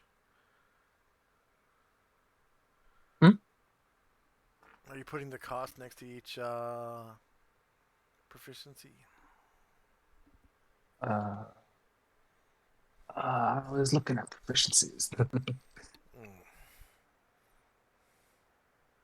Where'd it go?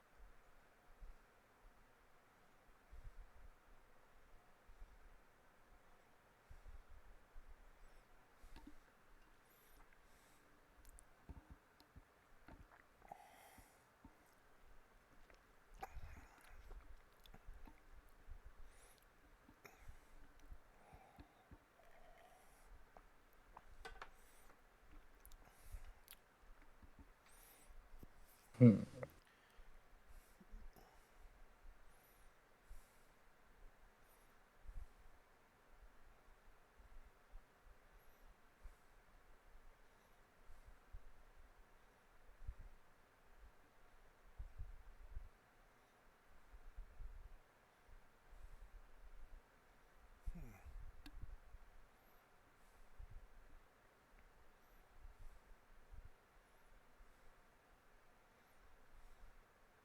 What about information gathering?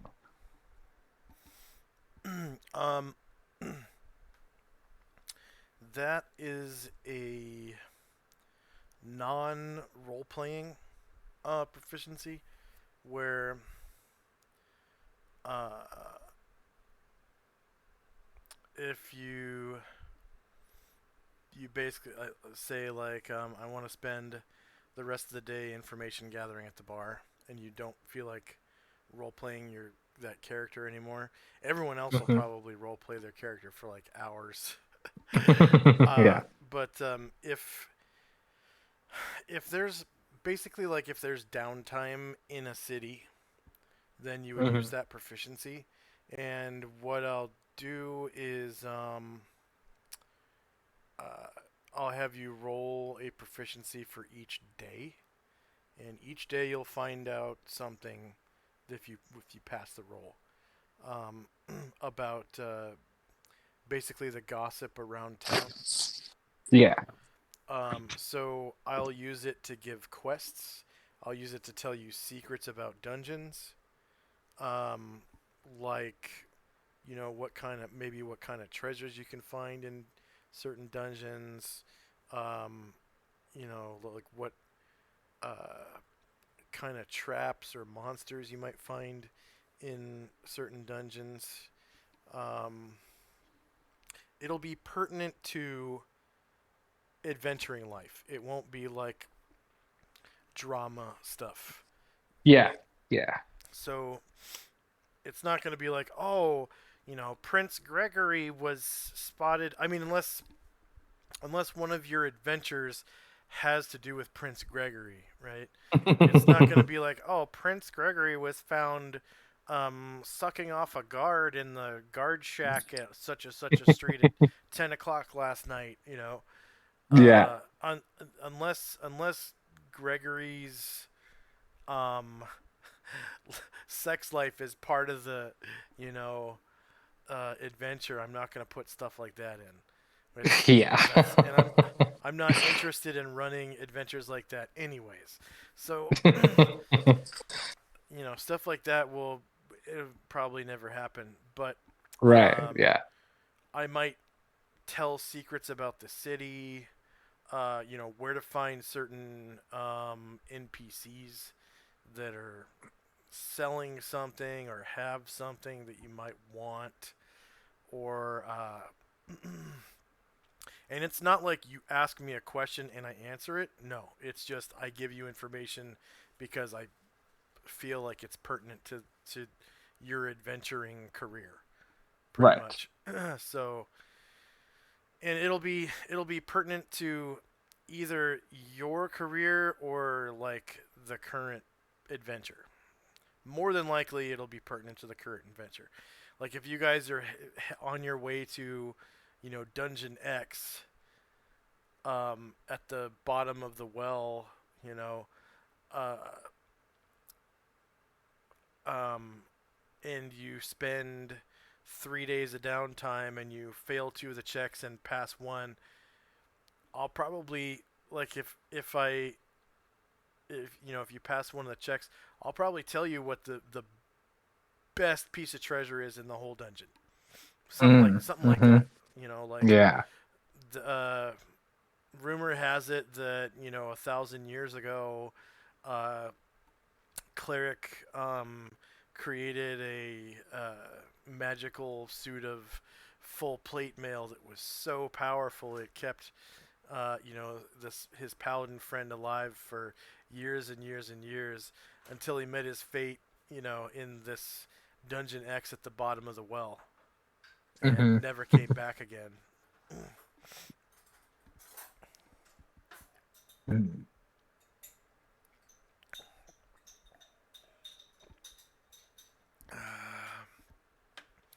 It was it Another had another thing I'm kind of thinking of, and I know this one is maybe I don't know maybe too similar to that, but I was kind of looking at the astrology proficiency.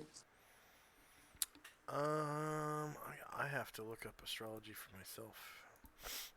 It's essentially kind of a similar thing where I draw up a chart and about like myself or somebody else, and you essentially there if I succeed, there's some omen or some possible like piece of information about like a future event. So I was like thinking like What I book would is like this have in? that. Oh, that's just in the the player's handbook. Oh, okay.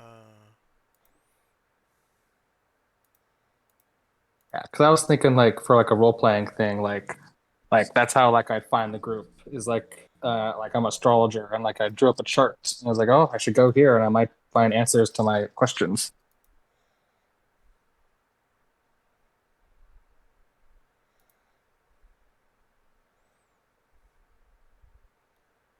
Astrology. This proficiency gives the character some understanding of the supposed influence of the stars, knowing the birthday and time. Any person astrologer can study the stars and celestial events and then prepare a forecast of the future for that person.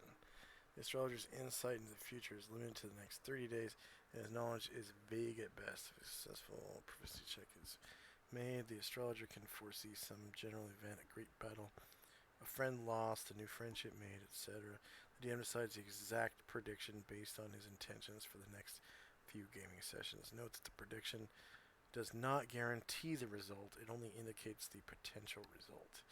If the proficiency check is failed, no information is gained unless a 20 is rolled, in which case the prediction is wildly inaccurate. Clearly, this proficiency requires preparation and advanced knowledge on the part of the DM. Because of this, it is permissible for the DM to avoid the question, although this shouldn't be done all the time. Players who want to make their DM's life easier, always a good idea, should consider using this proficiency at the end of a gaming session, giving the DM until the next session to come up with an answer. Ah, that's cool. I like that. The DM can use this proficiency as a catalyst and guide for his adventure, something that will prompt the player characters to go to certain places or to try new things. So it's another proficiency you can use as a quest giver.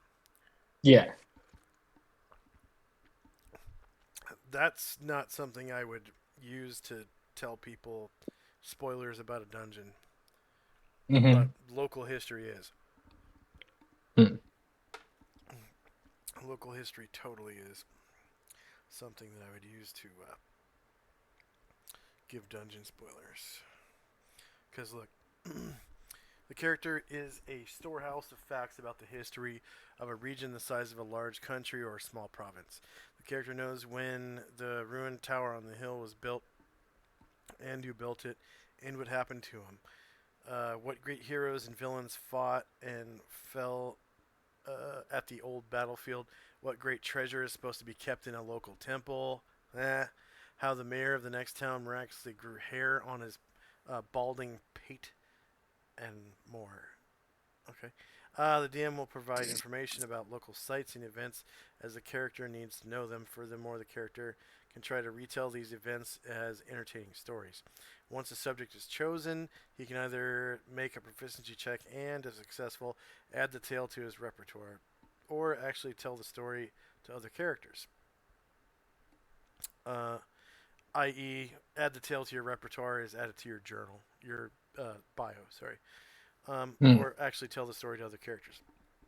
If the character succeeds in entertaining them, the player need not make a proficiency roll for the character since he has succeeded. The character can tell these stories to entertain others, granting him a +2 bonus to his charisma for the encounter. So basically, charisma checks or anything related to charisma is +2.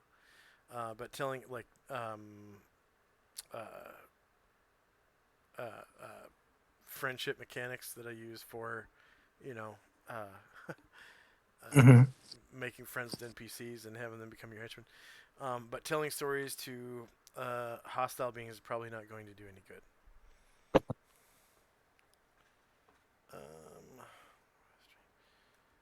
And there's also information gathering. I think that might be in the Steve's Handbook, which is essentially the same thing. Mm-hmm. Oh, I think that was the first one we talked about.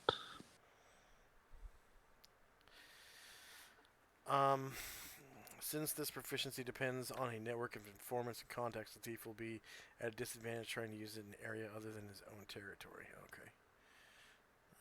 Any time a proficiency check is required for information gathering, a small investment of money for drinks, bribes, and so forth must be made, or an additional penalty of -3 is imposed. Wow.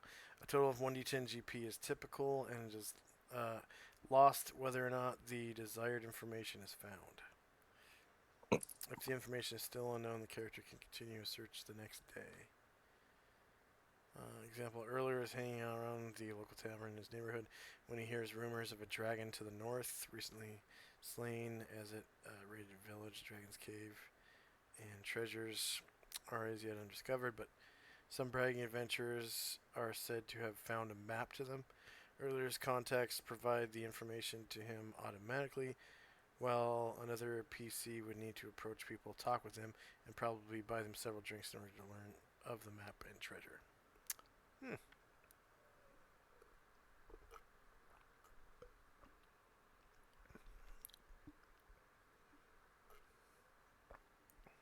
Hmm. Yeah, they're all similar, but I don't know. I kind of like that astrology one. I don't know.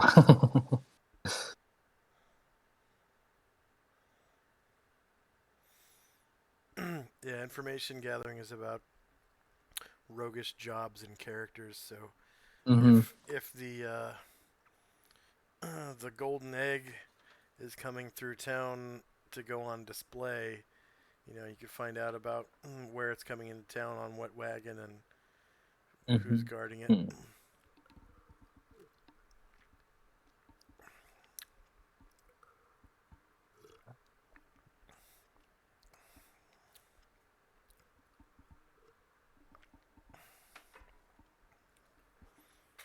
That one looks good.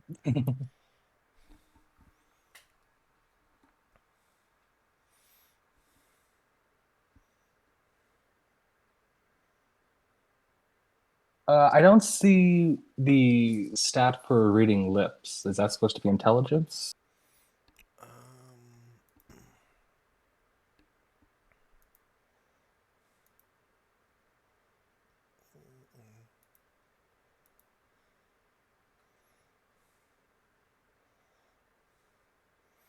Yeah, it's intelligence -2. And it is 2 slots.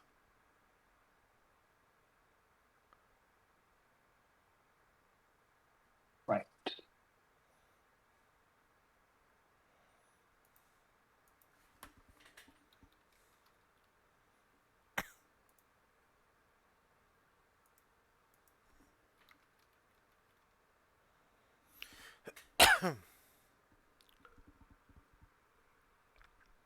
So that was -2.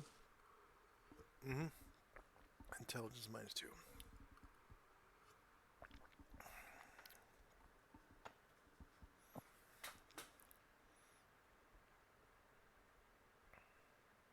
What's the language for devils? I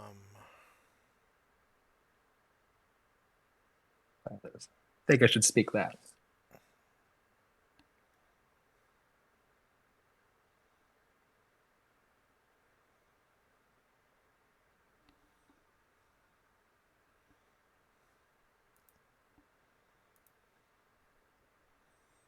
Let's see.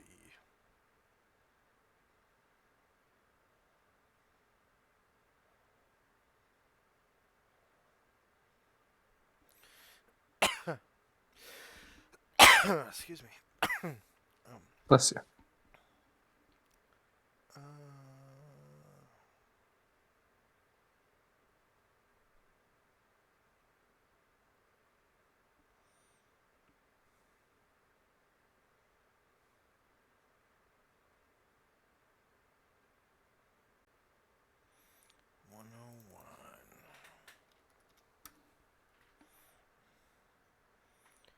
Okay. Well, what the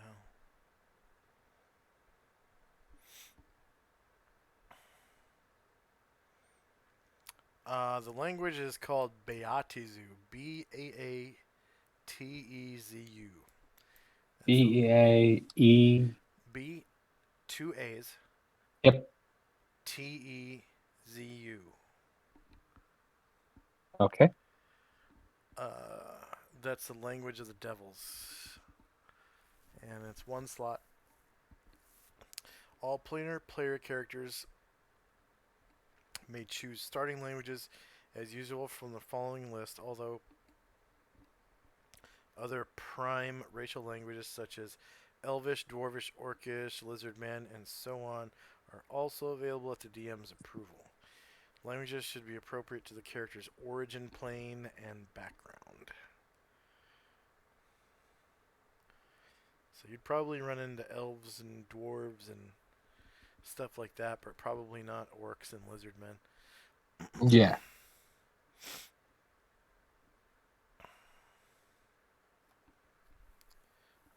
So the available languages are, of course, Planar Common, which you haven't put down yet. So Oh, I can't speak yet. and then there's Archon, Asherus, Beatizu, Baku, Barrior, which is sheep people. They're like centaurs that are sheep instead of horses.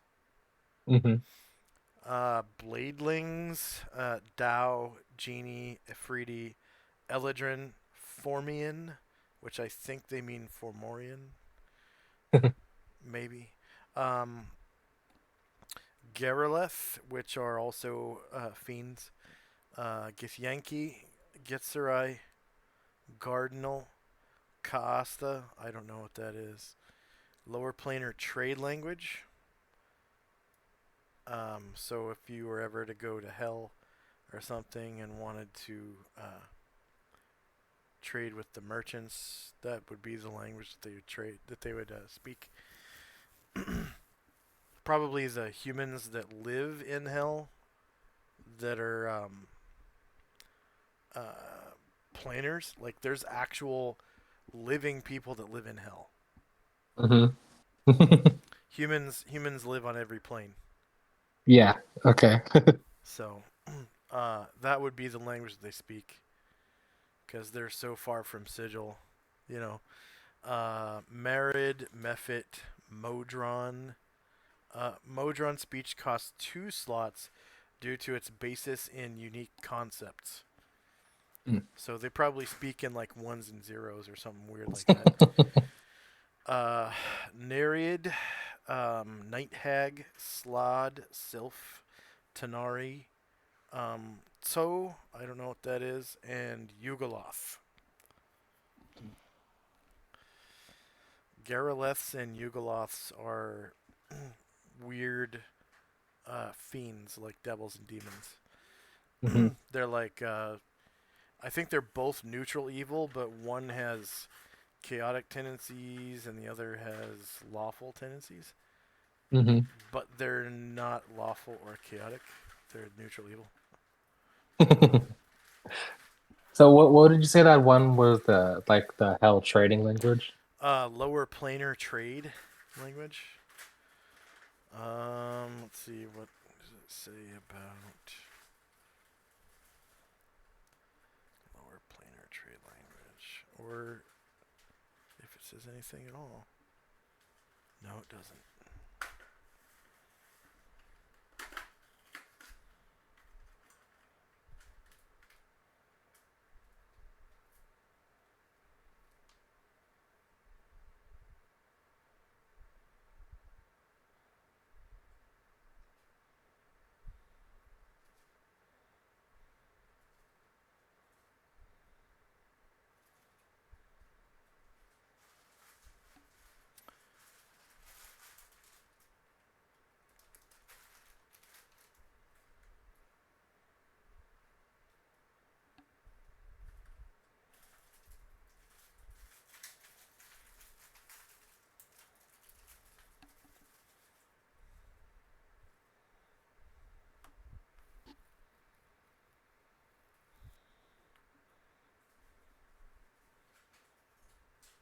And the languages are all +0, right?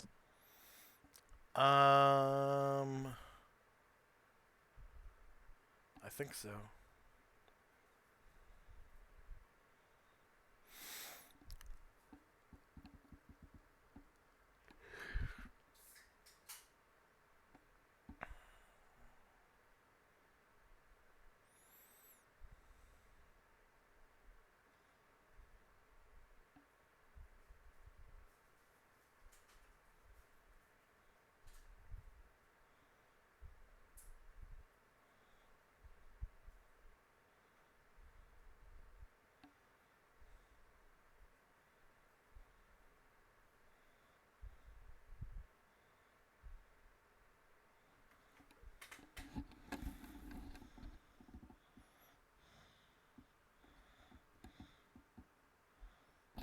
And is there a plus for tumbling? Plus for what? Does tumbling +0 or does that have a modifier? Um, I don't see any. yep, +0. And that one's dexterity, right? Yeah,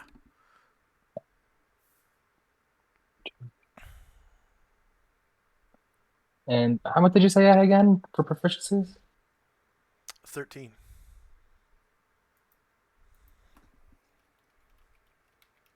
9.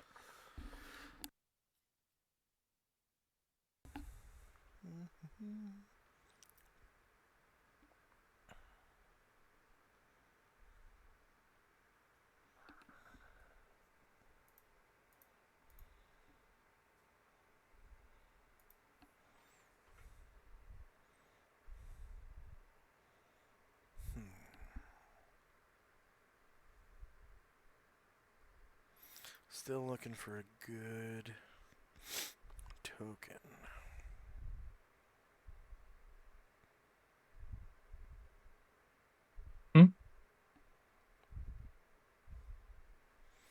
Looking for a good token for your character.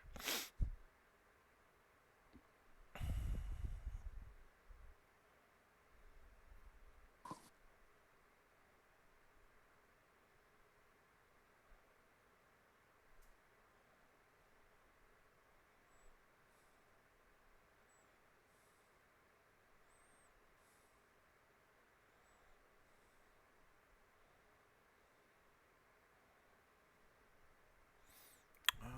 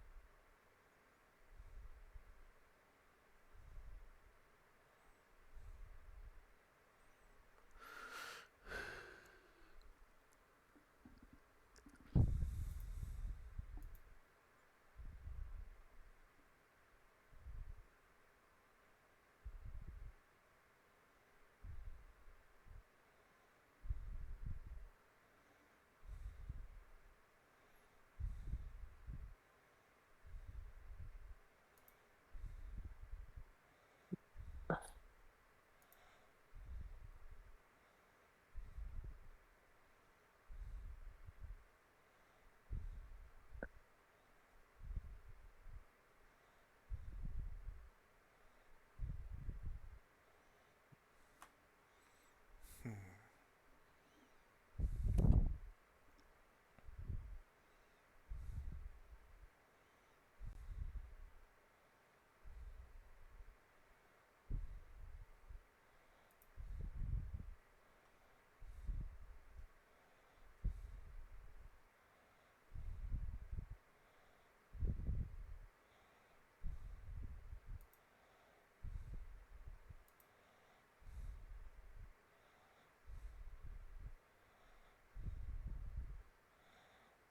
One more.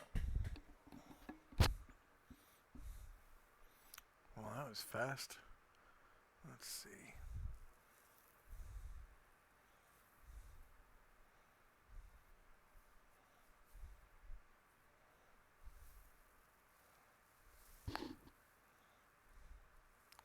One, two, three, four, five, six, 7, 9, 10, 11, 12. Yeah, one more. Wow.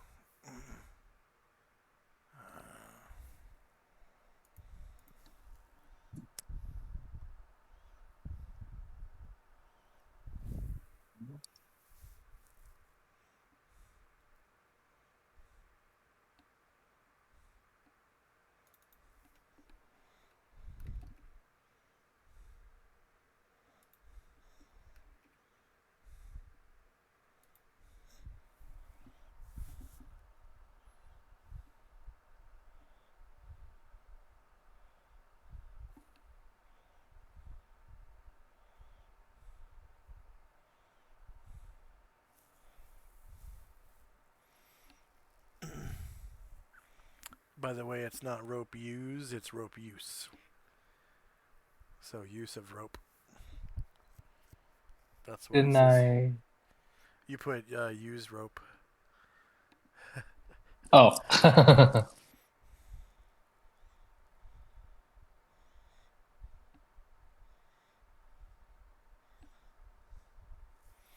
subtleties of the English language.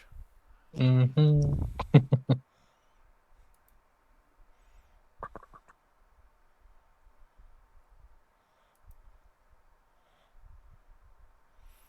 Two different languages, or two different words that are spelled the same, but are pronounced differently and have different meanings. Use. Use and use. Ah, yes.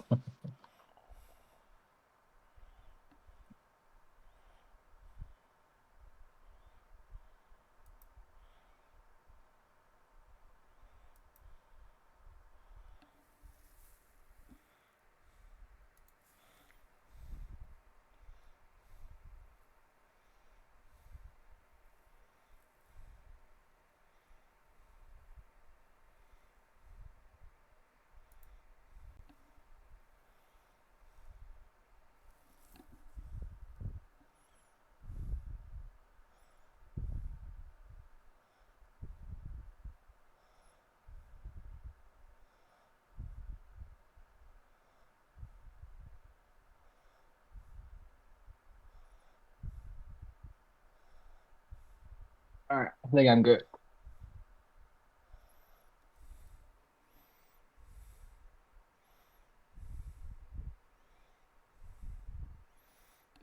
Okay. All right. Now you get for your thief skills,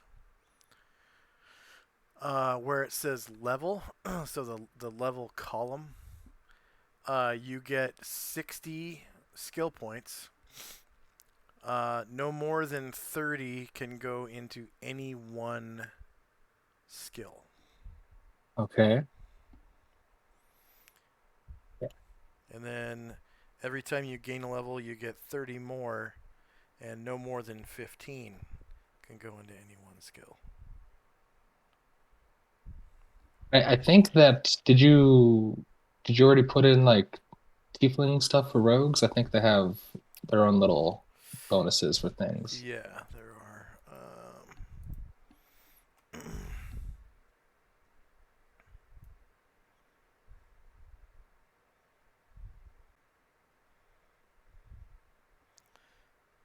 There are.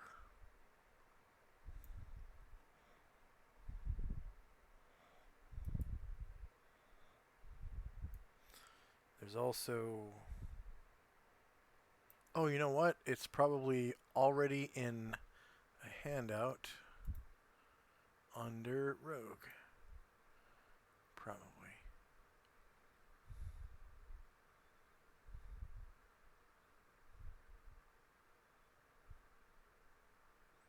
Yeah, Tieflings. Yep, under Rogue. They get +5 Find Room Chaps and Read Languages, and then +10 Move Silently, Hide in Shadows.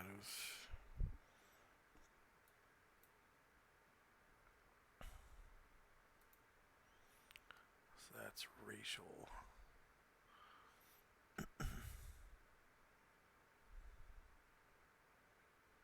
So that was you said a 10 for hiding shadows, and what was the other one? I got it.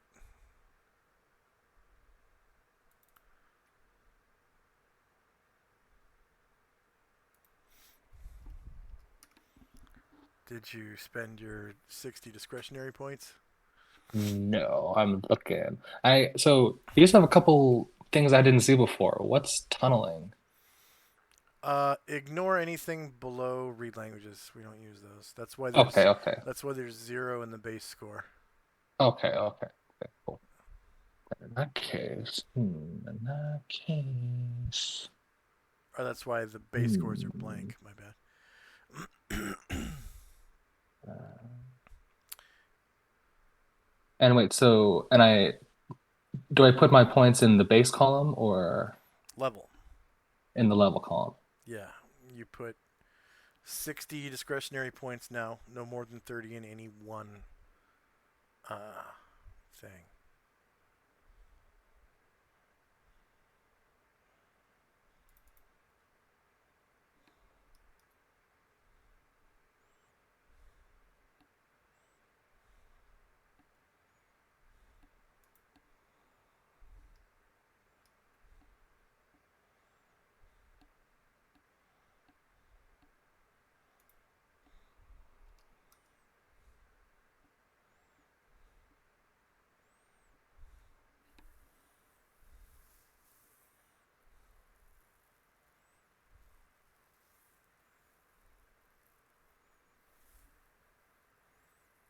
Okay, yeah, I think I'm good.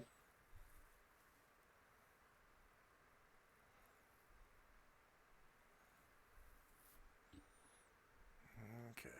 Oh shit, wait. Oh yeah, yeah, no, I'm good.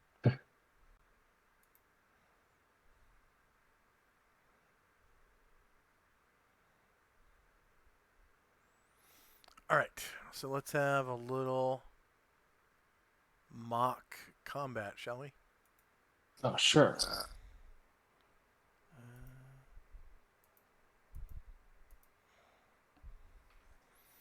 I still haven't found a cool token for you.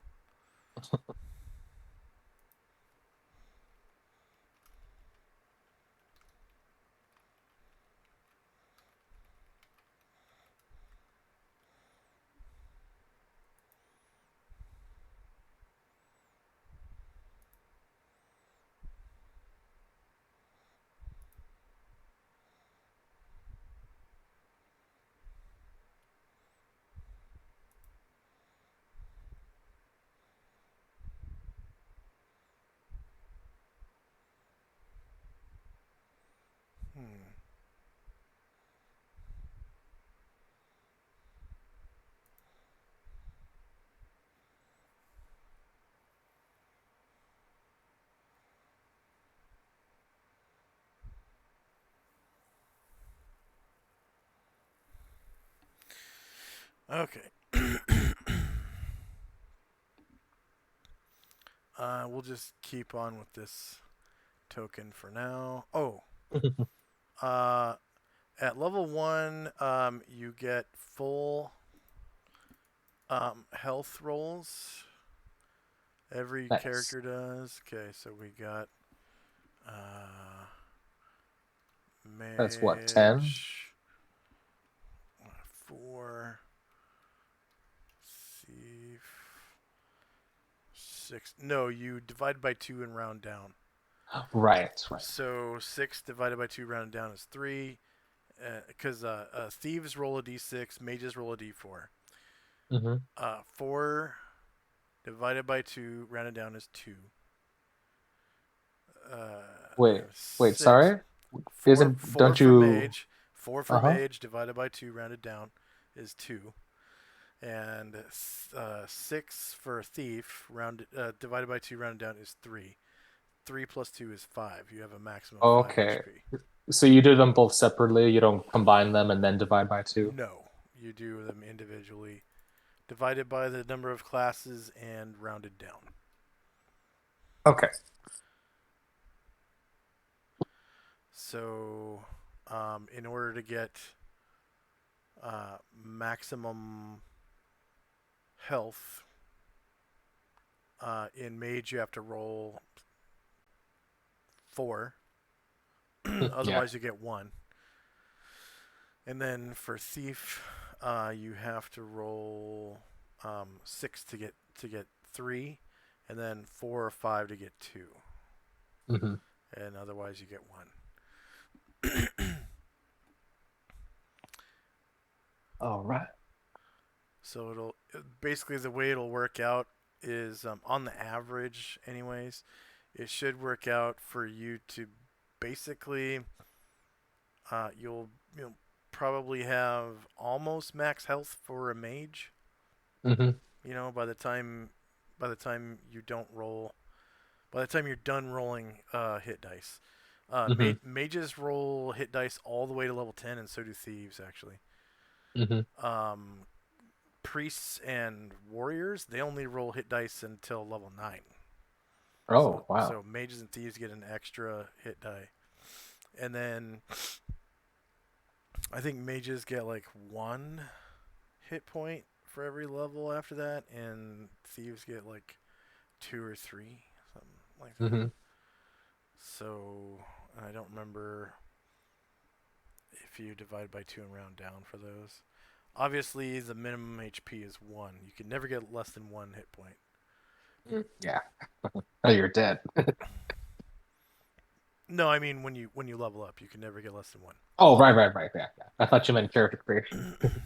Yeah.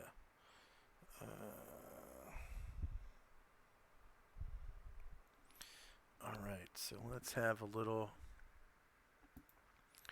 spat with some kobolds or something. In the woods. I haven't had a woods encounter in forever. Fine forest. Fungus forest. Glass forest. Random battle forest. Okay, we'll try that one. Oh, nope, not that one. Sylvan forest.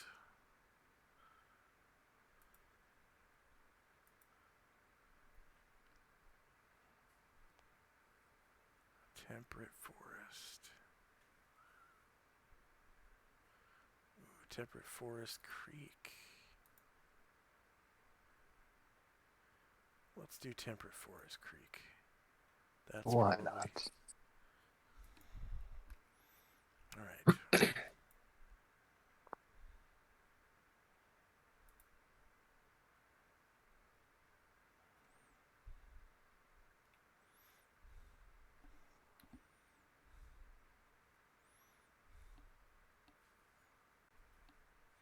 Why is the music not playing?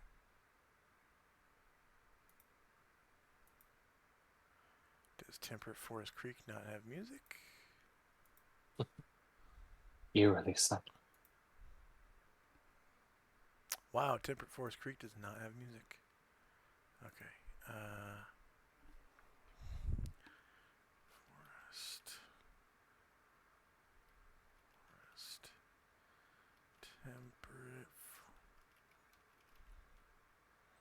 Temperate Forest. Enter.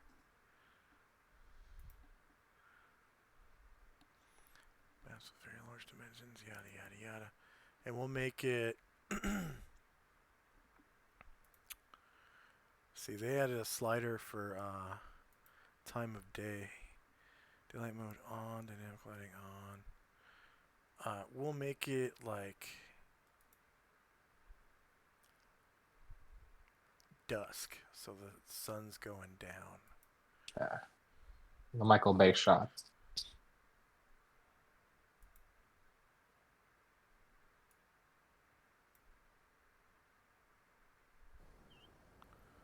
There we go.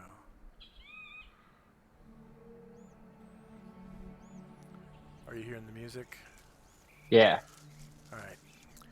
So you're walking through this beautiful, serene forest on a warm summer night. The sun's just about going down over the hills yonder behind you as you travel east. You come to this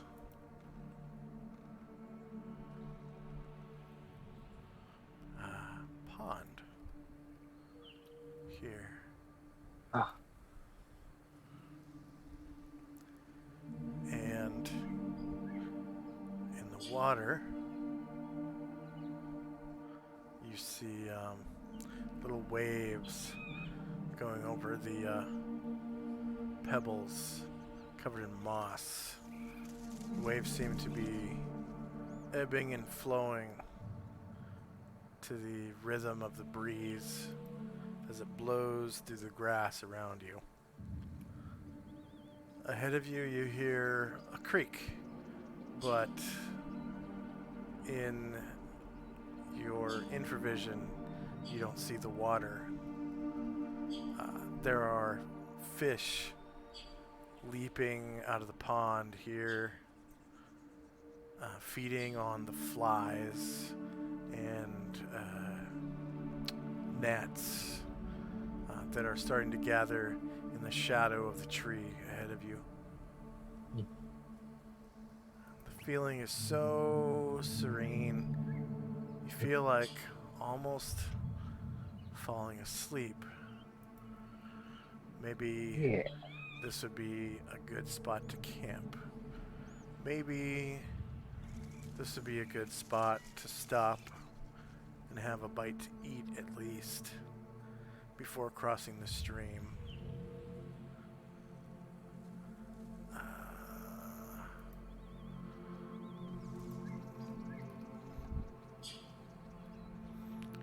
Okay.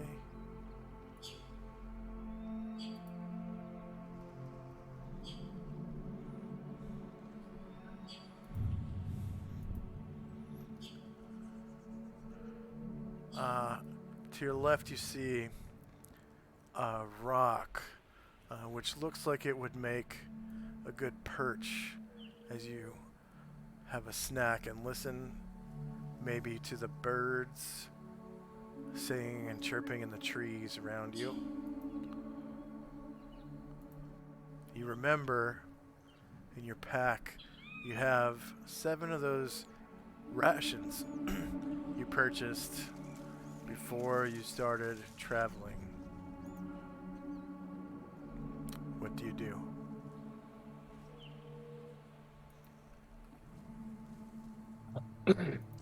I I will. Let's see. I think that I'll walk more forward near the shadows by the top of the lake and kind of looking near the lake on the top part, a little closer. Okay. Out of combat, your movement rate in blue is doubled. Mm-hmm. And then the red number.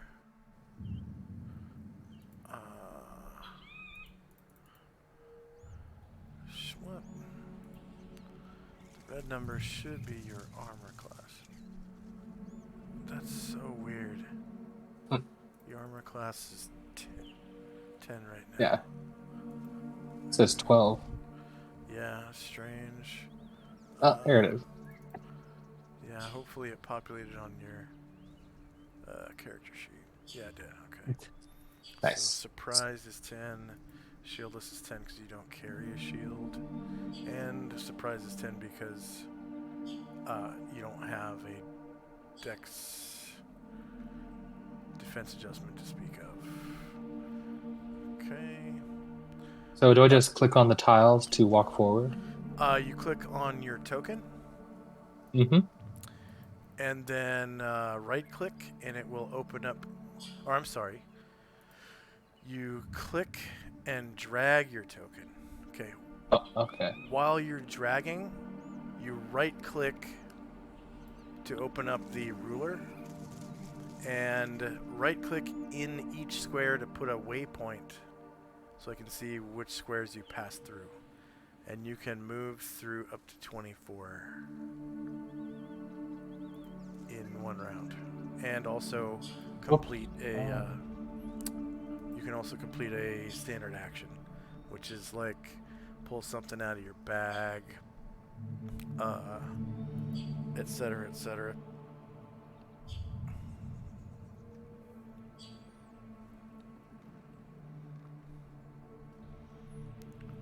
So I want to look out near the shadows on the top part of this lake. All right. So you look out into the shadow of the tree, and on yonder side of the pond, you see these large bushes, which would make really good concealment in which to hide. There's good concealment all around you. The water could be used as concealment to hide. The trunks of the trees could be used as cover behind which to hide. There are these really large bushes that are sort of blowing in the breeze nearby you, like here and here, that could be used as concealment in which to hide if anything were to suddenly happen. So it sort of makes you feel a little safer to know that you can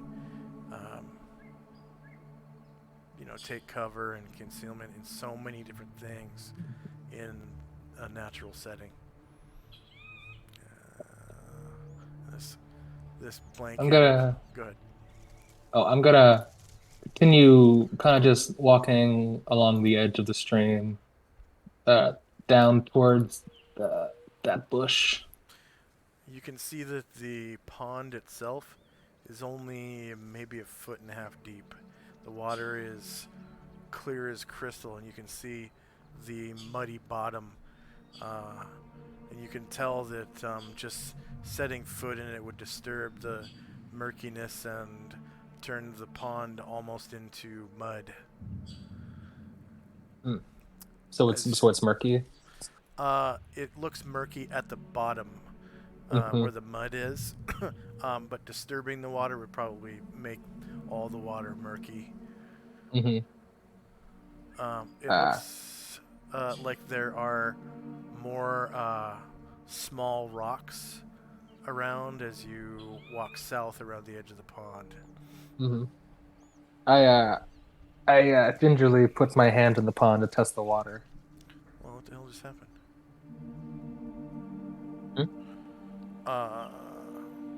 Breaker or something switched off my monitor. That was weird.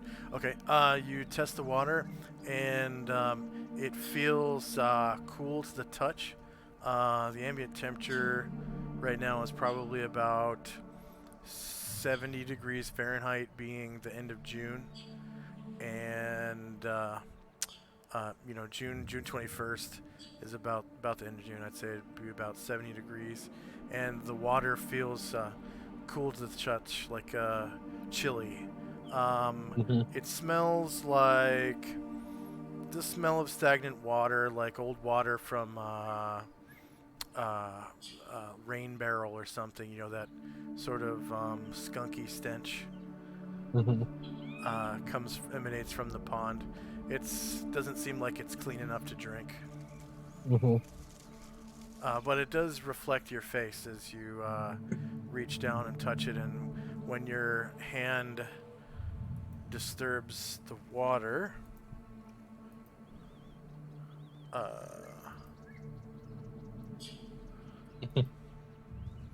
it makes a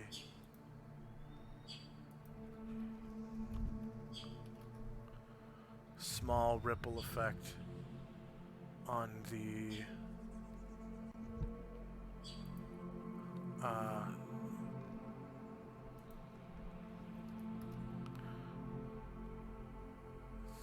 surface that looks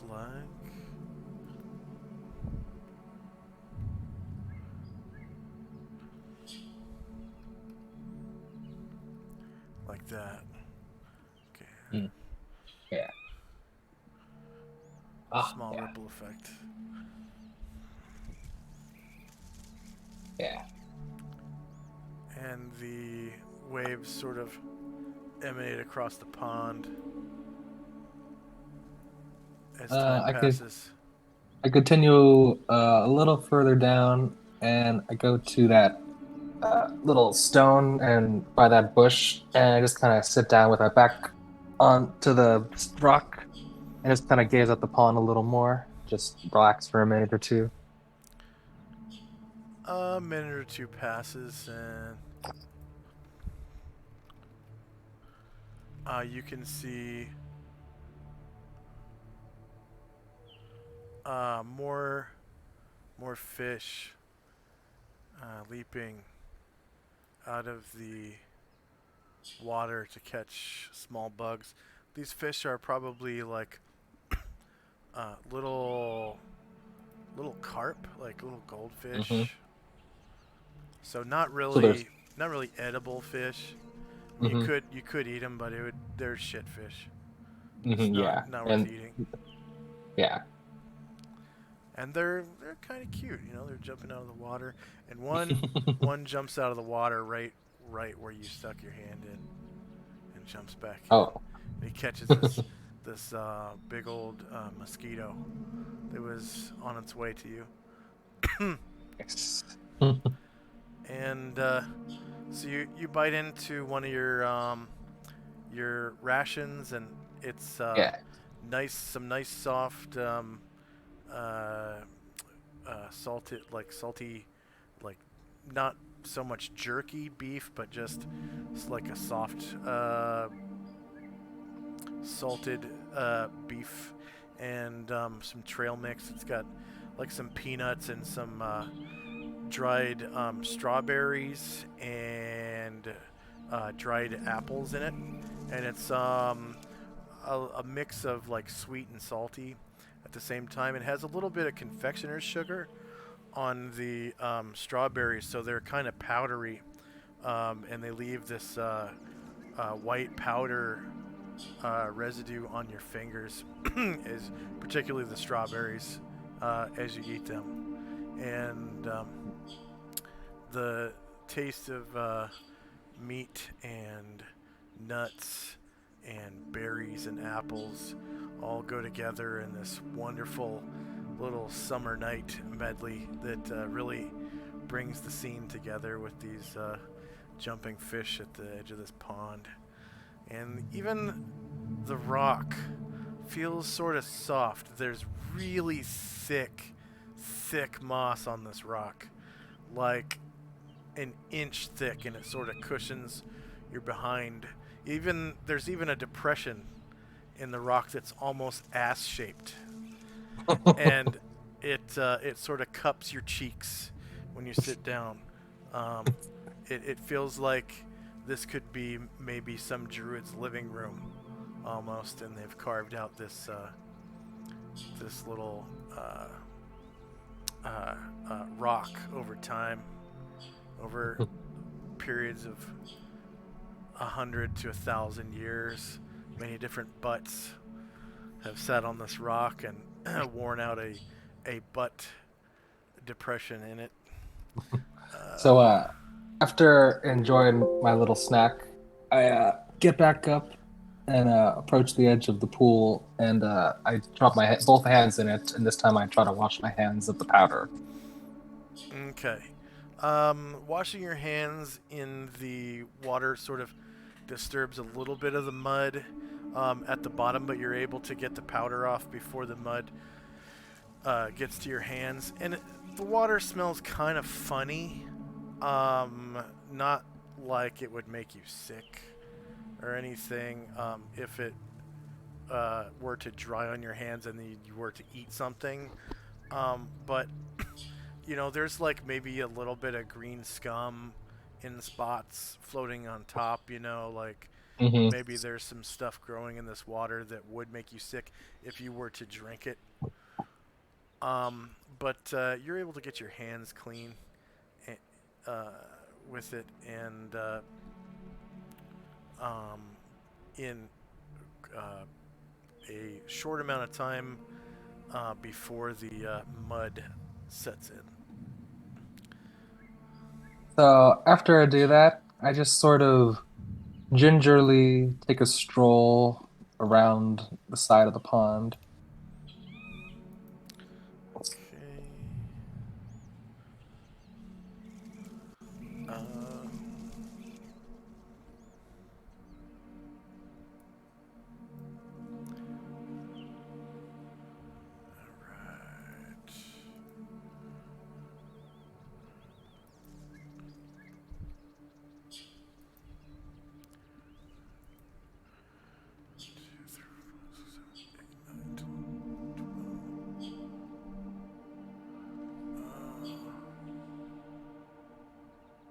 Oops. Okay. Okay. So.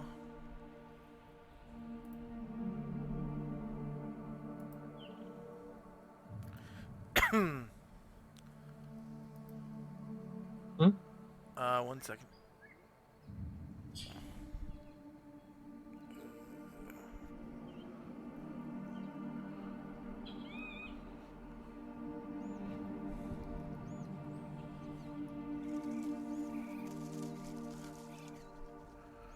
Okay, so the DM may need to know your dexterity reaction adjustment, which you don't have one.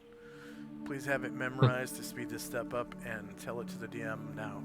Please roll an alertness proficiency check if you have it. Add No. +1 to your reaction adjustment if you succeed, and or +1 if you have a familiar.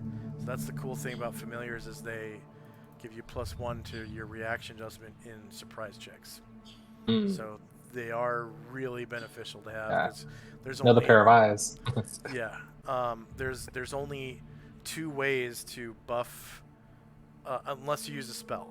There's only 2 ways. There's only 2 non-magical ways to buff your dexterity reaction adjustment, and that's either having that proficiency or having one of those familiars. Mm-hmm. All right. So as you come around the south side of the pond, you notice.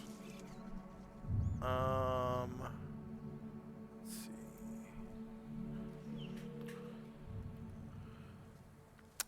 You've managed to get the drop on a group of kobolds bathing their giant weasels at the south side of the pond. And they are there. Oh, dang.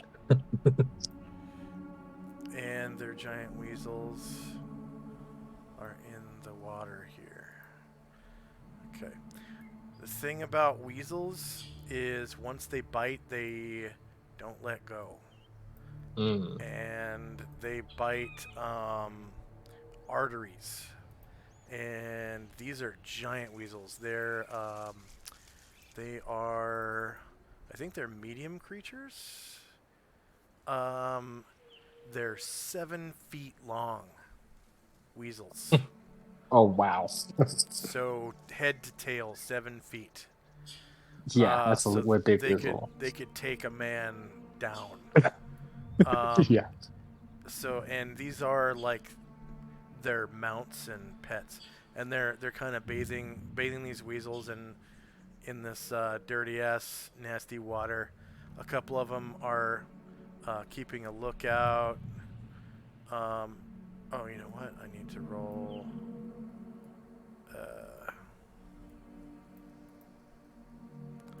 I need to roll for this. They look like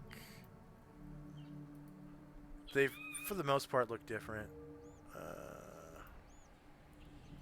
There's a couple that have the same like gear.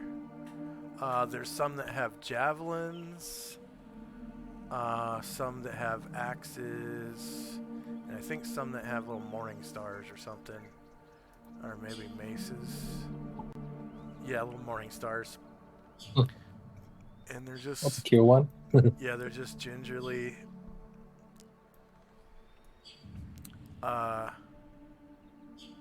bathing these giant weasels in this kind of gross water. Mm-hmm. So And you've none managed of to them get have seen me so far? That is correct. Okay.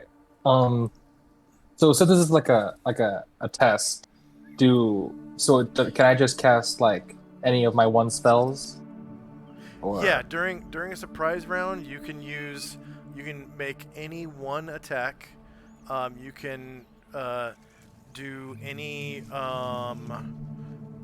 standard action um, with full move, mm-hmm, and cast any one spell. Use any one magical item. You can only do mm-hmm. one thing, though. Like Right. only one attack or one spell or one action. Right. But I think it said you can cast a spell and take a 5-foot step at most. 5-foot steps are they are like temporary movement just to lean into another square. Mm-hmm. When you're done with your turn, you have to move right back into the square that you 5-foot stepped out of. So Okay. it's not like an extra square that you can move. Yeah, it's it's a just for square popping out and popping out of firing. cover and shooting something like a spell or a weapon or making an attack and then popping back into cover. Okay. The Well, thing about 5-foot steps is if you come within melee range of someone, when you make a 5-foot step and then move out of their melee range, they get an attack of opportunity against you. yeah.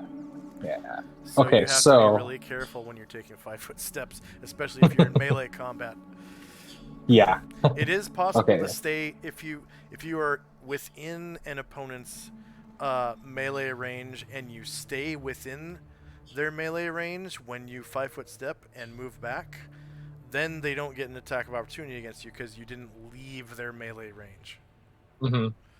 So Okay. that's the whole kicker to attacks of opportunity. You actually have to leave their melee area. Yes, yes, yes. Okay, so in that case, then seeing, what some people might consider small adventurers, but I'm still vastly outnumbered, I outstretch my hand and cast the sleep spell. Okay. So the sleep spell is a 30 by 30 by 30 cube. Spell AoEs. 30 by 30 diameter. Let's see, Wizard 1. I have a bed token as a sleep spell AoE. Can you Put it take off your little kobold guy? He's still on. back. There you go. What kobold guy? The one with the mace is still on my computer. Oh, just click somewhere. It'll turn it off. Oh, okay, yeah. So that bed is your AoE, and you move it around wherever you want to within the range of the spell. Okay, so normally I would have you roll the spell. So what you do is you click on your character token. Mm-hmm. Okay. Well, yeah. First of all, you would go into your spell list and check off the box for sleep. So that's another thing I need to do real quick. Okay, so open up your character sheet. Click on the character sheet tab. And then down below where it says announcements, there are 3 more sub tabs. There's one that says character sheet, one that says spells, one that says monster sheet. You want to click on spells, and it opens up this screen. Okay. So Okay. you don't have pre-spells, so we're just going to click the box to hide those, and Yeah. it'll skip straight down to wizard spells. You're a level 1 wizard, and you're not a specialist, so you have 1 level 1 wizard slot. Okay. That means you have 1 spell a day. Yeah. And we're assuming that that 1 spell that you memorized was sleep. Okay? Yeah. Sleep, enter. Okay. Now, and it's wizard, level 1. Now you're casting it right now, so you have to check the box like that Mm-hmm. to show that you have cast it for the day. And then what you do is you can close your character sheet now. Click on your token. And there's a token action called Spells and Powers. And that'll put a template in the chat that says like Wizard, Priest, Scion. You want to click on Wizard. You want to click on level 1. And then the school for sleep is, I think it's evocation. It's invocation, evocation. Whichever one. So that's the school. So Okay, hold on. So I'm seeing. So I'm clicking on the wizard bar, but I don't see anything after that. no, you don't click on wizard. You click on Oh. spells and powers. Oh. Okay. And then you click on, in chat there will be a template that pops up that says priest spells, wizard spells, scion powers. Or priest, wizard, scion. You want to click on wizard. Or mage or whatever it says. Yeah. And then what's the next one that pops up? And the spell levels. Spell level. Okay, so click on the 1 because it's a level 1 spell. And then Mm-hmm. a bunch of schools should pop up, right? Yeah. So sleep is invocation or evocation. Okay. Okay. Now a list of spells should pop up. Find sleep and click on sleep. It's going to ask you what your casting level is. You're level 1. I don't think it's evocation because it's not here. There's copy, magic missile, shield, and tensor's floating disc, which I don't have the last one. Try alteration.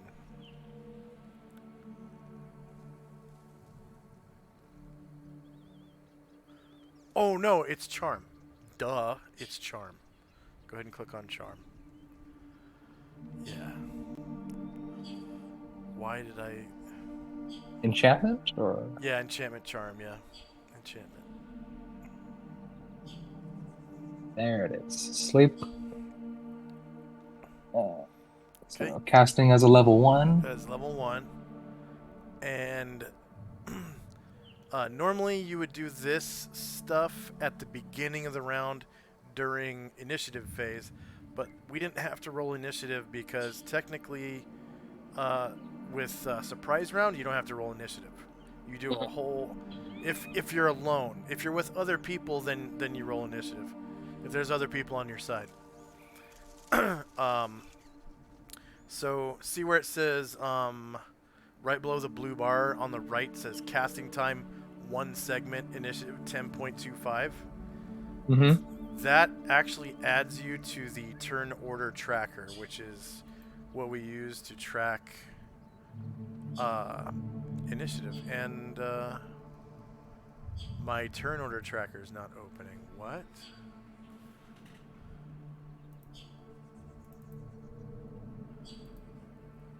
Whoa. Okay, that's weird.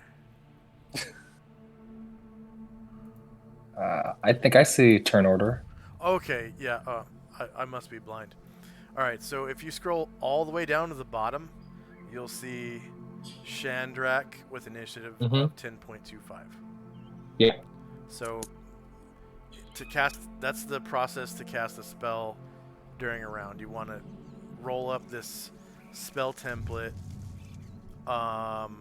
during initiative phase, because that's what adds you to the turn order, is that spell template. Okay, so you see, you cast it as a level 1 caster. It will last for 5 rounds, and you hit 5 hit dice of monsters. Okay, and it always works on the lowest hit dice first, from the center outwards to the most hit dice, right?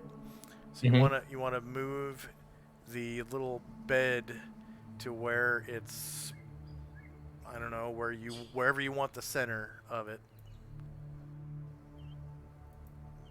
So if there's someone you want to miss, strategically you can do that. It's your AoE, you move it around. You click on the, yeah, there you go. And then each of these kobolds is half a hit die, and you affected 5 hit dice, so that means 10 of the kobolds go to sleep, starting from the center outwards. Now the one that is furthest from the center is probably this one right up here. Alright? These kobolds get no saving throw, they all fall asleep, and they're all magically asleep. They fall into the water and start drowning. Oh shit! I didn't even think of that. So I'm adding a little sleepyhead to each of these little kobold bastards.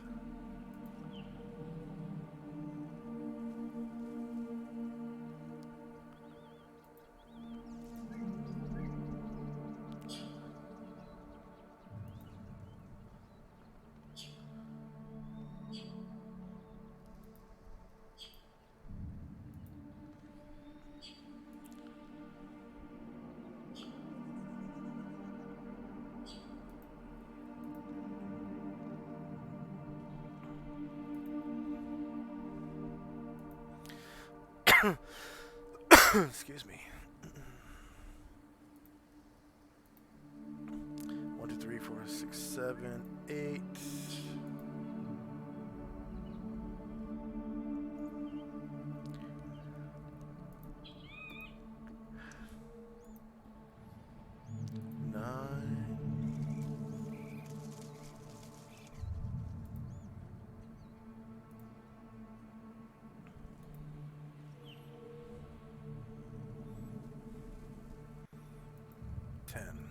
All right.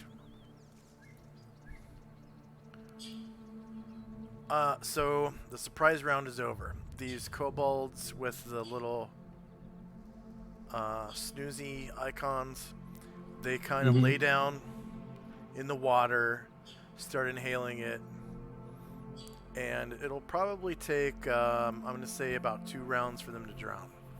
So two rounds beyond the end of this round. Okay. All right. So now would be initiative phase. So what do you want to do for this round? Now they see you, including the giant weasels. There's only one kobold that's not drowning. He's right here. And the 3 weasels. Right. Ooh. Um. Okay. So they see me, so I can't just hide in the bush next to me, can I? Like they would see me going into the bush, right? Okay, so in order to hide, you have to break the line of sight or Mm-hmm. take concealment. Mm-hmm. So could I like make my way like around to like the backside of it So of the bush you thingy? can break the line of sight with them by going behind the tree trunk and hiding, or you can Mm-hmm. take concealment in the bushes, in the water, um, behind one of these big rocks. Mm-hmm. Oh, You can so wait, take oh wait, concealment. these big pillars here are trees. Yeah, the big black like Yeah. lines are tree trunks. Yeah. Okay. Okay. Then how much movement do I have? Well, first you have to roll initiative. So now Okay. you know what you want to do. So now you roll initiative. So the way you roll initiative to move and hide is you Mm-hmm. click on the initiative button at the top of the screen, and you roll what's called base-sized initiative, and you are a medium creature, so you would look for medium base-size initiative, and then click on that, and you don't have any adjustments because you're not hasted, you don't have anything making you quicker. Medium base speed, you said? Yeah, medium base speed. No modifiers. No modifiers. Okay, so it adds you to the turn order tracker at 5.73. All right. The um, the weasels are medium creatures, so their speed is also 3. And they roll. Everybody rolls tens, 10, a d10 for their initiative. I don't want these Mm-hmm. guys to actually be on the turn order track. Well, actually, that's the easiest way to do it, I guess. Uh, yeah. Okay.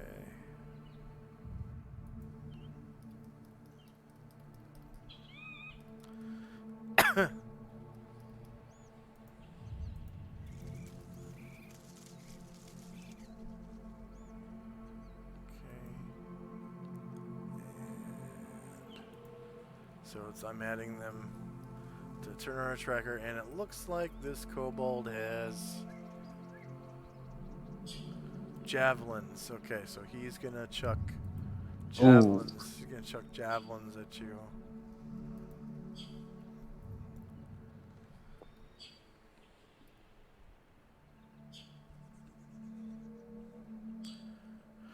All right.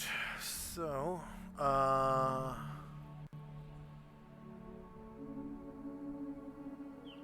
weird. It didn't add you to the turn order tracker. Did you? No, you didn't hit. You gotta hit enter. Oh Go wait. all the Oh way through. oh. I thought I did. Uh,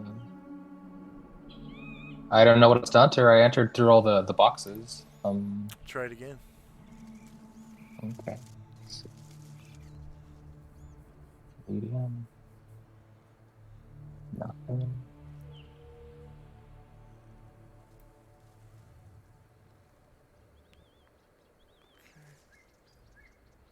Is that good? Weird. It's not adding you for some reason.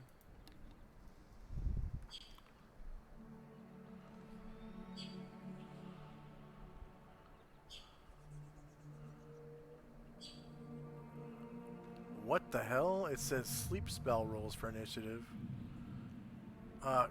Click on the Shandrak token.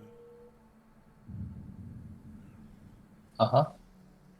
I deleted the sleep Uh, spell already. It shouldn't. Okay, click on Shandrak, click on initiative, click on medium base speed. Hit enter. Enter, enter, enter.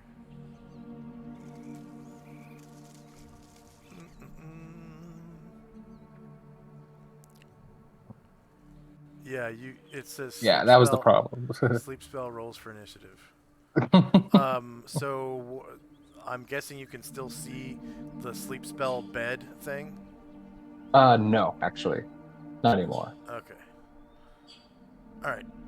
So you rolled 11.61. This guy rolled 13.7. Normally, I would hit a button to order all these. Mm-hmm. But there's already initiative on the board because they were in the middle of a fight. Okay, so you're the fourth one to go. The kobold beat your initiative. What was the original initiative you rolled? When you My rolled sleep for rolled sleep better spell? initiative than I did. 5.73. We'll say you got 5.73. Hey. 5.73 enter. All right, so you go right after the kobold. Because he got 5.7, you got 5.73. Duck spears. Okay, so he turns to face you, first of all. He chucks a javelin at you. So what I do is I click on the attack button. A template shows up in chat that shows javelin with range 4, 8, 12. So you're definitely less than 4 squares from him, so you're short range from him. I click on javelin. I click on you. And it's asking me, you are attacking the enemy's front because you are facing the kobold. Okay. Your range to reach the target is short range or melee range. Compared to the target, you have the... he has the lower ground because he's down in the pond. Okay? So he's chucking a spear up at you on the bank of the pond. So he has the lower ground, which is a disadvantage. And then his miscellaneous attack roll modifier, he's not under the effect of like a bless spell or a prayer or anything, so he doesn't have any modifiers to his attack roll or to his damage roll. So I hit enter, enter. Okay, now this pops up. You should be able to read this. Yes. It hits AC 7. Oof. Your AC is 10. Okay? So is that a hit or a miss? That's a hit because it hits less than your AC. Right. Okay. So for the sake of continuity, we're going to say that you had already been playing by the time you got to this point, and we're going to say that you had already cast the armor spell on yourself. Okay? Oh. So what we're going to do is we're going to open up your character sheet. We're going to go back to the actual character sheet sub-tab. Where it says armor, we're going to put armor spell. Okay? What that does is it brings your AC down to 6. So 6. Now, do me a favor and go ahead and roll the armor spell template in spells and powers, and we'll see how much HP your armor spell has. Because it actually takes damage at the same rate you do. Let's see. Wizard level 1. And it's going to be summoning, I think. Summoning is... Conjuration. Yeah, conjuration Armor. summoning, yeah.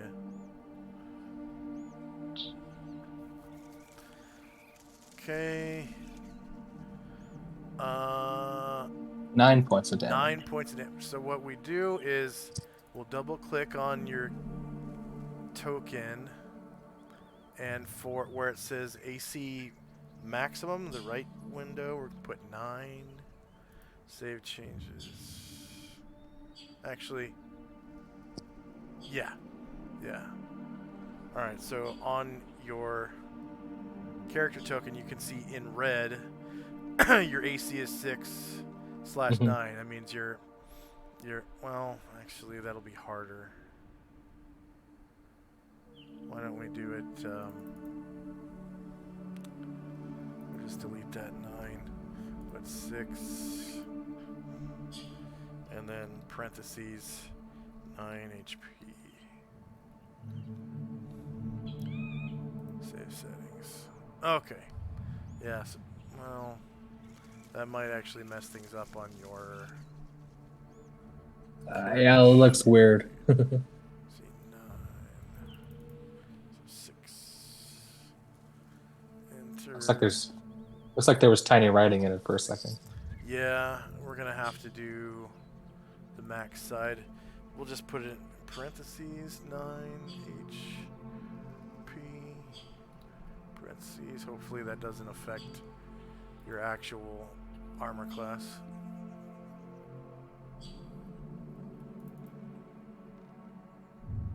Weird. Okay. We'll just save those settings, 6 out of 9, whatever.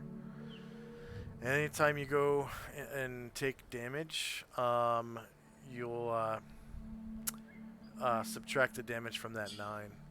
When it reaches 0 HP, you go back to AC 10. Yeah. Okay, so for continuity's sake, we'll say that those 10s on the attack roll for your AC were 6. So he did not hit equal or less than your AC, so he missed you. So he chucks this little, makeshift shitty little kobold javelin at you, hits you right in the chest, and this like magical sparkling armor appears over your chest, like full plate mail. No, like what's AC 6? Scale mail? Splint mail? It's one better than chain mail. I think it's splint mail. We'll say yeah, I guess it would be splint mail, whatever. So some splint mail appears over your chest, and it just bounces right off. This magical looking splint mail. Okay, so the kobold's turn is over. Now it's your turn. Your move, that is. So when you hide, you can make up to a full move, and then hide. Hiding ends your turn. You can't do anything after that. Let's see. So in that case, I'm gonna try.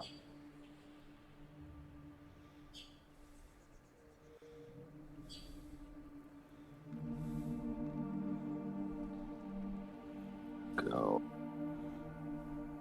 here and hide behind this tree.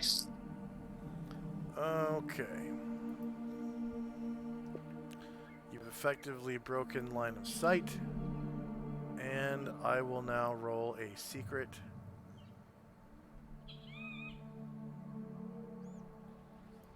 check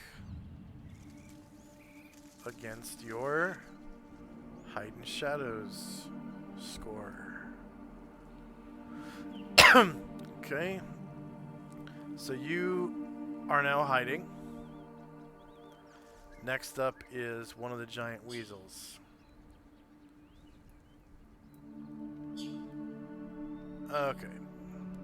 So this giant weasel in the pond sort of like snakes its way out of the water, shakes itself off right at the edge. Water, stinking water goes everywhere.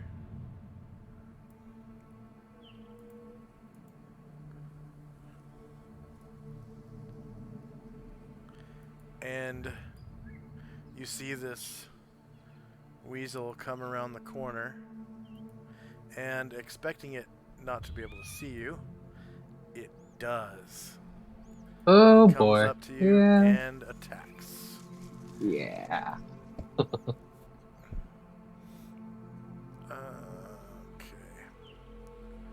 So it is going to try to latch on to you. Do you turn to face it? Yeah. Okay, so go ahead and rotate your token so that the little blue stick thing that comes off the front of your token is facing the giant weasel. How do I just rotate without moving? You grab the little box at the end of the stick and turn it Oh, towards the weasel. there it is. Or you can hold the E key and rotate your mouse wheel. Okay, yeah. I should be facing him now. Okay, so he is attacking you from the front. It is melee range. He's now the same elevation as you because he got out of the pond. He has no advantages or disadvantages to his attack roll or damage modifier. He hits AC 0, which does in fact beat your armor class of 6. Indeed. You fully take 9 damage. It breaks your armor spell, and you go unconscious. The last thing you see as you go into a coma is the the big white teeth of a 7-foot long weasel chewing into your face and about your eyes before you're blinded, and the pain of going to hovering on death's door sets in, and you lose consciousness. Minus 9 HP. And horror sets in as you can feel the giant weasel discombobulate your body one step at a time. It quickly bites through your spinal cord in the back of your neck. It tears out your throat, and you can feel the warm blood sort of running down the sides of your neck as you lay on your back. It digs into your chest and pops your heart, and you can feel your heart spurting blood out of your chest quickly because your heart rate it's beating so fast. Lub dub, tss, tss, tss, tss, tss, tss. And you quickly slip into a cold and shadowy death to the sound of drowning kobolds and the viging and clawing of a giant weasel. To the Book of Death. Yeah, the end. Yay! Yeah. What a good What a story. great story. Yeah. Time to make a new character. Okay. Whoops. Oh shit. I just erased one of the other characters from the turn order tracker. Well, I think combat's done. Well, yeah, for you. For you, definitely. Okay. So I'll just delete those tokens, and we'll put you back on the landing page. Okay. So I need to find you a decent token. I need to give you the ability to make it invisible, which is a rollable table. And then when you actually play, I'll show you how to do that. Let's see. So what did we run into during that? I don't think Kobolds and weasels. I don't think your weapons table is finished. So you got to put in the damage to your longsword, damage your short bow, the speed and all that. Oh yeah. And then I'll put in your Thaco. You have Rogue Thaco because Wizard Thaco sucks. Oh, thank God. Rogue Thaco's not that much better. Okay, I'm not complaining. Yeah. At level 1, everyone's Thaco is always 20. Mm-hmm. So that worked. So the reason why the Weasel found you is because you failed your hide in shadows check. Okay. Okay. So, and that's something I'm supposed to keep secret. Yes. But if I had succeeded, he wouldn't have seen me? That is true. Yeah, he Okay, wouldn't have seen you okay. and wouldn't have been able to attack you. Okay. I was wondering, because, some DMs can be very strict of, you saw you go behind the wall, you're not hidden. Oh, yeah, bullshit. No. If you take cover or concealment, you get a fair chance at hiding. That's how. Cool, okay. It says that in the player's handbook.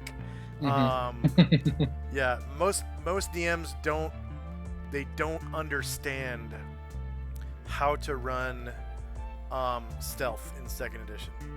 Mhm. They don't understand how to do it. You're supposed to be able to hide just by taking cover or concealment. That's how it is.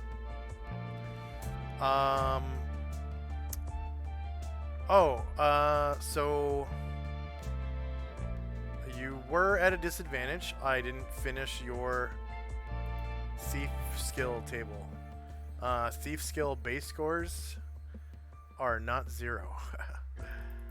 Pickpockets base score is 15. Open locks base score is 10. Find and remove traps is 5.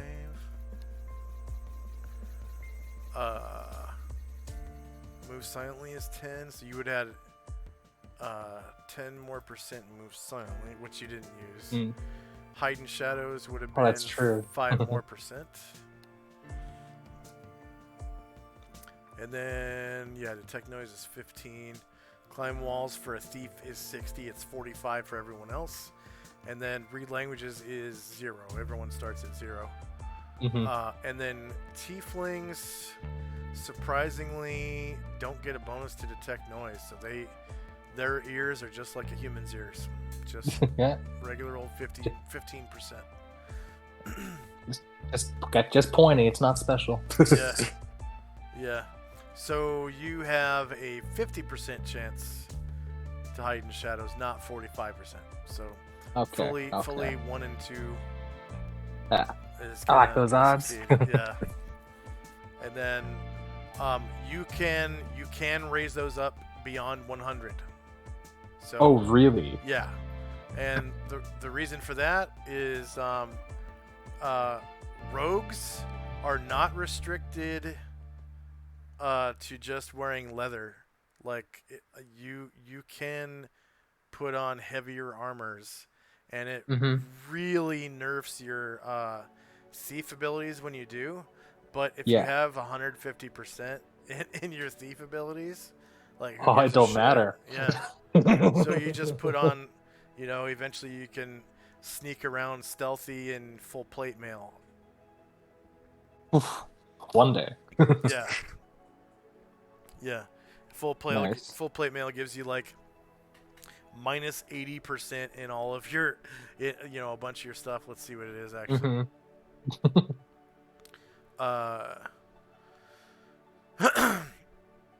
Let's see. No armor is a bunch of pluses. Elven chain is minus 20.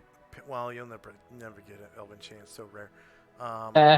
Padded hide or studded leather. So that's like 1 AC better than leather, all the way up to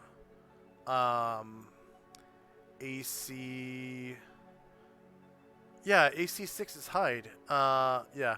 So it's minus 30% to pick pockets, minus 10% to open locks and find and remove traps, minus 20% to move silently and hide in shadows. So that really nerfs, your move silently and hide in shadows.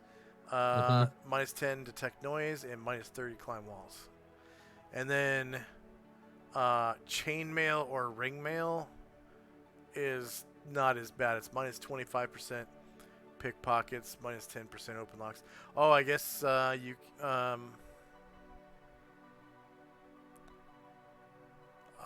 if you wear anything heavier than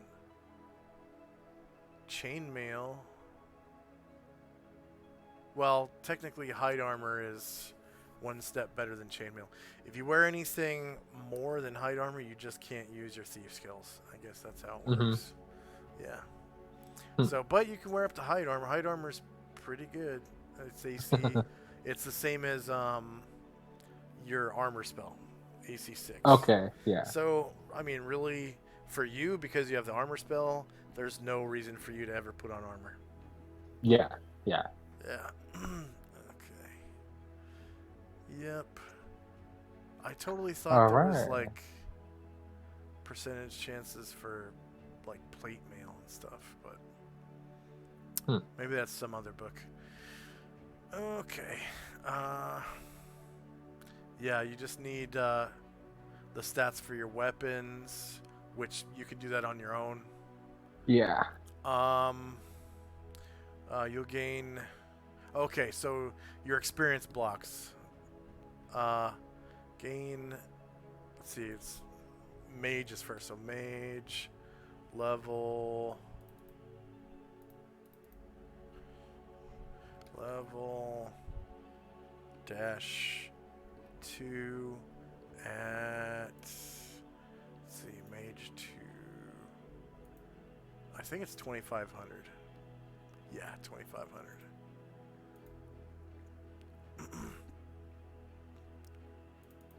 So 2,500, enter, and then we'll add. Oh, and as a mage, you get plus 10% because your intelligence is so goddamn high. Yeah. Sick. Whoa, what the fuck?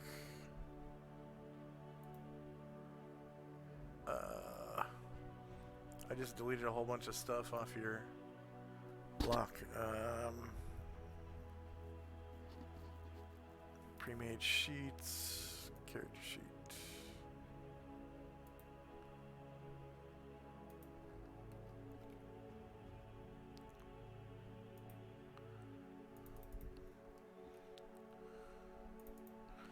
Okay, 2,500, enter.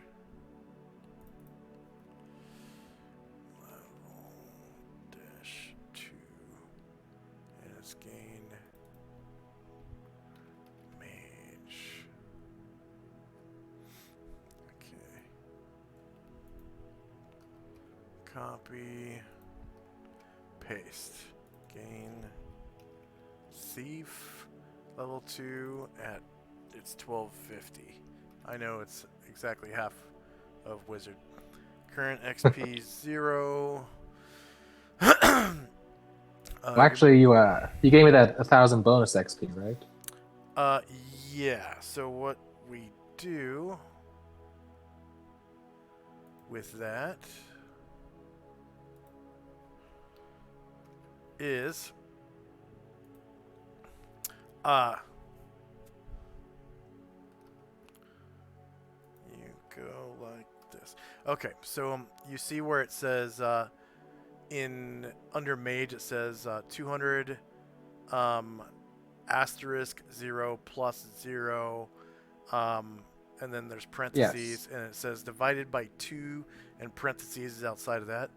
So what that is throughout the game when it's your turn and you do voice acting and role playing and you know describing what your character does in detail, that's you role playing your character. If I decide that you do a good job of role playing your character on your turn, I will grant you a 200 experience point bonus, and you might get multiple of those bonuses throughout the session. So what you do is you come in here, and for each one, you increment the asterisk 0 up by 1. So here's 1. Enter. See how it adds 200 points. Okay. Okay, and then the second time to enter and adds 200 points. Okay, so All right. that part's automatic. It's cool. And Easy. then, so for this +0, that's where you put in the 1,000. So 1,000, enter. And for mage, it gives you 550 because you get a 10% bonus. So in current XP, you put 550 like that. Now down here in Thief, you do the same thing. Plus 1,000, enter. Oh, but it's supposed to be a 0% prime requisite bonus because you don't have 16 or higher in dexterity, right? Yes, I do not. Okay, so you have a 0% prime requisite bonus in Thief. So it gives you prime requisite experience total 500. So you copy that into current XP, 500, enter. And then we go back to the 1000s. Overwrite them with zeros, hit enter. 0, enter. And that's what it should look like at the end of the session before you log out. Yeah. You've got your experience recorded in, and everything is reset back to 0. Okay. Makes sense. So if you want to save a lot of time throughout the session, because I set these up to divide everything by 2, see that /2? Yeah. What you can do is anytime you get experience awards, you keep track of your 200 point experience awards here. You get like say 5 in a session, and then by the end of the session, you might have gotten 1,000 points for killing a land shark, and then plus 5,500 for killing a pit fiend, and then plus 12,000 because you got a staff of wondrous power or whatever. So what you do is you just keep track in one of these, like say the mage one, and then at the end of the session you can copy this whole thing by hitting, you put the cursor inside, hit Control A, Control C to copy, paste it in the bottom, hit enter, and bam, you got both your new prime requisite totals. Copy those over to current XP, 0 everything out again. So 0, 0, and then delete all the rest. A copy, a paste, enter. And you've got everything zeroed out and you're ready to leave the session. Nice. I just noticed we didn't roll height and weight or age and max age. So way back up before we learn spells, on one of the character creation templates, if you go back to just the very first one you see, if you click on your token, Yes. and then click where it says height, weight, age, should be like a magenta colored button. It says height, weight, age, and then find tiefling male. Should be on the list somewhere. Oh, and character creation, you said? Yeah, one of the character creation templates that's already in chat. Just scroll up. Oh, right. You'll be able to find one. Click your token, and then click the magenta colored height, weight, age button. Find tiefling male and hit enter, and it's gonna give you height, weight, age for your character. There you go. All right, so you're 68 inches, which is I think 5'8". Let's see, 68 inches. You weigh 169 pounds. So you're pretty. That's thin for 5'8". Yeah, is it? 169 pounds. Yeah, that's pretty physically fit. You might have like a little bit of a paunch belly. Age 20. And then max age is 128.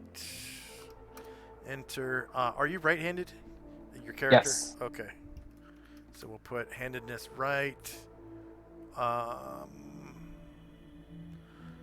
Oh yeah, I forgot all about your immunities and stuff. Oh yes.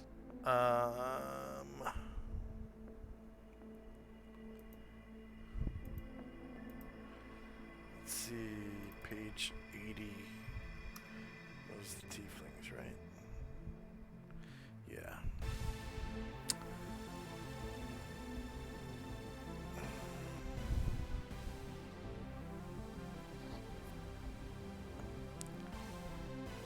Half damage from cold.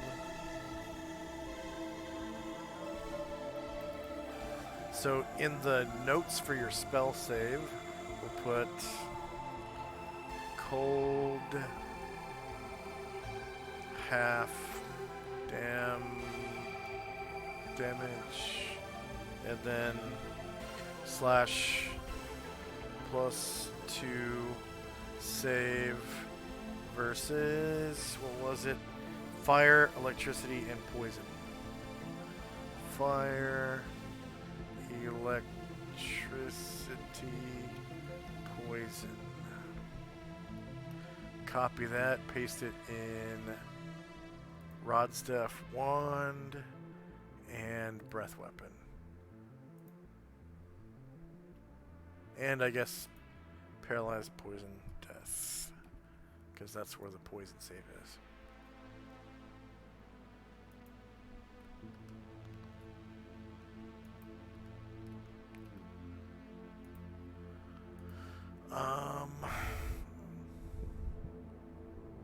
And I think you're good now. I think. Other than your table, but we can do that. You can do that on your own. Yeah, just the last little weapon things. Yeah. Yeah, and hopefully I'll be able to find a decent token for you. Okay. All right. You are. All right. You are pretty much ready to play. You've got. Hell yeah. You've got a bio. That's awesome. That mentions who your mom is and where you're from. Kind of. It doesn't say that you're from Sigil. Yeah. I'll work on that too. Okay. All right. So I guess I will see you on Sunday. All right, sounds good. Although, so I do have to say though, so I'm kind of in a weird little situation where like uh I'm with my parents and we're house hunting. So this Sunday is fine, but next Saturday we're going to be moving out of our Airbnb into another place. So I might be able to go play on next Sunday. I may not, but the one after that will be fine. Okay.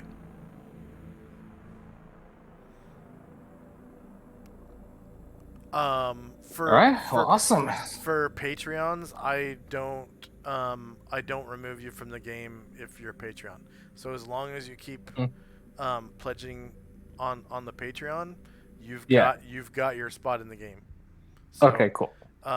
if you I'm glad you feel comfortable telling me, ahead of time that you won't be here. But technically you don't have to. It is really nice of you to do that, though. I really appreciate it.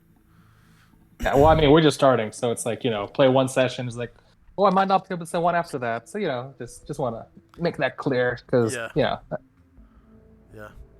Okay. Do you have any questions for me about the game or anything? Did you see the current quest in the background and everything? Yeah. To defeat the Avatar of Sadness Fortress, conquer the towers, stop some slavers, explore Megiddo. Yeah. And Technically, they already beat 2 of the towers, but there's a lot left. They already killed the Avatar of Set. And they're in Tintabula right now, exploring it and searching it for the bell. And I think they've cleared out 2 of the like 12 houses or whatever. Mm-hmm. So, and All right. and the tower where Set lives, where the bell is Mm-hmm. supposed to be. They've already cleared that out too. So Okay. No, I think I'm good. I'm a little tired, so I'm sure I'll think of something later. yeah. Oh, could you do me a favor real quick? What? Before we bounce, if you Mm-hmm. go into the My Settings tab, the little gear in the top right, and then see where it Mm-hmm. says display name, if you could change that to Shandrak, that would be awesome. And then Boom. there you go. And you're Shandrak now. All right. All right. Okay. So, Well, cool. I need to go to bed. Yeah, me too. All right. All I'll right. see you Thank you then. very much, Yep. and I can't wait to play. Yeah, me too. All right. Bye All bye. right. Have a good night. You too.